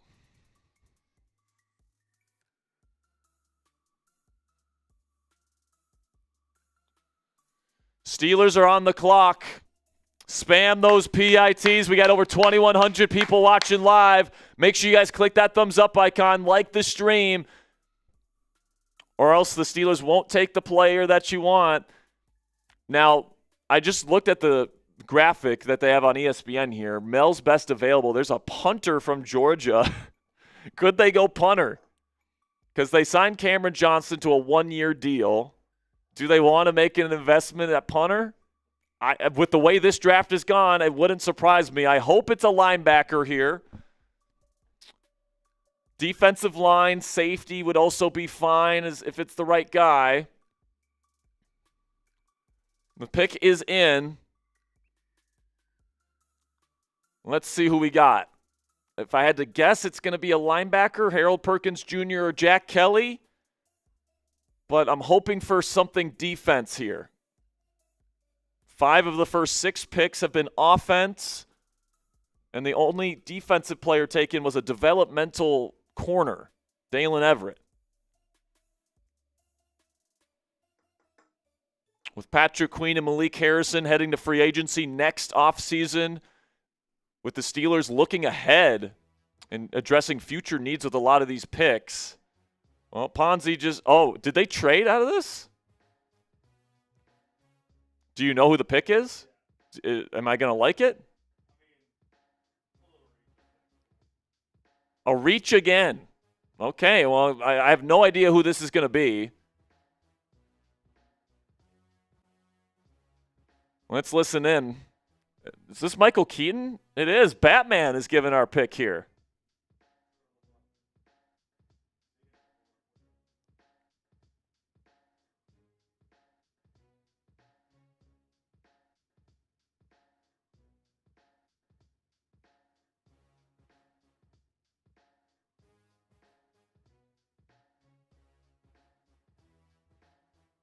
What did I say? Riley Nowakowski. I knew it. I knew it. I think it's another guy you probably could have got maybe in round 7. But listen, man, the Steelers have their checklist. Mike McCarthy likes fullbacks. This is a national champion that is perfectly built to play fullback.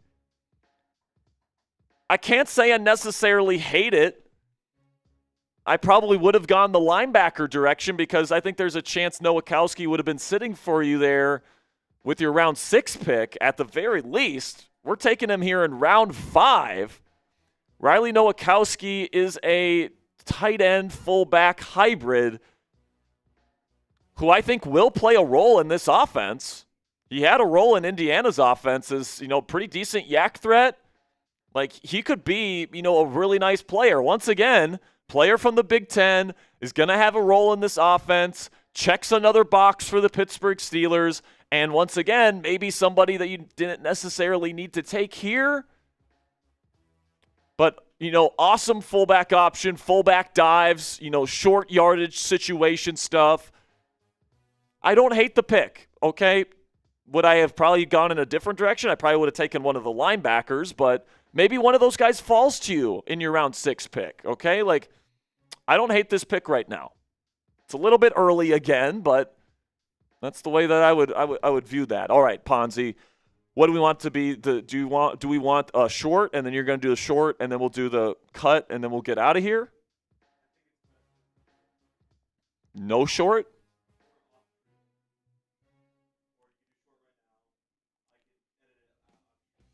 Yeah, let's do that. Yeah, I'll do the short right now. Just make sure that we have all the graphics ready to go for a breaking news cut, and we'll get into that. We'll do any super chats to finish up the show here, and then we'll do the raffles. So I like the fit. I'll say that. I like the fit. I think this guy could be a real good player for us.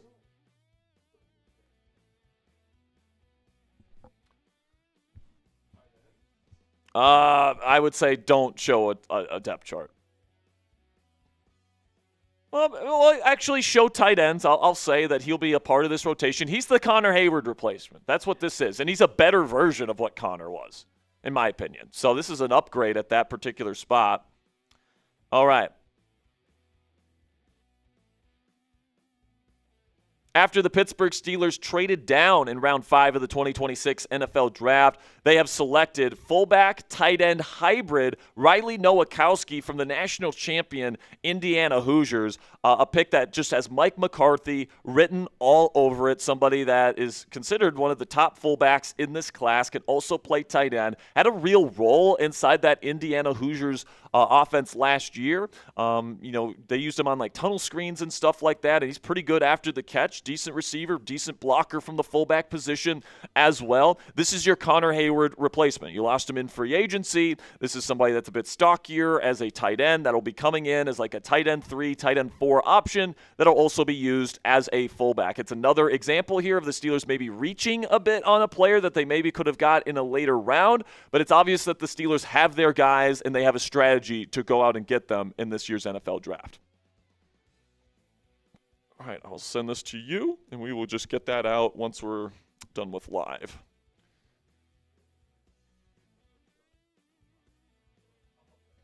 Sounds good. Yeah, it's fine. All right, so we're going to get into this breaking news cut here momentarily with Riley Nowakowski, the pick here in round 5 for the Pittsburgh Steelers. And now we have one pick in round 6 at 210, and then 2 7th rounders. What's that? Yes. Yeah, you can probably do the trade there right at the top. Okay, let's see. And then I'm sending this to you. And that is sent. All right. Got to say, it's definitely not another A grade for me here, guys. There's a lot of B grades for me in this draft. I would probably put this another like B- level pick. Because you could have had Jalen Kilgore here. Again, you could have had, Keyshawn Elliott here, traded down. Could have had Harold Perkins Jr., Jack Kelly. I probably would have taken all of those players before Riley Nowakowski. But like I said, guy with a role, guy that's going to play that role well. Don't mind this whatsoever. But let's talk about it here. The pros and the cons are coming at you right now.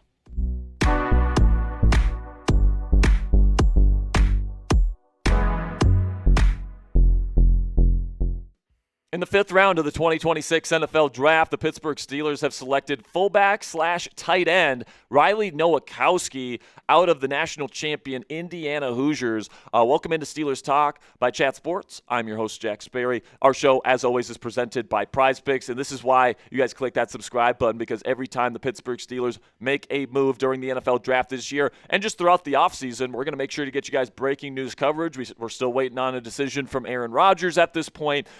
So whenever we get big updates throughout the course of the offseason leading up to the 2026 season, make sure you guys are subscribed so you never miss any of our content. Now, the Steelers started the day here with pick number 161 here in round 5. They ended up trading down despite some really good players still being on the board at 161. Guys like Keyshawn Elliott and Jalen Kilgore, both of which ended up getting taken by the time the Steelers were on the clock at 169 after a trade down scenario here with the Kansas City Chiefs. So the Steelers will now be picking 39 picks earlier than their final 7th-round selection, which was slated to be 249. They've moved up to 210 now, so towards the end of the 6th round. But talking about Riley Nowakowski, the guy that ended up getting picked here at 169, I like the player. I like the fit. I've mocked him to the Steelers a number of times throughout this process.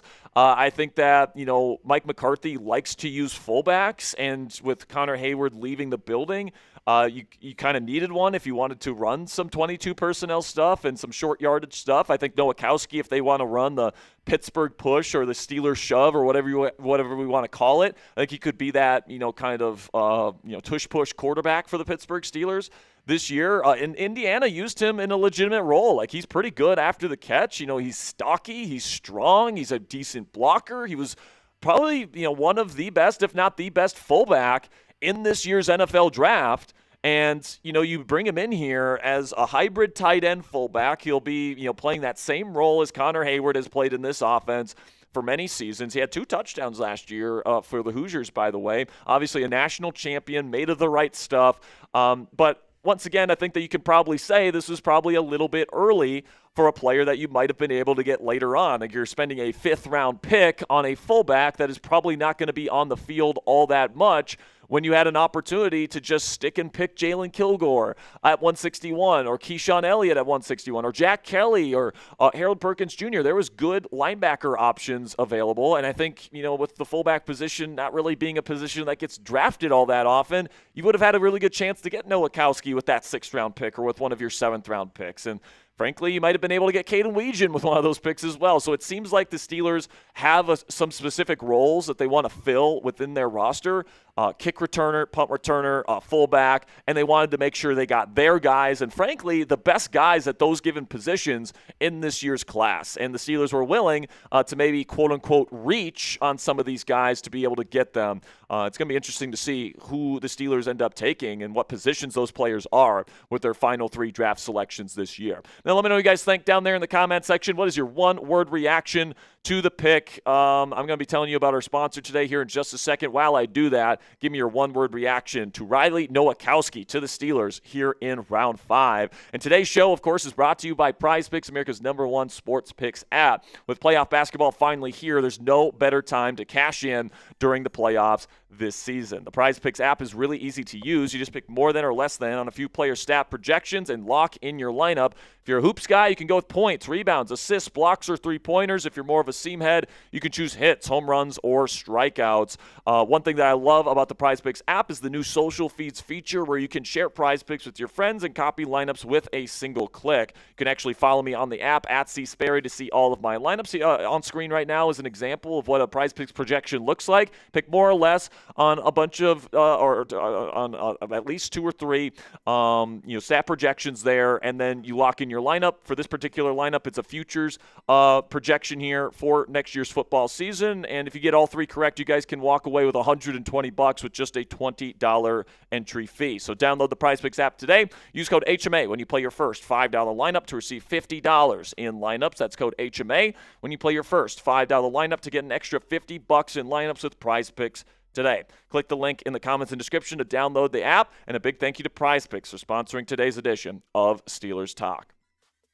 Continuing on here with our analysis of Riley Nowakowski as the pick at 169 here in round 5, and kind of what his role is going to look like here in this Steelers offense. And pretty much the best way I can describe this is it's going to be exactly what Connor Hayward's role was here in Pittsburgh. When they do go to those 2 running back sets where they have a fullback, he will be the fullback, but he'll also be a part of the tight end room, and he would be able to contribute a bit here. And, you've got Pat Freiermuth and you've got Darnell Washington as obviously you're starting a tight end duo, right? And then you have Spencer Anderson, who's kind of like a jumbo tight end that you can use as well. And then you have J.J. Galbraith, who did a pretty decent job for this team last year, in the preseason and in training camp, and showing his ability to be a decent receiving option at the tight end spot as well. So I do think Nowakowski is somebody that has a very defined role inside the Pittsburgh Steelers roster. And knowing Mike McCarthy, because that role is so limited, like they're not going to be doing a ton of of 2 running back sets as much as McCarthy does enjoy using them from time to time. He's going to have to be a special teams contributor as well, but he's a high-effort player, high-character guy. He's very strong player, very stocky at 250 pounds. He's going to be, somebody maybe that can be like our next John Kuhn. Like John Kuhn was a legend for the Green Bay Packers, playing for Mike McCarthy for as many years as he did. And Nowakowski, you can make an argument. If you wanted a fullback in this class, he was the guy to go out and get. So I don't hate the pick at all. But like I said, the only criticism, once again, that I can lay at this pick is not necessarily the player that you add. I like the player, but the pick maybe wasn't the best process. You had really good values at other positions that you could have potentially filled available to you. You could have had Jalen Kilgore at 161. You could have had, Keyshawn Elliott at 161 as well. There was other players there that I probably would have taken, but at the end of the day, like many of these other picks, Drew Allar and Caden Weegan in particular, it's a player that I think fits what the Steelers are looking for. And at the end of the day, man, if it works out, it works out. So what say you guys? Let me know down there in the comment section. Grade the pick for me, A, B, C, D, or F. Let me know what you guys are thinking down there in the comment section. For me, I'm going to be revealing my grade for this pick in our final grades video, which is coming out later today. So make sure you guys click that subscribe button to join us for that. But just a little bit of a recap here of what the Pittsburgh Steelers have done so far in the NFL draft. You have Max Iheanachor, the offensive tackle out of Arizona State, going in round 1, then a trade up for Germie Bernard in round 2. Drew Allar at pick 76. Daylen Everette, the corner out of Georgia, in round 3. Also in round 3, Gennings Dunker out of Iowa. Caden Weegan, the punt returner and wide receiver out of Iowa in round 4. And then Riley Nowakowski, another Big Ten player here. Fullback, tough player, contributor on offense and on special teams immediately, is the pick here at 169. All right, that'll be it for today's show, guys. Again, we're going to get you continued coverage of the Pittsburgh Steelers 2026 NFL Draft as we still have 3 more picks to go here. So make sure you guys click that subscribe button for extensive coverage of those prospects once we get to round 6 and round 7. Until next time, guys, here we go, Steelers. All right. Yeah, I know our TV is cutting out on us here, guys. So do we have any Super Chats? All right, 2 Super Chats, and then we'll get to the raffles. I believe we have 2 raffles locked in right now, if I'm not mistaken. 2 items. Cool. All right. $2 here from Lester says, do you think Spencer Anderson is starter capable? He's a replacement level starter, pretty good backup. That's what I would describe him as. I think Brock Hoffman will be the starting left guard next year, unless Jennings Dunker beats him out in camp. I think right now the plan is for Brock Hoffman to be a stopgap, 1-year solution at left guard, while Jennings Dunker makes that transition from right tackle to left guard so that Dunker can be ready to take the full-time role in 2027. Now, it's possible that Dunker just is better than Brock Hoffman in camp, and he ends up winning the job. And I think that the Steelers would love it if that happened. But I think that they have a plan in place in case he needs a little bit more time to develop and put him in a place to succeed. Honestly, I think Spencer Anderson's role is really a true swing offensive lineman. He can play tackle. He can play guard. But, from a down-to-down and game-to-game basis here, I think he's going to be more of a jumbo tight end. I mean, Aaron Rodgers talked about on the Pat McAfee show this year how much he loved the 6 offensive line packages that they ran last year, especially with Darnell Washington out there. I think that's going to be a part of this offense again this season. So I think that's really going to be his biggest role inside the offense this year is that jumbo tight end role. Once again, I think that the Pittsburgh Steelers have the players here to be able to play smash mouth football when they want to. Okay. So we got a $2 Venmo here from Raul Zelaya. He says, rank the draft within our division so far, best to worst. Bengals worst, because they gave up a top 10 pick for Dexter Lawrence. I think that was too high for him, and they just don't have a ton of picks. So I think they have the worst. I think we're third. I think the Ravens are second, and I think the Browns are first. Just off the top of my head, because the Browns got 4 players that were ranked in the top 25 in the consensus rankings. That is an insane haul. You got 2 awesome receivers that I had round 1 grades on that are complementary skill sets. The Browns really knocked it out of the park. I hate to say it. And I think, when we look at the draft 5 years from now, the Steelers have a chance to have the best class. Like, they've got high upside at tackle, high upside at guard, high upside at quarterback. There's a lot of upside here, and then they've drafted some players that can contribute right away. Germie Bernard, Caden Weegan, Riley Nowakowski, specific roles inside of the Steelers offense here and special teams that are going to be able to be filled right away. So I like the draft for Pittsburgh. I can't say I necessarily love it because there's certain opportunities that I think were missed in this class, but I think it's very solid. But I do think the Ravens and Browns have done very well. Then 37 AED here from Despain says, are there really good players still available in the draft? Yeah, I think there are still good players available that you can find in round 6 and 7. Obviously, it's tougher to find them because all the good players typically go earlier. But by the way, Lorenzo Styles Jr. off the board here to New Orleans, so that's fun, I guess. I was kind of hoping he would end up in Washington so the brothers could play with each other, but whatever. So is that it? Oh, it's all good. All right. Josh Cuevas, another decent pick there for Baltimore. I liked him at Alabama. $2 from Jay Kula says, any chance of Burks or Caldwell? It is kind of crazy that Deion Burks is still there, but I think, there's still a chance, maybe once you get to round 7, it's just best player available. And I've said that it's always possible that the Steelers do take 3 receivers in this class to really put the pressure on Roman Wilson.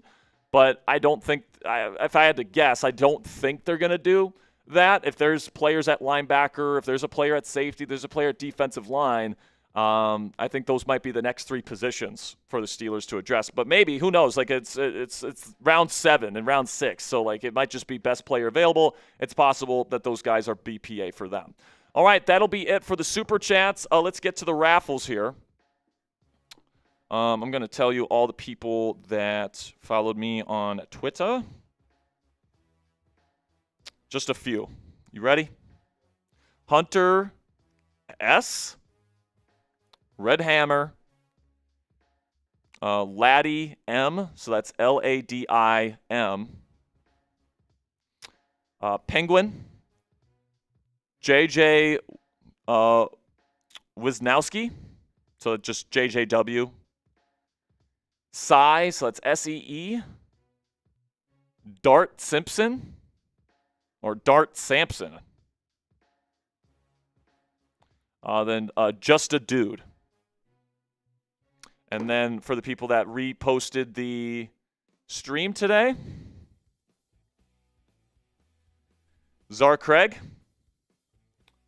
Barack Obama, David H., Big Mike Kittle, Stretch Doctor, Seth, Renegade Sports, Anton S., and that's it. All right. So just so you guys know, we are raffling off a piece of our merch from the Steelers Talk website. So you can find that at chatsports.com/stmerch. If you win, go on the website, see what you want, and then email me at Sperry at chatsports.com. You let me know what item you want, what size you want, and then what your shipping address is. Okay? So for all the people in the raffle, good luck to you guys.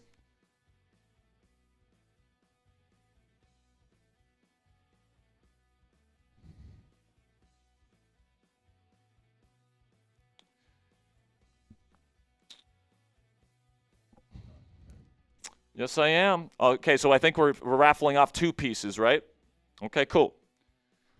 2 raffle items here for 2 pieces of Steelers Talk merch. First raffle item goes to Lord Bordeaux. I mean, that makes all the sense in the world. So, Lord, congratulations. So send merch item to Lord Bordeaux. Cool. So, Lord, congratulations. And that's going to significantly reduce the amount of raffle entries here. Good pick from Kansas City here. They're taking Cyrus Allen from Cincinnati. So that's going to be Laddie M. Laddie.